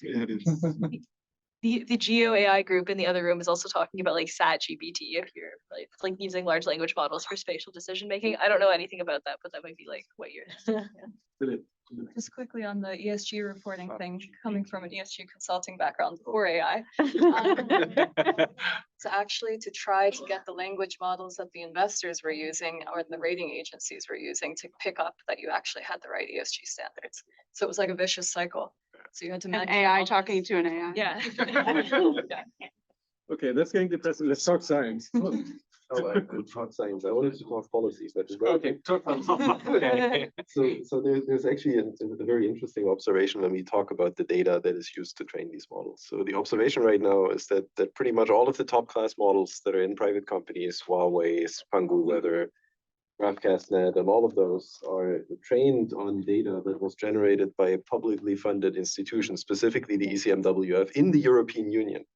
So now the observation is that none of those companies has their profit center inside the European Union. So, well, we are not in the European Union here, fortunately.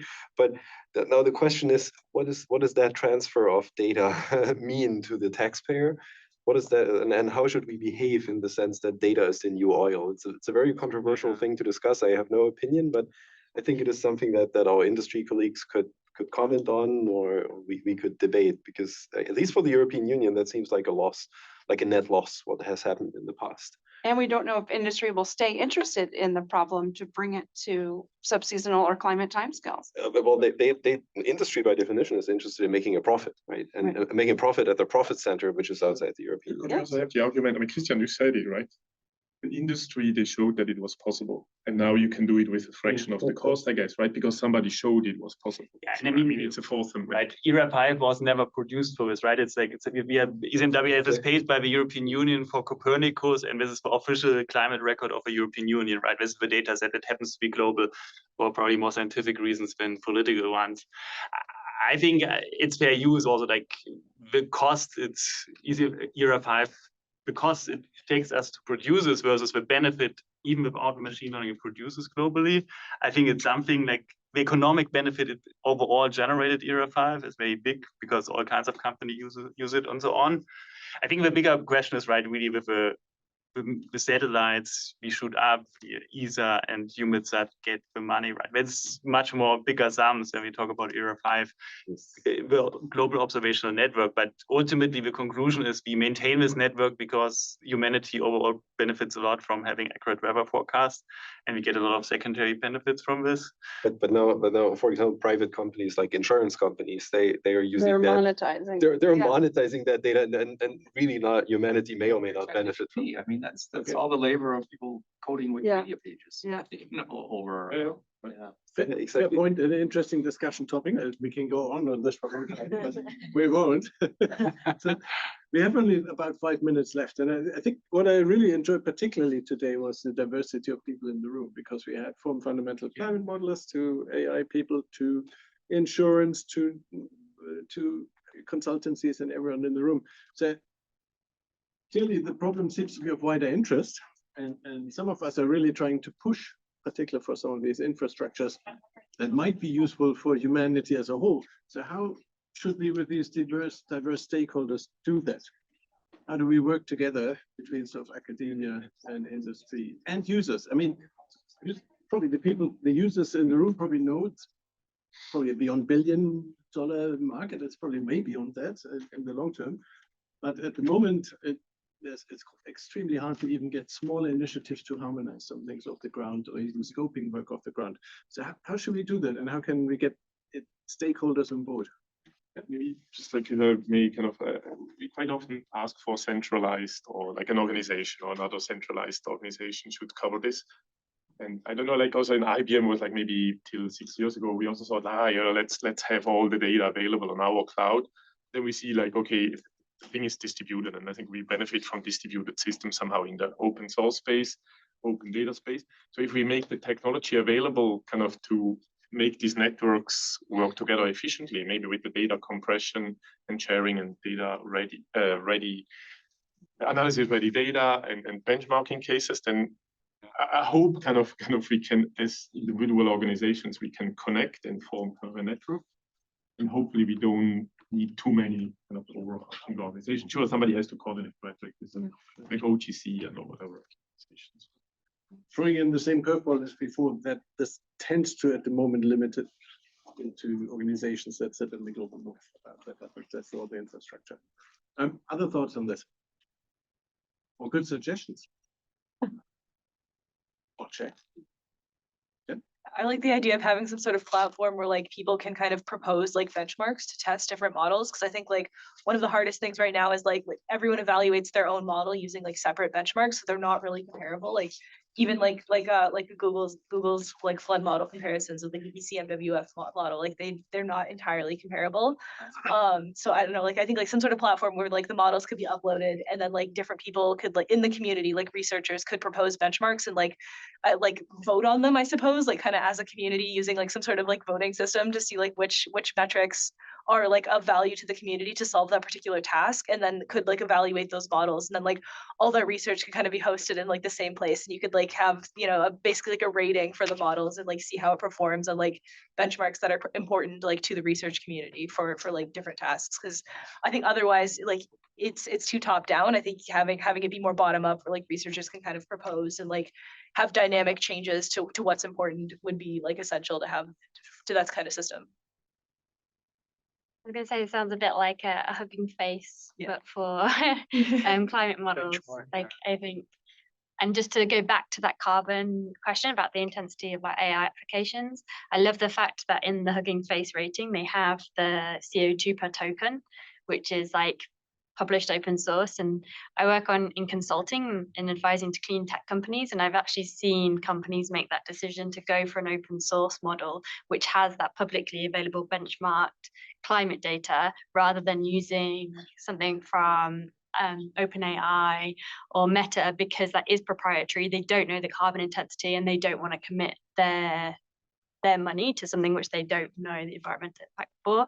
I think something like that would be really cool. I know of some related efforts to build this. One is through Google DeepMind's Vision Group in Paris, but they're trying to say, okay, we have all these great video models trained on video, What spatiotemporal data sets do we care about in the for good and especially environment and sustainability domain, such that we can then they would fine tune those models, and we would be able to reuse them in the public sector. The other one is led by Climate Change AI, but is also in collaboration with Google DeepMind, but I believe probably maybe the London branch, because the Paris people, I had to like put them together and they're like, oh, you're also fine. But I think I got a grant from CCAI once, and we had to actually publish a data set as the result of our work. And so they're actually now trying to interview people in the domain on like what data sets and what data gaps there are. So I guess maybe contact them through their forum. Brilliant. Unfortunately, we're out of time. So I think what's left to thank all speakers again for a really fantastic presentations. Yeah. Thank you very much. So welcome everyone. This is the second part. We had another climate session in the morning. Interesting presentation about role of AI in climate prediction. Now this session, we are targeting now climate action. So how can AI help us in the climate action? So I will just give some context of the session that we are having this afternoon. It's just going to be around roughly 2-hour session. So 4:15 to 6 p.m. So we hope to finish in time. And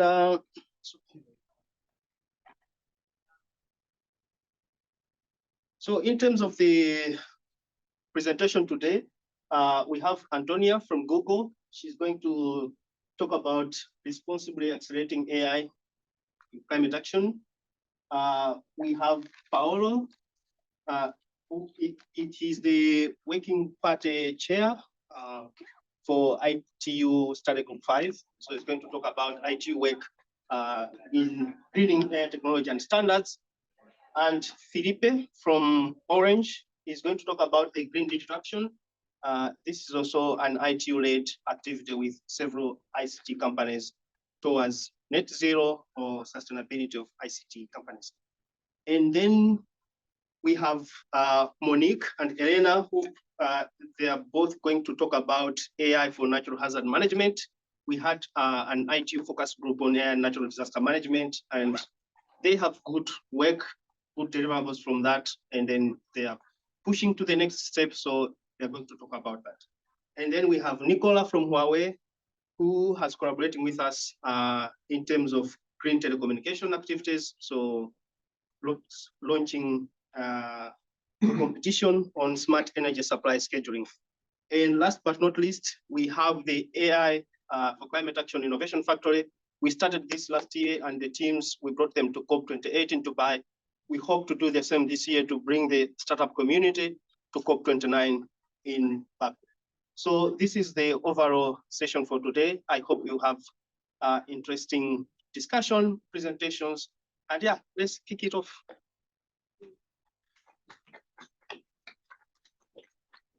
Thank you. So as Thomas said, the first speaker after him would be Antonia Gawo, and she will be talking about climate and AI net zero and scaling sustainability.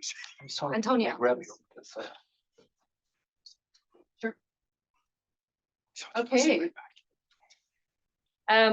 Nice to see everybody here. I was participating in the session before with great interest, which I think also talked a lot about these types of issues in terms of applying AI to accelerating climate action and modeling. So it's good to see this on the agenda in general here. So my name is Antonia. I work in Google's global sustainability team. I am happily based in Geneva, strangely, because I've been here for 20 years and joined Google about a year ago. And I come to this agenda from climate change and energy. So I've worked really on climate and energy policy, working with emerging markets on trying to accelerate climate action. And I think in Google, what's exciting for me is the ability to kind of bring these worlds together of how do we really leverage one of the fastest moving domains, being AI and technology, to one of the greatest challenges that we have, being climate change, which is an incredible threat in reality to our collective existence, if I'm going to put it boldly. And so this is really what we think about is how can we bring our AI capabilities, our technology to this challenge and really think about all the different ways in which we do that. And I'll share a little bit about that throughout the discussion here. So the way that we think about it, I suppose, is in a sense in three key pillars. So one, as we said, we've been working on AI, on machine learning, on pushing the boundaries of technology for many, many years. So how can we be really bold and creative and ambitious about the way that we apply that in the context, in this world of climate change? The second one, which I'll also dive a little bit into here, is around the responsibility of that. I mean, in the previous section, there were questions around the energy use, the emissions, water consumption. So I'll talk a little bit about the specific responsibility aspects of how we actually go about developing some of these solutions and AI and basically technology at large. And I think thirdly, what we know is that this has to be very much done in partnership. And so collaboration with governments, with the academic community, with civil society organization is really at the core of how we work and how we build a lot of these different solutions as well. So I think just stepping back a little bit, last year we were looking, asking ourselves the question of what do we think in terms of impact AI can help do and deliver? And we partnered with BCG in this case to do a report and an analysis, which we're happy to share, to look at the various areas of potential, but also try to put some domain quantification around that. And what they found, and these are estimates, but they basically said, look, we believe that if we were to take some of the known applications for AI to help optimize processes, for example, and scale those, we could help mitigate between 5 and 10% of global greenhouse gas emissions by 2030, which is about equivalent to the emissions of the European Union. So it's not insignificant, which is exciting in the sense that we then say, okay, let's really look at where we can actually apply this impact to best effect. And when we think about the ways in which we can apply AI for climate, we really think along three domains. So one is information. One is around optimization. So how can we optimize resources? How can we optimize processes using AI? And the third is around prediction. So how in the world where we are faced with climate impacts, can we do as much as possible to help forward predict those impacts to enable communities and people to get out of harm's way as quickly as possible? So just as a few specific examples, and there's a range of products and solutions that the teams have been developing, but I'll just give one example of each just to illustrate briefly. So one example is Google Maps and fuel efficient routing. So if you look in your Google Maps and you're trying to look up a destination, you might see an option with a little green leaf that gives you an alternate route, which also tells you how much more fuel efficient that route is, and also how much CO2 emissions you can save by maybe taking that route as well. And so this is a way of helping to bring information to just people to say, hey, just for awareness, you can save fuel, you can save emissions if you maybe slightly change the way that you're going to get to your final destination, including, as you see here, kind of mode switching. I think for those who work in climate, that actually mode shifting can have an incredible impact. And I would say in particular in European cities, often it's faster actually to take public transport than it is to take your car. And it also comes with CO2 emission savings. So kind of looking at the different ways that you can help provide information to people, be it time saved, fuel saved, emissions, all of these things as a package can help hopefully provide information that enables decisions that save emission reductions. And since launching the fuel efficient routing solution, it's basically resulted in the equivalent of taking about 500,000 cars off the road, just based on the data that's come through. So the second area that I mentioned was optimization. So this is an example from our Google research team of looking at a problem and trying to figure out how to solve it. So for those, I worked on climate for a very long time. I didn't actually realize that contrails, which are those kind of white plumes that you see in the sky behind airplanes, are responsible for about 1/3 of the aviation sector's global warming impact. And one of our researchers in Google Research found a paper that said this, and they said, well, hold on, maybe we can solve this challenge. So effectively, they partnered with American Airlines, Breakthrough Energy, and developed a solution. They used AI to figure out how to avoid the creation of contrails in the first place. and working with the airlines to integrate that into the systems that exist that the pilots already use. So they're basically not having to behavior change as a pilot very much, but they're able to calibrate effectively. It's about ups and downs in the sky as they fly, predicting the conditions that cause the creation of contrails to avoid them. And the pilot tests have showed that they've been able to reduce the creation of contrails by about 54%, which is really, I mean, it's fascinating because, again, it's a sort of invisible problem that people aren't necessarily focused on, but just through relatively simple changes in the behaviors of the pilots, using the technology embedded in their systems, you can have a significant impact on emissions reductions within the industry. So just as another example, prediction was the third one that I mentioned. This is animated, but I think it's now PDF, so it's no longer animated. There's a flood coming here. But basically, our Google research team has partnered with the World Meteorological Organization to create a solution called Flood Hub, which is available in over 80 countries around the world. And by combining kind of the hydrological models of WMO with the technologies in Google Research and the AI, they've been able to create a solution that helps to predict riverine floods up to 7 days in advance. And then they partner with kind of local authorities to help notify communities, again, to help provide that information and enable people to kind of get out of harm's way. So again, information, optimization, prediction, are just three ways that we're looking at building solutions and products that can enable climate action. Those are just a few examples. There's many more.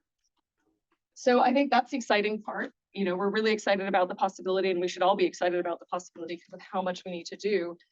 We also need to be responsible, which, as I said, is the second key pillar for us. I was in the session earlier, and there was sort of a bit of a debate going on, so I can at least share some of the work that we're doing and how we look at this data.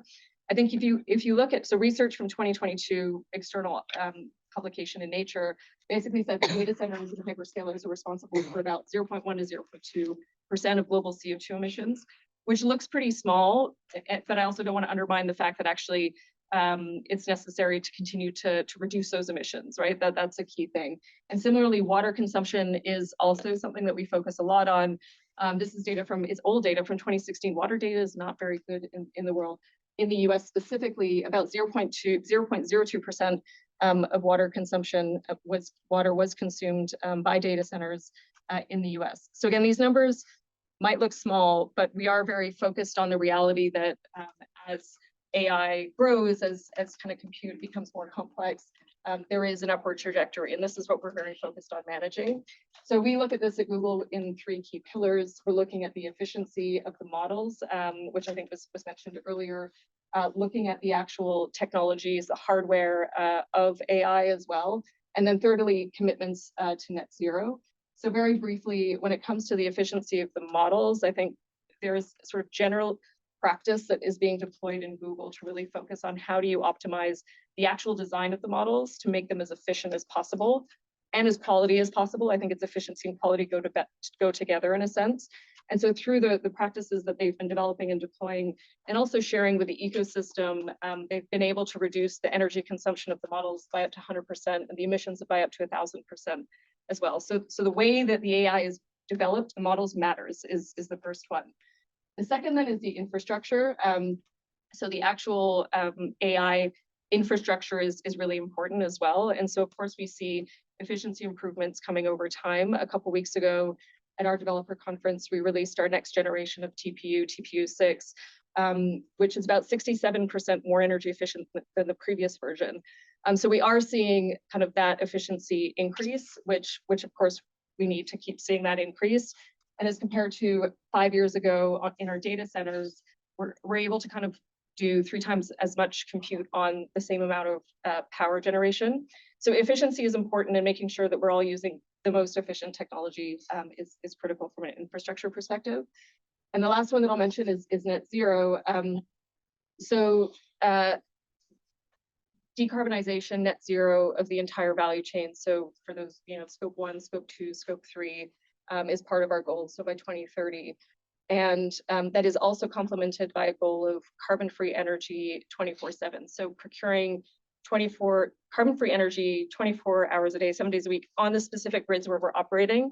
And I think this is an important nuance to mention. And there was a discussion around, will emissions go up? And it's like, well, it depends on the grid. So it matters where the data center is. It matters the grid that the data center operates on as to what will happen with the actual emissions.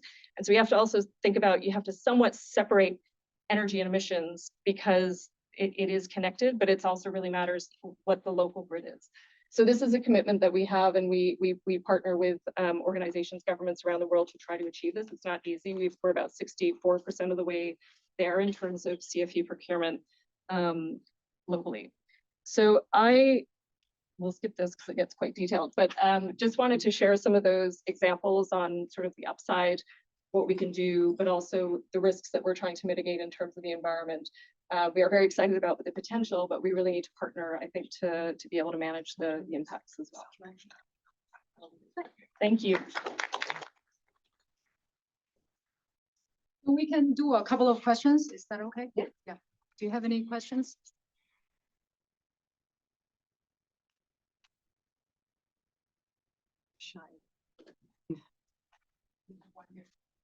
Well, thank you. Maybe it's just a comment rather than a question.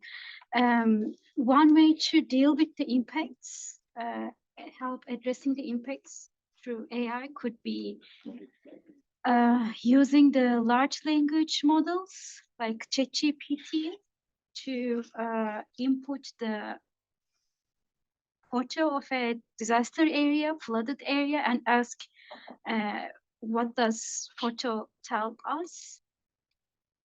Actually, there is a preprint just published. It's co-authored by hydrologists, and they prompted 4 different large language models and tested which one gives the best description of the situation as described, as shown, as can be seen in the photo.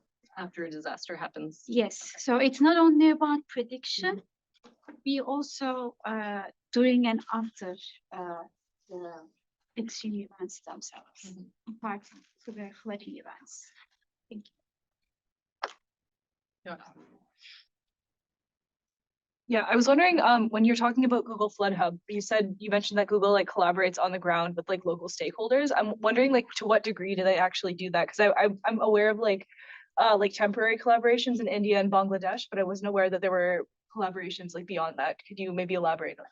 So in the countries where Flood Hub is active, there's basically partnerships with different, or it's either organizations or government authorities in the countries in question, who are actually the ones who then disseminate and communicate with people on the ground. So obviously, one thing that's pretty critical is, having lived in different countries around the world, there's different platforms and different ways that individuals receive this type of information. And so those partnerships are pretty critical to make sure that you're channeling through the right networks, basically. And so it depends on the country, and I couldn't tell you specifically who it is in Bangladesh, I'm afraid, but I think it's really that type of collaboration, and the teams basically look at, okay, who is the right type of partner? Is it the government? In this case, it's an NGO in this case, to be able to kind of then get the information through the right systems, basically. But does that mean that alerts are actually reaching people, or is it just like the promise of one day having alerts reach people? There are alerts reaching people, and it depends. Like sometimes it's through a Google search, a search platform. Sometimes it's through different network platforms that exist as well. Excellent, thank you.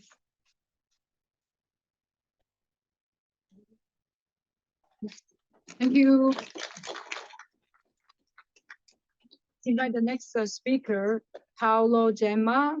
He will be talking about greening AI technologies and standards.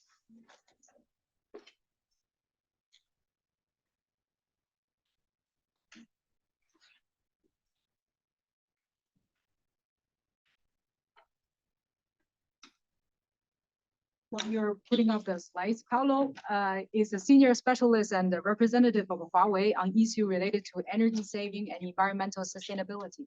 Prior to joining Huawei, Dr. Gemma was working with the Nokia Siemens network, where he was responsible for electromagnetic compatibility and electrical safety areas. He now is the chairman of a working party to environment, energy efficiency, and the circular economy, ITUT Study Group 5. Over to you, please. Thank you. We are speaking about what is making in Study Group 5, about this item of artificial intelligence data center more in general. What there is something also that said before, from ICT, we see two different issues, different nature. One is which is the effect of ICT, because we need to minimize this negative effect of much possible. And then the energy, the power consumption, energy consumption of ICT and so on. But we have also some positive effect, as we see something there before, because using ICT, you can save energy from other sectors, like transport and aviation. And all this, okay, is standard that was published last year. We established some methodology on how to calculate the effect of some tools, some systems, some software, maybe on that. What we see is, if we speak about artificial intelligence, there is a lot of people that think on the benefit of artificial intelligence. On the other case, there is a lot of people that think, okay, but artificial intelligence, and it's not only software. It's something that they need to have a server, need to have a big data center to run, and at the end, we consume energy. It's important to see, okay, how much will be this energy consumed by artificial intelligence, and as CDC, if we have a balance between the good and the negative effect of it. As we said, which is the effect? The change is that there is a high computer demand. We see that there is increasing a lot of the need, the request to have high performance computing or AI and other type of system that mean high computing mean life cycle emission will increase. That is the result of this. We need to manufacture more machine, more powerful computer, server, deployment, disposal of hardware, etc. without the company. Because any action that we make have inside some kind of opportunity. The opportunity is sure.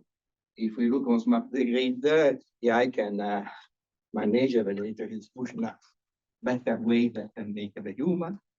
Yeah, will reduce the energy waste better using AI.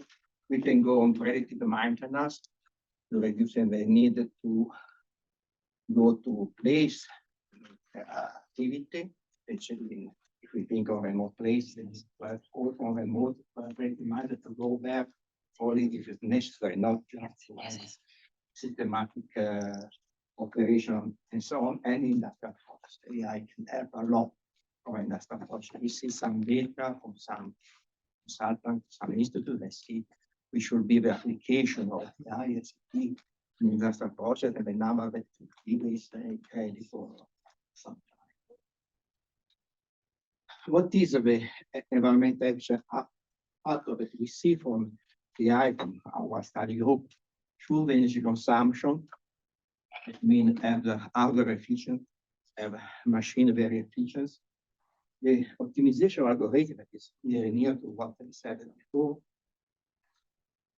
The renewable energy source, use as much as possible renewable energy source, if possible, energy sources near to where you use, not in another place, to reduce the waste during the transmission, how to manage the data in a very efficient way, not to take data, just create data, and through the life cycle management. These are tools to see really which is the impact of something. And sometimes we need to a life cycle assessment more useful for people, more simple, but will be maybe we don't give a better fantastic result, but give just an idea, a few minutes of what will be the consequence. Which is our role as ITU. We are promoting environmental sustainability for AI and emerging technology. We are working in e-waste and circular economy. But if we speak about data center, we speak about server, will become an e-waste, and we need to manage. We need to implement circular economy as much as possible to reduce the effect of that machine on the environment. We are thinking on power feeding and storage to have effectively our solution for this server, over 400 volt DC solution. Energy efficiency assessment or monitor of a network. How I can measure which is the efficiency of data center, efficiency of a telecom network, and so on. And the assessment of a GHG emission of a network, of a data center, or a machine. We saw before, reduce scope 1, scope 2, scope 3, we need to calculate scope 1, scope 2, scope 3. If it is hard to reduce something, but we don't know what is. And we have worked to committed to respect the Paris Agreement and to help to the transition to net zero, we develop a standard for circular design criteria for product. It is a simple standard to see how much is circular product in a very easy way, simple way. We are assessing the ICT emission of server good product. Sorry, network and service to see which is the LCA emission of what we are using. We are assessing the features of a network like the mobile network. We give a standard to calculate the energy efficiency of a network. And we are giving a KPI for network, very simple, to set how much is the efficiency of a network from emission, carbon emission point of view. Very simple, based just on the energy consumption, on the type of energy that is consumed, is not the 100% emission of the network, but it should be the biggest part of it. And all of this can help to arrive at what is said net zero, and to respect this standard that was developed some years ago in collaboration with GSMA and GS to set which is the trajectory for ICT sector to respect Paris Agreement. And on this standard, you can find the data center need to reduce 45%, if I remember what the initial respect to 2020. 2020.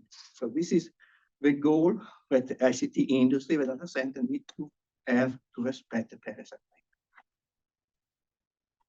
We have produced some standard for energy efficiency for equipment, for power and cooling, the facility side of the standard. We have some idea on how to use the technology to save energy in IGRAN equipment. We look on site level to see how much a site is efficient, and a network level, I said it before, for mobile, for the total infrastructure, because all people look on mobile network, but sometimes don't look on the infrastructure of the network, like the power, the cooling, only on the active equipment, the telco, and I said before, the carbon, the intensity for the network.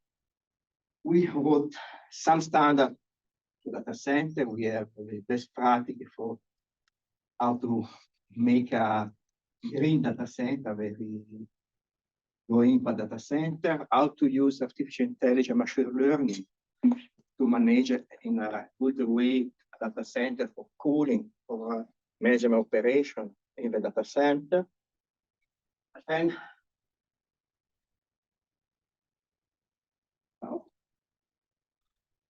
oops, sorry.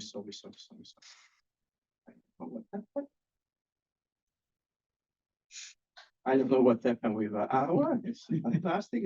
This theory is the last slide. Okay, we are working on carbon neutrality, as I said before, with data center. As I said before, need to cut the emission about this number.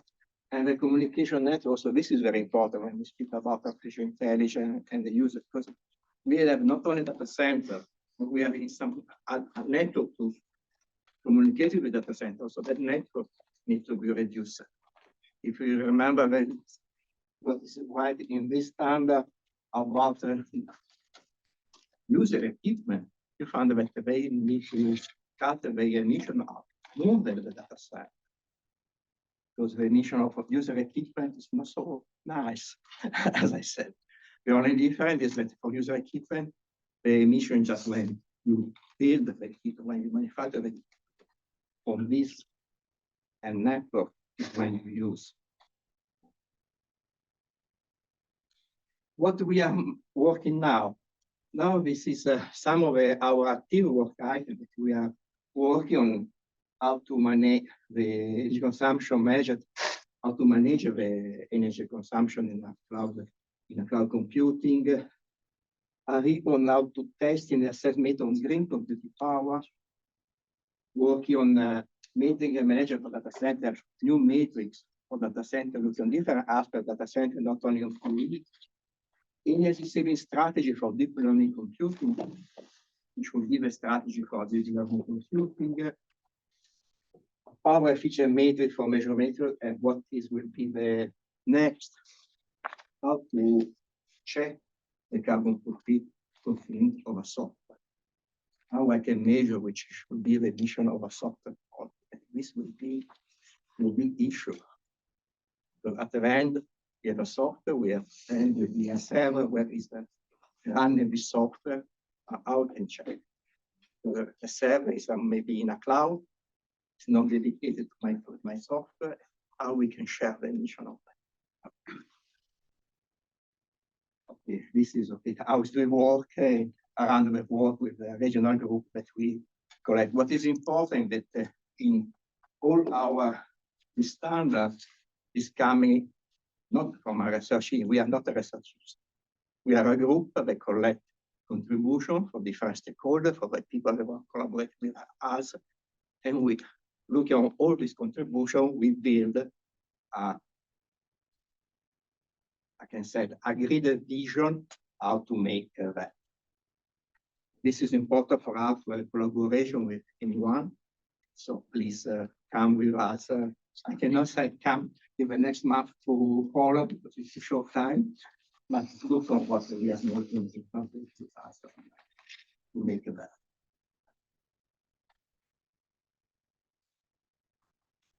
I said that.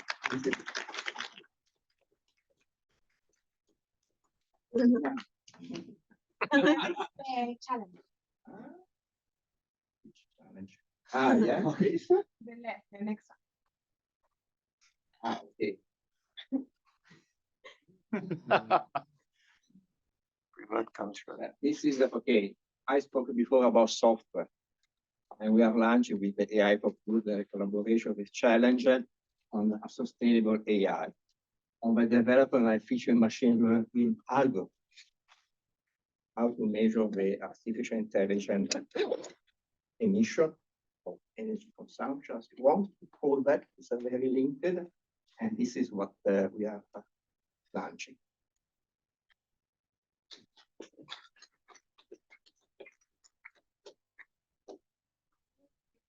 For some questions. Yes. So anybody? Marks?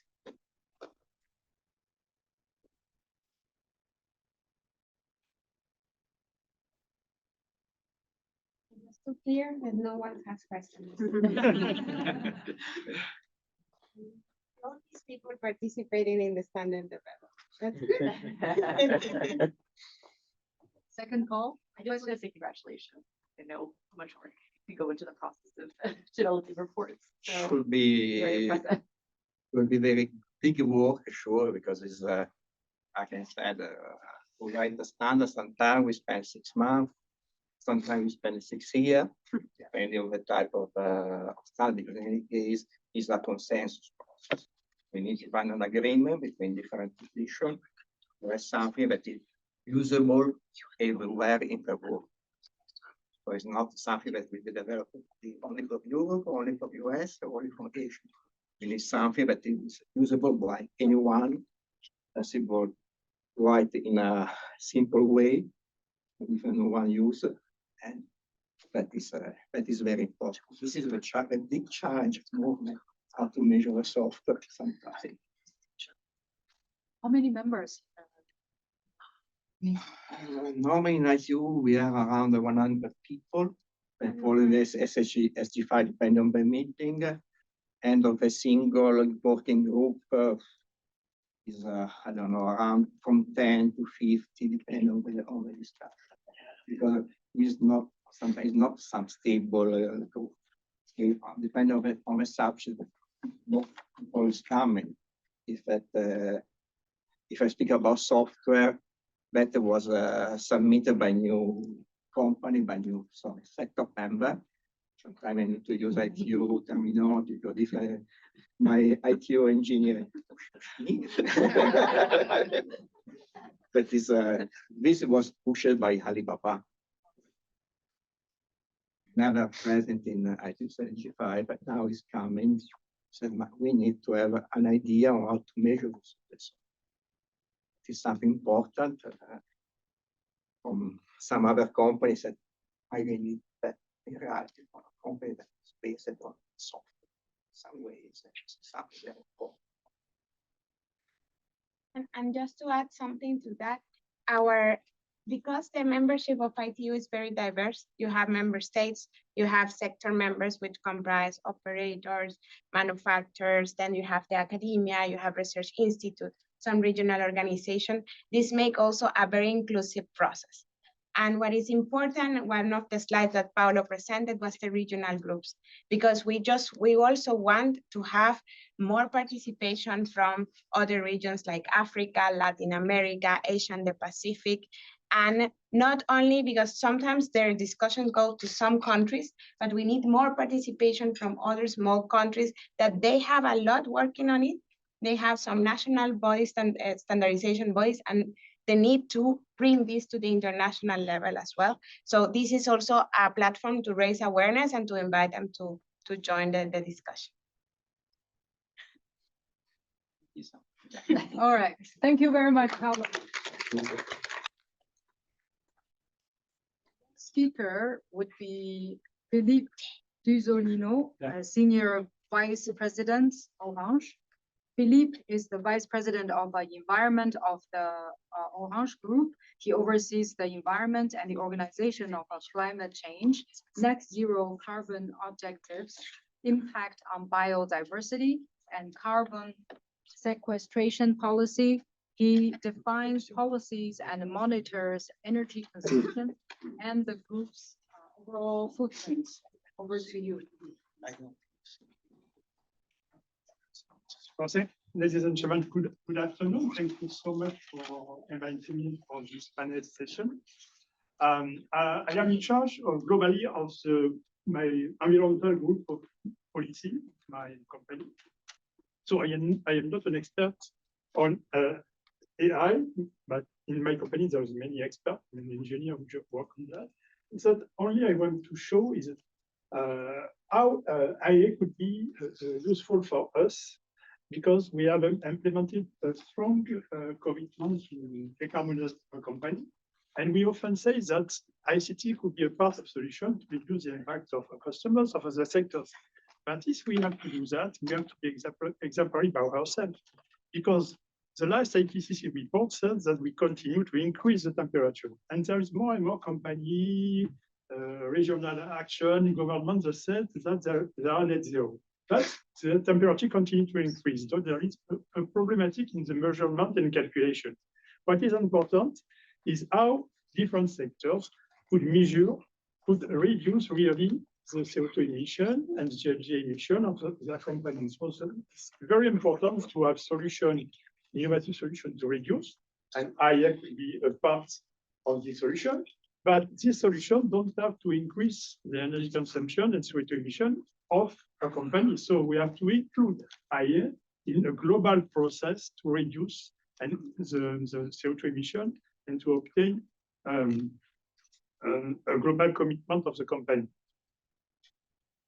And it's the reason why we fully support the Digital Green Action Plan launched by ITU at the COP28, because if we want to be successful to obtain net zero for ICT sectors, we have to have a global ecosystem.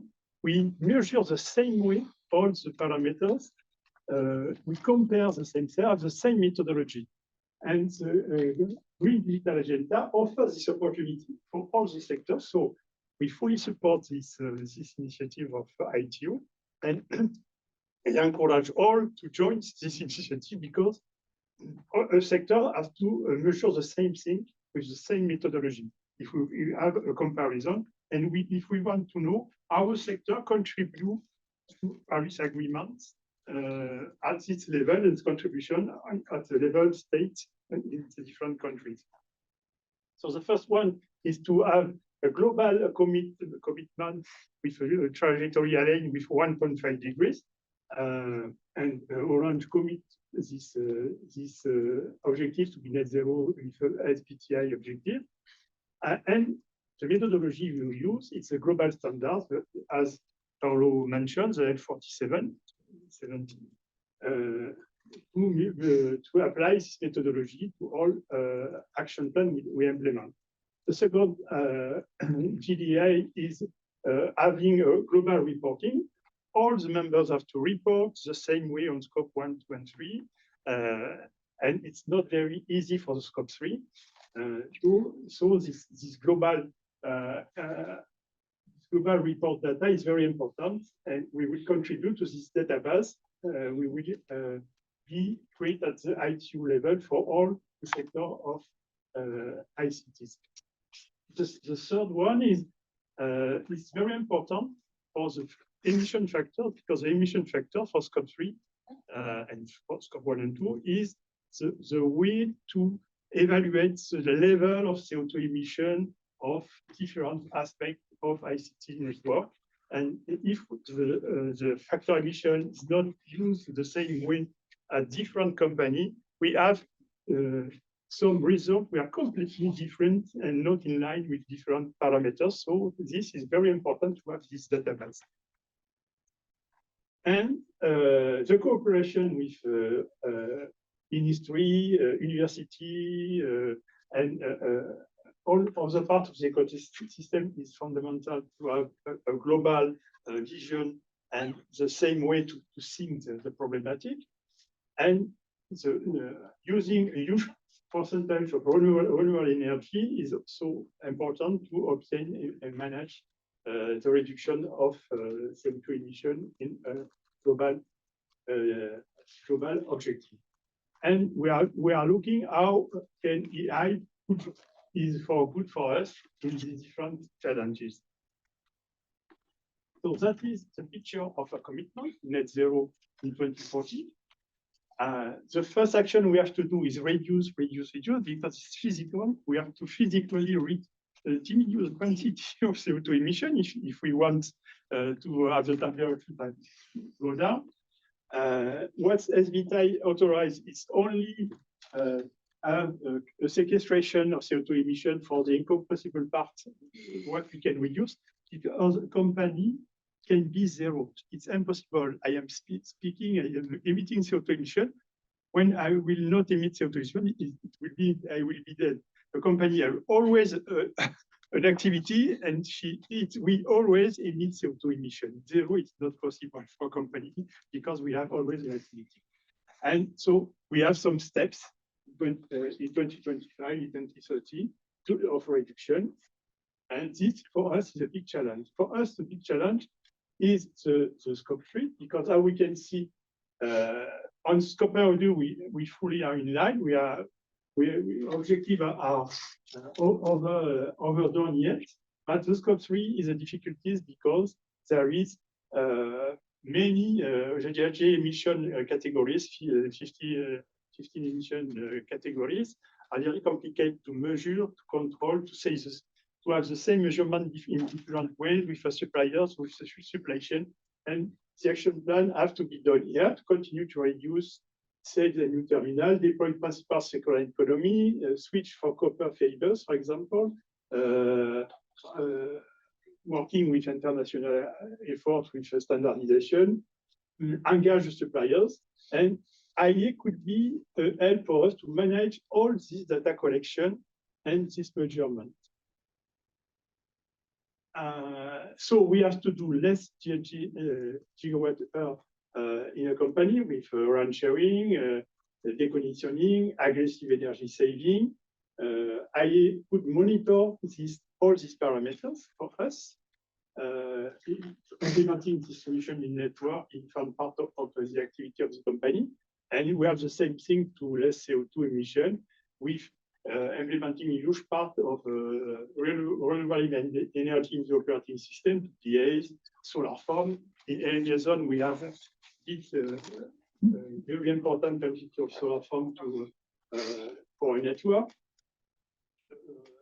And we have a part in the facility to reduce the part of electricity mixed in the different countries where we operate, because we build energy, renewable energy. So the different parts of the purchasing policy and supply chain is less purchase volume. If we want to forecast the diminution of CO2 emission in the supply chain, we have to buy less equipment. So it's a change of the business model.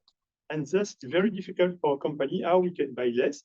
For the car factory with electric vehicle, it's the case. They sell less vehicle, but they are more expensive to buy, and they reduce the emission CO2 of the transportation. Less CO2 and decarbonization of the system, and support customers to reduce their CO2, their energy consumption, the CO2 emission.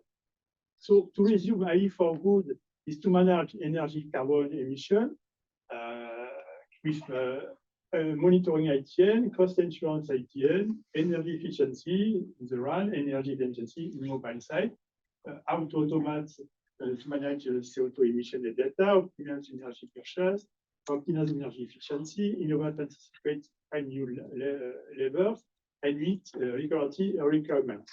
So it could help us with scope 3, for example, for reliability in the collection of data. Dispersion of data source, it's a challenge for us with the quantity of the data, and IA could give us the facility to manage this quantity of data and to give us the opportunity to secure the exchange and to be ensured that the maintenance of the system are reality. So Orange need to manage scope 3 is the most important challenge for us, be net zero. So AI could help us to manage data collection, as I said, reliability and accuracy, could help update the database of emission factor versus suppliers and FCAs, be used to monitor action plan and prioritize them in order of importance, detect calculation errors that we can see without it, manage energy consumption in network building and fleets, for example, car sharing, and detect error and inconsistencies calculation in the supply chain and request corrective action for suppliers, and could help and enable other sectors via our customers to reduce their carbon footprint and optimize action plan. All are the actions that we will implement in the calculation of net zero COVID. There is a negative effect that we have to monitor, c'est the rebound effect. So to reduce the rebound effect, we have to include it in the global action plan to reach European net zero program. And the loss of meaning with that human intervention, we have to take care that it's necessary to put in place safeguard to alert deviation, not let AI to drive the human, but the human use the AI for its own utility. And thank you for your attention. Only the last point is on the 10% incompressible, we will implement carbon sinks to sequestration. We have a huge program to sequestration implemented in different parts of the planet. IA could manage carbon credit collection to measure and to accounting the reality of the sequestration and to be sure that we announce is really sequestration of CO2. Thank you so much.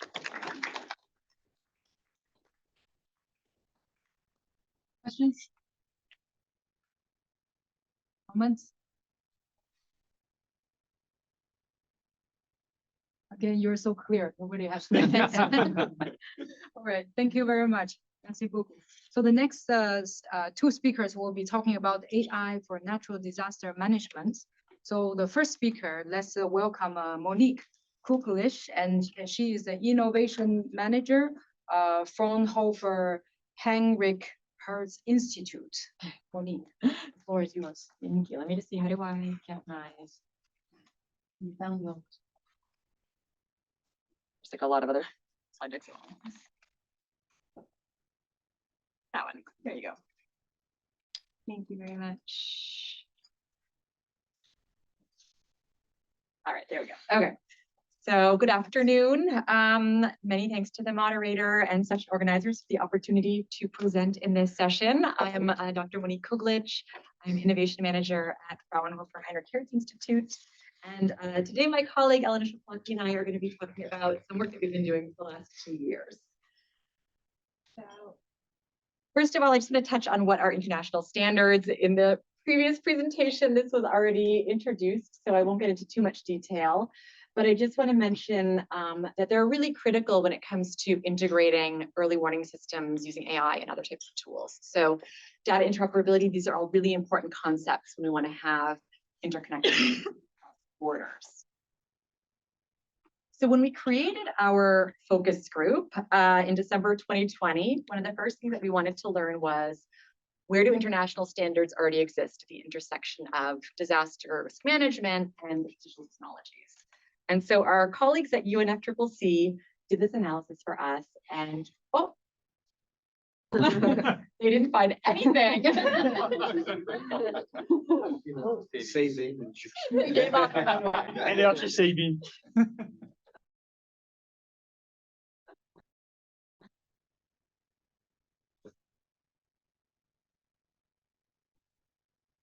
Okay, do it again. So we saw really early on that the existing standards did not cover that much in the space of digital technologies, or digital twins, big data, or AI/ML. And there was also not so much happening in the preparedness, prevention, mitigation phases of the disaster management cycle. So we saw that there were some gaps that could be addressed. We then also looked at what was happening in research, and we ended up doing a much longer lit review, but the preliminary results showed us, as many of us in this room know from firsthand research, that AI is just occurring more and more often in conjunction with natural hazards in the academic literature. So there's a clear interest in applying AI/ML methods for disaster management topics. And as a sort of side tidbit of information, we also found that it most often occurred in the context of flood or earthquakes. So we wanted to bridge this gap. So December 2020, we created a focus group, which fell under the mandate of study group 2. So a sister or brother study group is study group 5. And right off the bat, we wanted to partner with WMO and UNEP to bring in their domain expertise, to bring in the Met services and their communities. And it was our vision to create a really big community of experts from different sectors, different backgrounds, as well as stakeholders, and to systematically evaluate how AI is being used in the context of disasters, to identify challenges and opportunities, and then to distill this information into best practices. And then hand in hand with those developing best practices, we wanted to do capacity sharing activities, because we really wanted to make sure that those technical reports, some of which are daunting, they're like 200 pages, were accessible to those who might actually benefit from them. So this is the result of 3 years of work. We have our standards roadmap, which I mentioned was produced by UNFCCC. We have our glossary, which was actually produced under the leadership of Elena, who's going to be presenting right after me. This glossary was a lot of work, but we managed to narrow it down to 550 terms of relevance. So we were really trying to narrow the scope. We have a tool, a large language model called Retriever, that's been trained on 1.5 million archive papers and can be used to visualize the content. The crux of our work, however, was these 3 technical reports. One looking at best practices on everything related to data, from data curation, annotation, bias, all of those topics. It was created under the leadership of NASA. We have experts from JPL and Goddard who worked on that with a whole group. We have a working group on modeling, which is led by experts from Fraunhofer, from ECMWF, and from the European Commission's Joint Research Center. It looks at everything from different kinds of algorithms to training methods, evaluation, explainability, all of those really important topics. And then the third working group looks at how you take those algorithms and actually benefit from them. How do you integrate them into a forecast system, hazard map, a decision support system, an early warning system? And what is the added value? So we looked at things like human-centered design of AI-based systems. How do we engage with the end user at the very beginning of the development? It looked at fail-safes. And I want to emphasize that these reports were based on 27 use cases that were carefully curated. We received hundreds of proposals, and we selected 27 that we analyzed through a deep dive. We looked at them in really great detail and combined that with the lit review. So these reports are all available on our homepage. Please have a look, and if you have any questions, ask. We're happy to answer it. I also want to mention that we've had 12 workshops and webinars. Our workshops have been either online or hybrid. They've averaged 460 participants at a time. So these, I don't know where these people come from. They just show up and they're interested in what we're doing and they contribute. So we're great, very excited. And Yifang, who presented in the previous session, actually helped organize our webinar on wildfires. We've had 2 hackathons, 1 hands-on training session, and for those of us who have an academic heart for academics, we were really excited to have 4 peer-reviewed papers, 2 in the Nature journals family, come out. So we've been really busy, but we're not done yet. We think that there's a lot more work that needs to be done. 27 use cases certainly does not cover the spectrum of hazards or ways that AI can be used. So you're some of the first to know this, but at 12:30 today, the Secretary General of the ITU announced the transition of our focus group into a global initiative. So we are continuing to build on what we've accomplished in the focus group, and we're going to add new AI applications, new use cases. We are going to update our technical reports. We are going to do deep dives on those topics that are really important for our work. We're going to work on an AI readiness framework. We are going to do proof of concept studies. And we're going to be doing more capacity sharing work to make sure that all the work that we do actually makes an impact. And the very first proof of concept study is named Medusa. And I'm going to ask if Dr. Shoplaki could take over and tell us about that.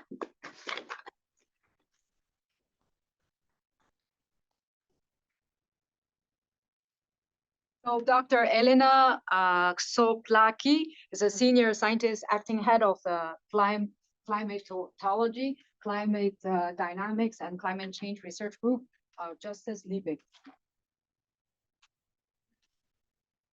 Yes, thank you very much. So the Medusa, actually the work that came after the focus group, we wanted to test and apply the standards that we have put together. And we partners, members of the focus group and leading scientists, we were really happy and lucky to put together a successful proposal in a highly competitive call, European call. So actually we have our Horizon Europe project that is looking on it's aiming at preparing a Mediterranean and pan-European forecast and early warning system against natural hazards. So the Medusa is this Horizon project, is a collaborative project, and it's aiming at developing a scalable early warning system for the whole area, Europe, Mediterranean, and Africa. Medusa is utilizing the latest outputs from artificial intelligence, and the aim is to introduce actually a decision support dissemination system for risk and vulnerability assessment. The system, which is actually where the innovation is coming, is actually enhancing already existing successful tools in these areas that we're working on, and it's aiming to lead to this fully integrated multi-hazard platform. So Medusa is addressing also the entire value chain of early warnings, providing tailored warnings for all responders, actually starting from higher in the governments, in the ministries, going to planners, and also the very end to first responders. So the vision is to bring these novel solutions and actually to ensure timely, precise, and actionable natural hazard and extreme weather event impact and finance forecasting, and to deliver actually an early warning system that is supporting the rapid deployment of first responders. These are actually our first aim focus groups, our target group, first responders, and mainly in vulnerable areas. It is a sophisticated and comprehensive approach. It's a solution actually that is covering the broader area. Yeah. Okay. I think that's something really quick. Just jump forward enough. No. It is a TV. It's this. You need to remote, the other one, I would, this one maybe, yeah. Okay. Yeah. Yes. Yeah, I mean, I didn't try any of these buttons. So actually, yeah, what I was saying is that it is building, it's an innovative solution, which is building on existing well-functioning tools. So, for example, for Europe, we are based on Meteoalarm, actually the tool of UMetNet of the Association of Meteorological Services in the Greater Europe. We are taking into consideration, we're working also with the CMUS, which is actually the WMO Southeastern Europe system, and the aim is to bridge also with AMUS, so actually the African multi-hazard early warning system.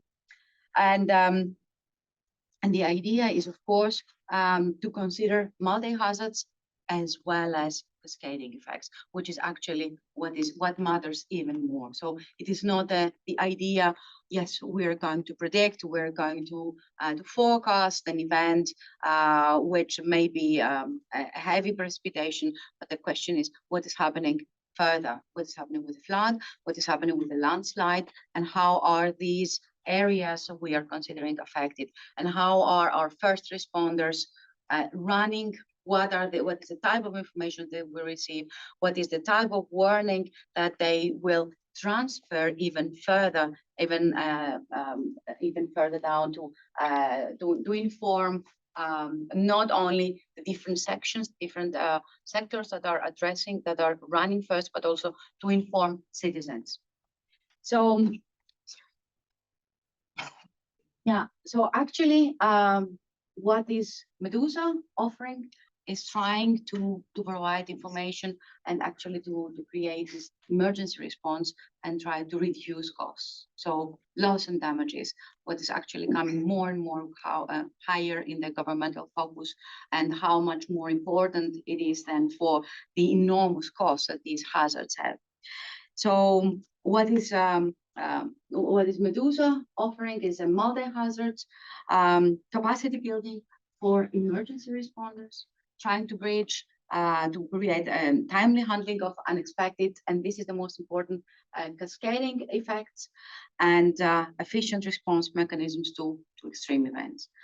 The project is fully addressing the early warning cycle, from data to models to public safety, and that to enhance resilience and reduce the increasing traumatic impacts of extreme weather events, of natural hazards, and actually disasters. And then that, as you can see, where we are aiming at, we are looking on a highly densely populated area, and among those areas there are several very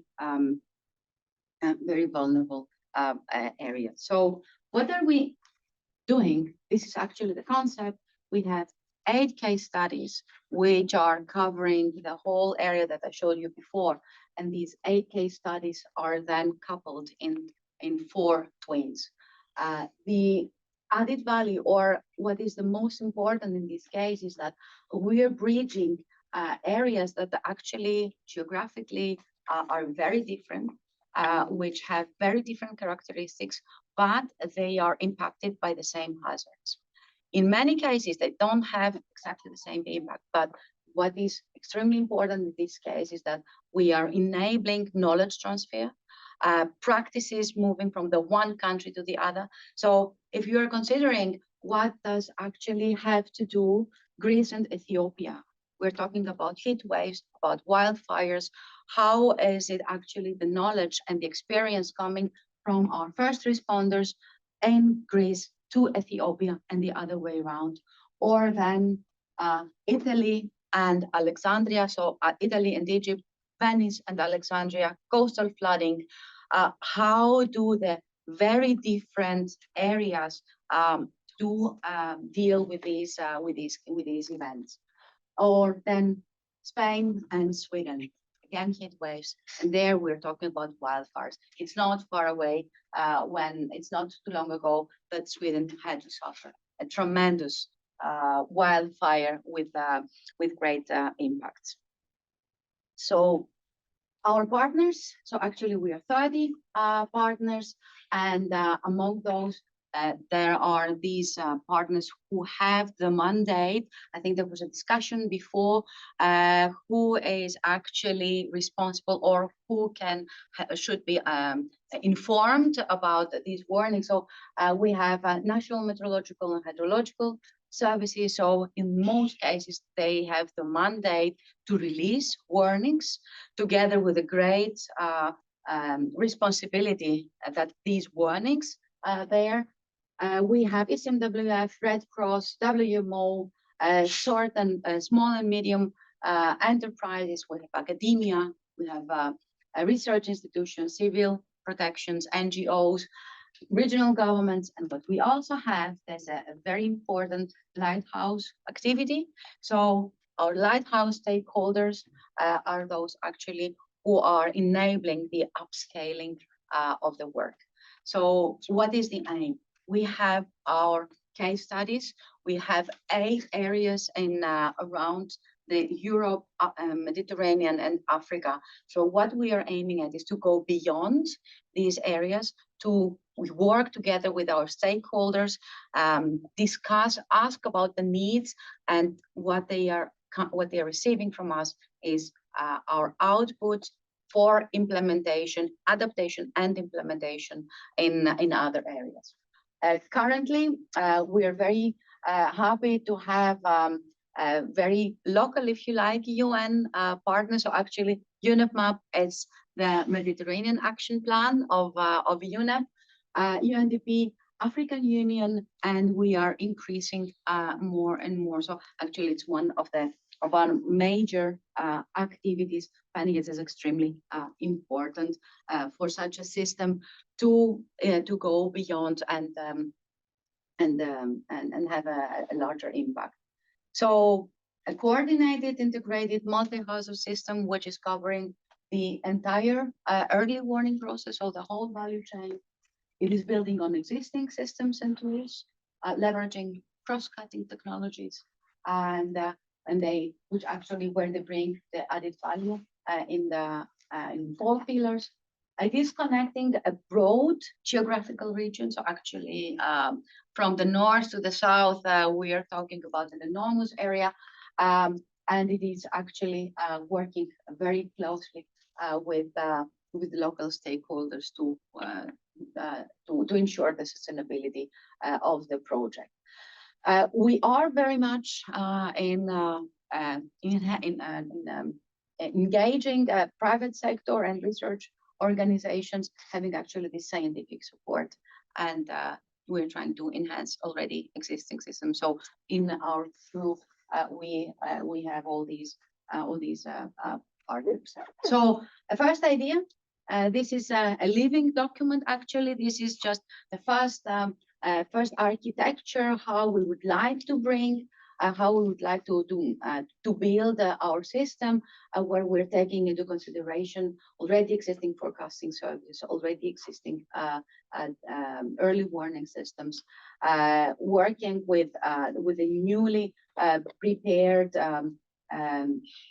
modules, considering also risk transfer and financial aspects. We have heard before about data. So data in our case, we don't look only on near real time, we don't look only on short term, we go well beyond. So actually seasonal forecast is also one of the parts that we are looking, so in the next 1 to 6 months. And then our warning, our project is also doing a little bit more from organizing activities or organizing events at the EGU, for example. In February, together with a focus group, we visited NASA, and it was an amazing experience. So it was not only for, we saw that actually on the other side of the Atlantic, there's exactly the same idea, the same needs, and they do exactly the same research. And of course, there the question was, okay, how are you dealing with these cascading effects? So yeah, that would be one common question that is actually bridging focus group or global initiative, if I may now, with our work. And with that, I would like to thank you so much. So we have a couple of minutes, after 1 minute. Do we have any questions for these two ladies? A quick question, please, on risk transfer. What do you mean by risk transfer? Oh, risk transfer. What we're trying to do there is mainly on finance, trying to see how it's actually how these hazards are then translated into financial risk. Thank you. Thank you very much. You're very welcome. All right. Thank you again, Monique and Elena. The next presentation will be given by Nicola Piovesan, who is the senior researcher at Huawei, and he will be speaking about the launch of a green telecom competition on smart energy supplies everywhere.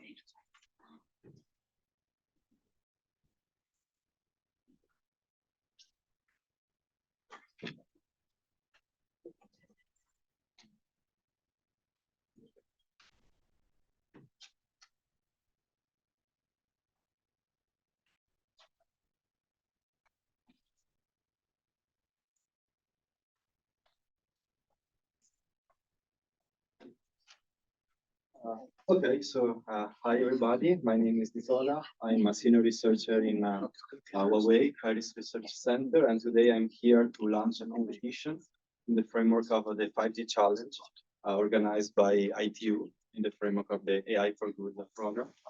And this challenge is about smart energy supply scheduling. So to give you a bit of context, there is a reason why we are looking into this. And the reason is that the ICT industry is responsible nowadays of around 3% of the carbon emissions in the world. And at the same time, it consumes around 3% of the energy that is generated in the world. We are currently pushing to a transformation of the industry to be greener and greener for at least two reasons. The first is mostly monetary. There is an increase of prices of energy, as in the presentation from Orange, in which when I said talk about energy, I mean electricity, 38% increase, but also diesel. And in many countries, especially in emerging markets, there is no access to the traditional grid, as I will mention in the next slides. And diesel generators are there. And of course, they emit carbon more than other sources. Also, we have another reason to look into this, and the reason is that as for the Paris Agreement, we need to reduce carbon emission to 25 billion tons by 2030, as in the presentation by Paolo a few minutes ago. And we are developing this set of challenges. Last year we had one. Again, it was focusing on the machine learning applied to the mobile network. And there we asked our participants to develop machine learning models that are able to estimate the energy consumption of a mobile network. You need to see that in a real network, it's very complicated setup. There are different hardware that consume, this hardware consume energy according to different parameters that you can use to configure this hardware. So it's a very challenging task. And we had a great success. We had more than 700 people participating, more than 7,000 submissions, 224 final solutions were developed and submitted for the competition. Participants were from many countries, more than 80 all around the world. And the best solution was presented at COP28, that was in Dubai last year. And what is also not written in this slide, but I found very interesting, is that the platform that we use to run this competition, which is Zindi, estimated that around 3 hours in average were spent for every submissions, which means that a total of 2.5 years were spent into solving this kind of problem, which is a huge amount of time. It's like having a researcher spending 2 years and a half on this topic. This year, we are moving a bit from the modeling of the consumed power. We are looking into the types of sources that are used to power the mobile networks. And in particular, because if we look at the sources that are used today in average in the world to power the mobile network, we see that the vast majority, more than 70%, comes from the traditional grid. So it's not renewable energy, CO2 emissions. Then we have a 6% that comes from diesel generators and a 21% that comes from renewables. And of course, we would like to have a larger share of renewable energy sources. And as I was mentioning before, when we are in countries in which the grid is not available or it is unstable, you may have electricity only during a limited amount of time during the day, you need to have diesel generators there. So traditional grid plus diesel generators. But we are also moving to a new concept that is moving from the traditional grid, from the traditional side, diesel plus electricity grid, to a new, what we call the green side. And the green side also comprises, as you can see, a solar panel. It has also more characteristic. The hardware is simplified, which means that you can do the same job, but with much less consumption because this hardware is more efficient. We also have batteries that can store energy, for example, in the surplus hours. You may have hours in which you require less energy than the one that is generated by this solar panel. Also, we have renewable energy sources, in particular solar panels, and also we have intelligence. Because when we have multiple sources to use to power the network, we need to be smart and decide which is the best source of energy to use in a given moment of the day. And the challenge, in fact, for this year is exactly on this task. We are asking participants to design strategies to power the mobile network, this green side. And I will go through these step by step. The first thing they need to look into is configuration parameters from the networks, from the green side, together with weather conditions. So is it a cloudy day? Is it a sunny day? Are we in winter? Are we in the summer? Well, all this information needs to be used to model, hopefully through machine learning, the amount of energy that can be generated by these sites. This will be one of the input of our strategy with other inputs, in particular the traditional electricity grid parameters. So how much energy can be delivered by the grid during which hour of the day. Also parameters about the batteries, how much is the capacity of these batteries, which is the state of charge, for instance, and also information about the diesel generator, how much energy can be drained from there. All of these, solar, traditional, batteries, and diesel, goes through a strategy. And the strategy needs to be created in a machine learning approach. And in particular, it must be a smart strategy, which means that we need to minimize energy cost. We need to minimize carbon emission, but also we need to be careful because we don't want aggressive strategies that bring us to a scenario in which there is not energy source available. So we need to shut down the site. I guess this is something that operators don't want to do. So strategies must be in some way conservative, but smart. And this is a timeline of the competition. We will start in June. We will also have a more technical webinar hosted by ITU.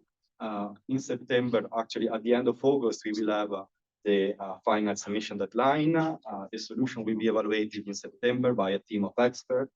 And in November, we will have the final ranking, and the best solution will be presented at the COP 29 in Azerbaijan.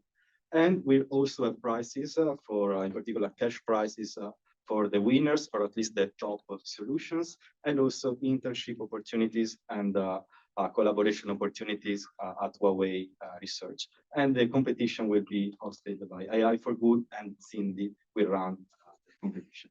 So that's all, and thank you for your attention.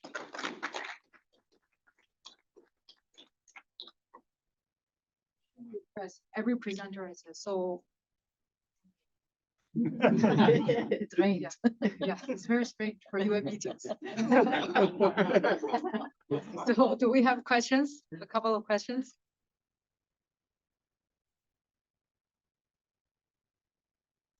No? Okay, we gained 1 more minute.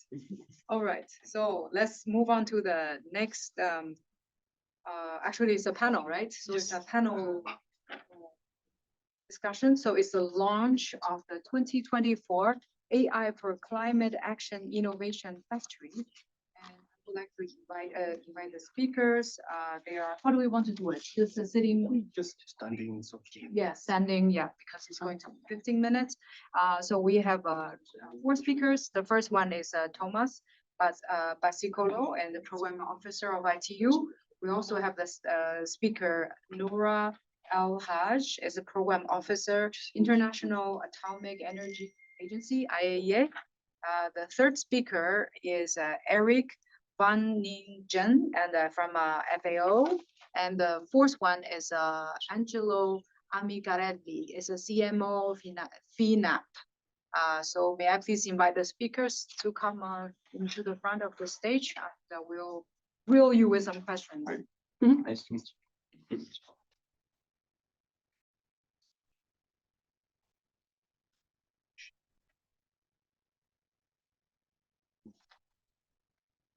All right, so if you're ready, and may I please invite each one of you to speak for 1 minute to introduce your organization. So I'm Noura Al-Haj. I'm from the International Atomic Energy Agency. We are the Nuclear Center for Cooperation in the Nuclear Field. So the global center for cooperation in the nuclear field. And actually what is very interesting for me always when I attend such events, but also others that are not related directly to nuclear, the most surprising reaction comes from people that say, what is the IAEA possibly doing in this area? Because how are you related to climate change? Because they think of nuclear safety and security or safeguards, Ukraine, negotiations with Iran, but actually we are very strong on the peaceful applications of nuclear science and technology. That is integral for many of the activities undertaken in the developmental arena. We address through radiation techniques, challenges in health, but also address challenges in environment, industrial applications, and water resource management. So this is pretty much what we do in a nutshell. Yeah. Thank you, Noura. Will be the second. Okay, so I think I've already introduced myself. I'm Thomas. I'm working in ITU, also working in the AI for Good team. Mostly we are organizing different types of competitions, hackathons, trying to build capacity in the machine learning AI space. But also we have a program called Innovation Factory, which is helping to uncover startups that have ideas, especially in the AI space, but that needs, I would say, mentoring, or just to bring them to light to showcase to the world that, hey, we have good startups here doing interesting work that has impact, because AI for Good would like to have AI that has impact, especially in the SDG space. So last year we organized the AI for Climate Action Innovation Factory, and I would say it was a success. I'm not sure, but we'll hear from what other colleagues have to say. And from that, we are building upon that experience to continue the work of showcasing the work from innovators, from startups, and connecting them with mentors. Hopefully, they can also maybe join some funding space for their startups. So, thank you. Thank you, Thomas. My name is Eric Vlinger. I work for a food and agriculture organization. We have our headquarters in Rome. We have country offices in almost all developing countries. So we are one of the largest UN organizations. And we changed our terminology a bit. We often talk about now agri-food systems instead of food and agriculture. So agri-food systems are responsible for more than 30% of greenhouse gas emissions. So it's an important player there. And we believe it's also one of the solutions to and that's why I'm happy that I work on AI in the Office of Innovation in Food and Agriculture. And I believe that we are happy with this initiative to link artificial intelligence with climate. And we have to, Thanks a lot. I'm Angelo Micarelli. I'm a co-founder of FINAP. It has nothing to do with financial application. It's applied nuclear physics in Italian language. So we participate to the 2023 edition, and we were able to win. So thanks a lot, and we are here to. Now, I would like to invite all the speakers to respond to some questions, if that's okay. So the first question will go to Thomas. Could you please briefly introduce the AI for Climate Action Innovation Factory, as probably you already mentioned a little bit, and its significance within the broader efforts to combat climate change led by the UN? So as we already know that climate is a big problem, and at COP28 in Dubai, I think we can see a shift towards technology, digital systems, especially AI. There was a launch of the AI Grand Challenges by the COP presidency. And this shifts now, we are seeing that we have an opportunity because in the Air for Good space with the Innovation Factory, as already mentioned out, I pointed out already that we are trying to showcase work from innovators, from startups. So we believe that there's quite a lot of work that has to be done, and the startups plays a significant role in this space. Unfortunately, most of the startups are from developing countries because they have resources, but we believe that through this type of activities, we can also showcase innovators from developing countries. So, of course, Angelo is from Italy, but I think in COP28, we had also some of startups from, for example, in Africa, we had 2 startups from there. So it shows that we can have this, I would say, capacity or capability to showcase startups, innovations that otherwise people could not see or could not know about. Thank you. So the next question will be for Nora. Last year, we had the first ever innovation factory on climate change, which was very unique.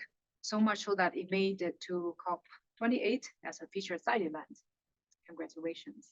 Could you tell us a little bit more about how this came about and your experiences?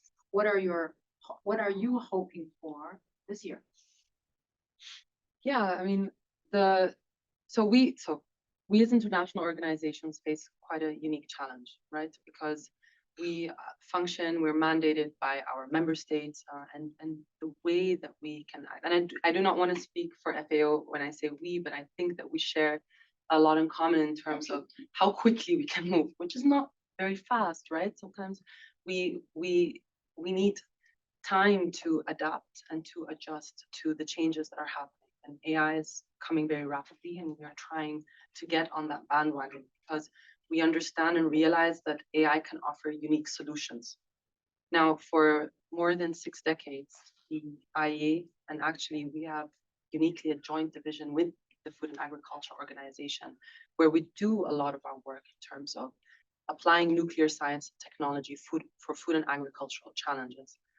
And now, in the area of climate change, where we really play a role is in the adaptation arena, because climate change is here. It's already happening. There are changes that we're seeing to the soil. There are changes that we're seeing to the water. There's changes that we're seeing to the crop.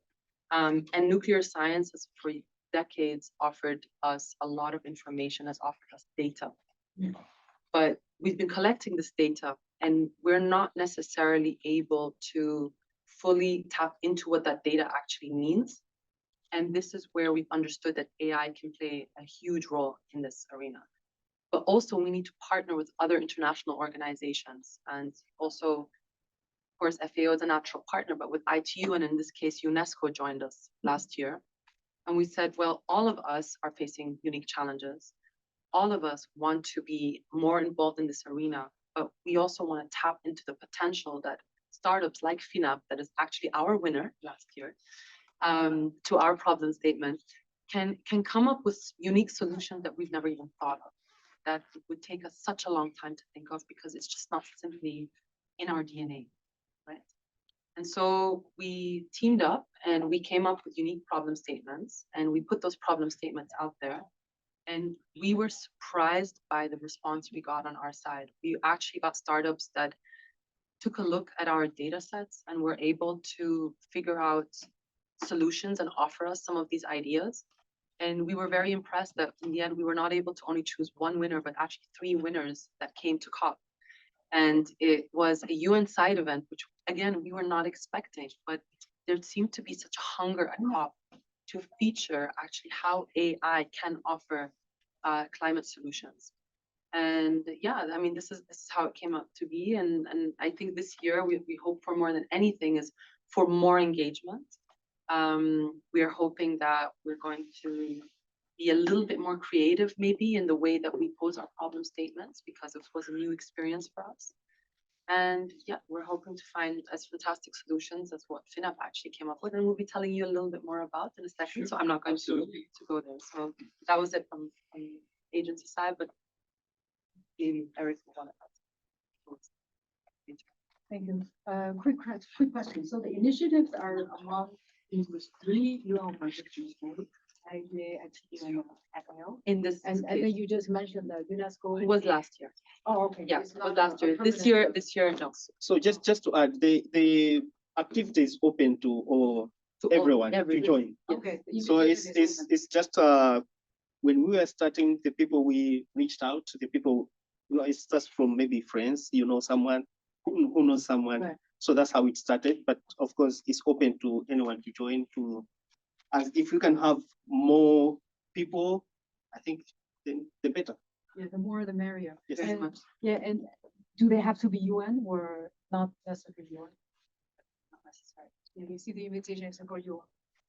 Okay. So the next question will go to Eric.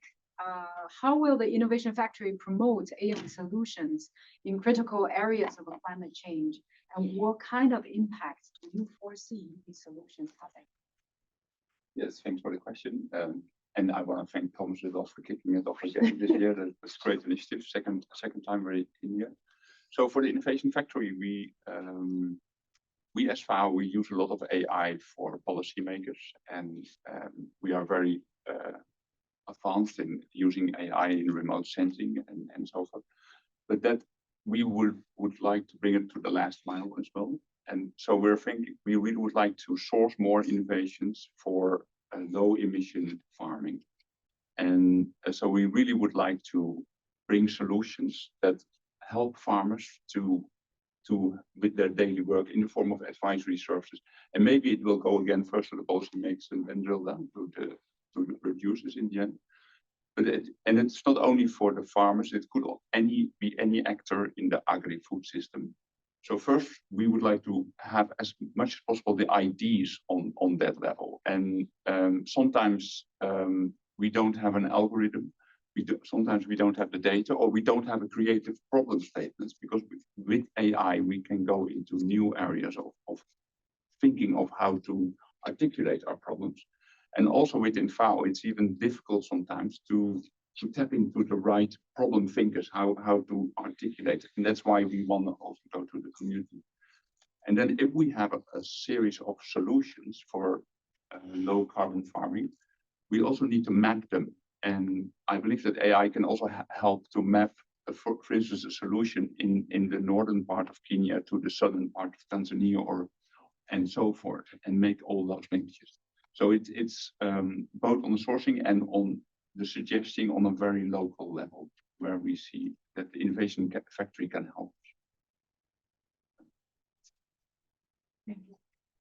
All right, so the last question, well, not at last, actually, then another one more question. So Angelo, I have so first of all, congratulations for winning the competition last year. So what is your, what's your experience participating in the 2023 edition of the Climate Change Innovation Factory? Yeah, so just a little bit of introduction. That FinUp would be seen as a bridge between the hardware, the like old technology that comes from nuclear physics and artificial intelligence, because we apply cosmic ray neutron sensing technology. That is something that was really well known in just a really small niche of people worldwide, but nobody used because the hardware was too huge, too expensive, too difficult to manage. So we have put a lot of innovation in the hardware capable to read this cosmic radiation. And then we are able to measure the water content, for instance, in the soil. And starting from this knowledge that comes from nuclear physics and not from AI, we put AI on top of it to make prediction of what could be happen in the next future. So we apply this in agriculture to make a better irrigation strategy. And we apply it in environmental monitoring to have a better early warning for landslide, floods, and wildfire that are all connected to the soil moisture somehow. And that's basically what we do. Our experience was really great, and is still great, because there is many times the risk that a startup like ours is too much focused on technology instead of listening to people's needs. And so this gives us the chance to talk with people all around the world, to face also with other startups that have other great innovation to present. And putting all together, we are more focused on finding a real solution for a real life problem and not just be fall in love with technology. That's our experience. Just an addition. So today we have a Innovation Factory Grand Finale at 6:30 p.m. and FinUp is also competing. So good luck.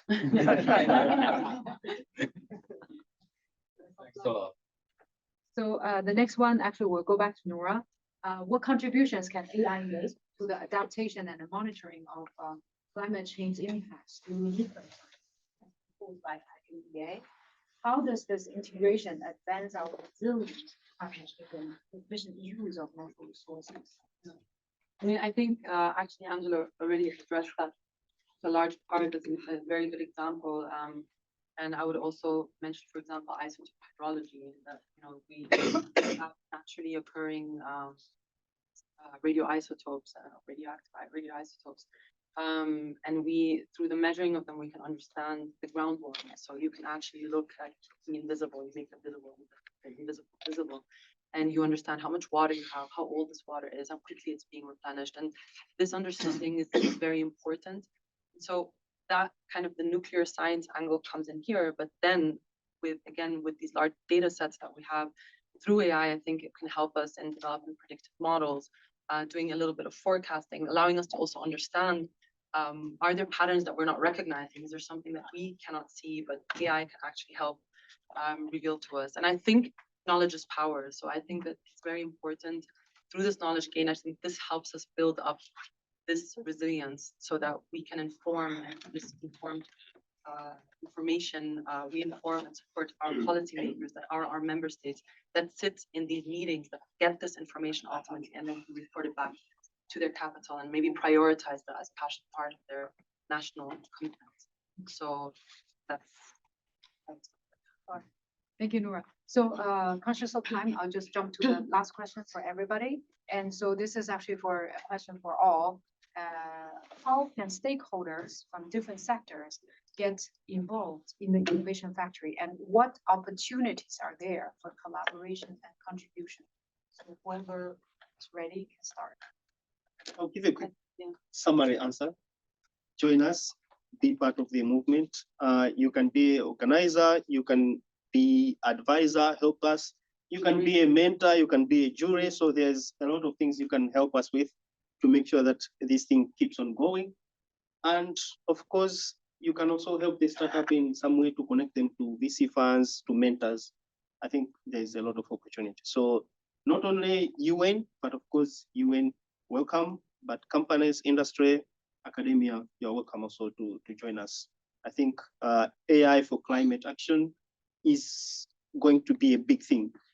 I think past 4 years, there was not so much mention, but even in UNFCCC, the tech for UNFCCC, they designated AI as one of the topic that they are going to focus on from last year.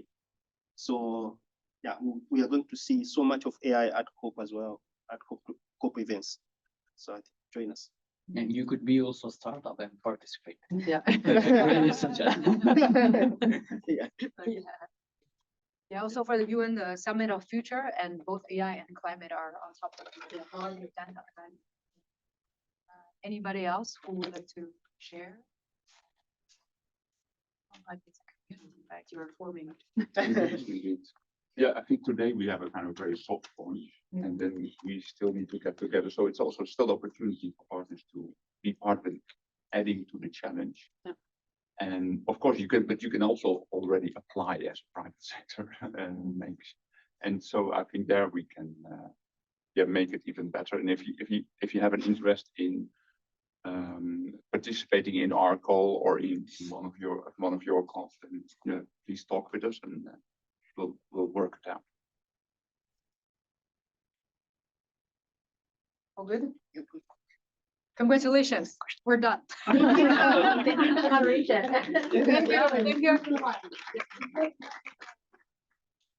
was one question.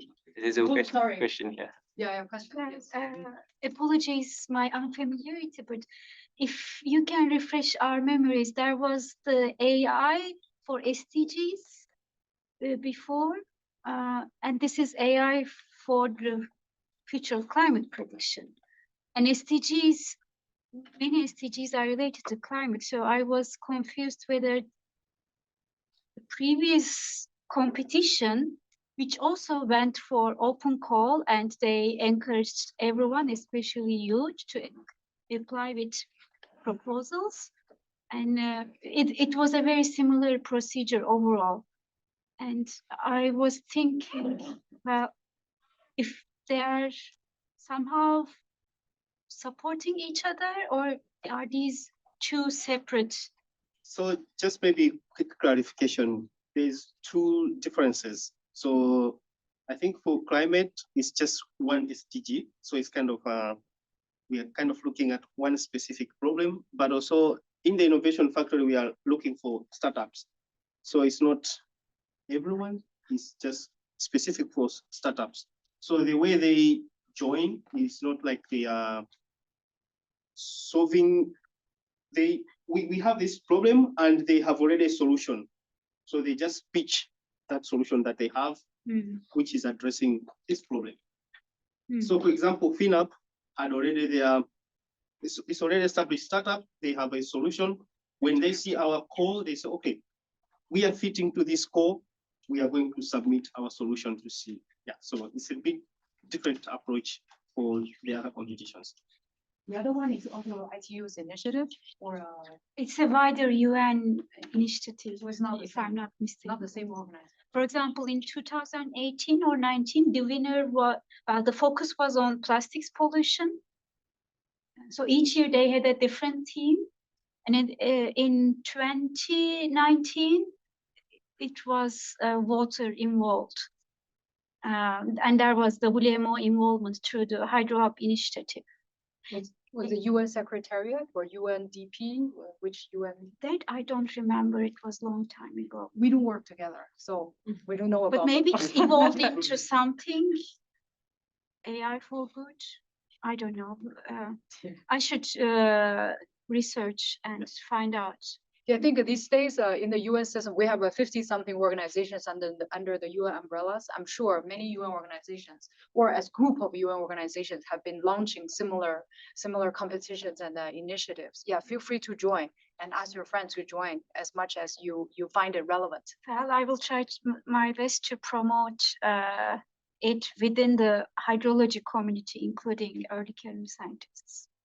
Okay. All right. Thank you very much, everyone. Enjoy your evening. Tomorrow,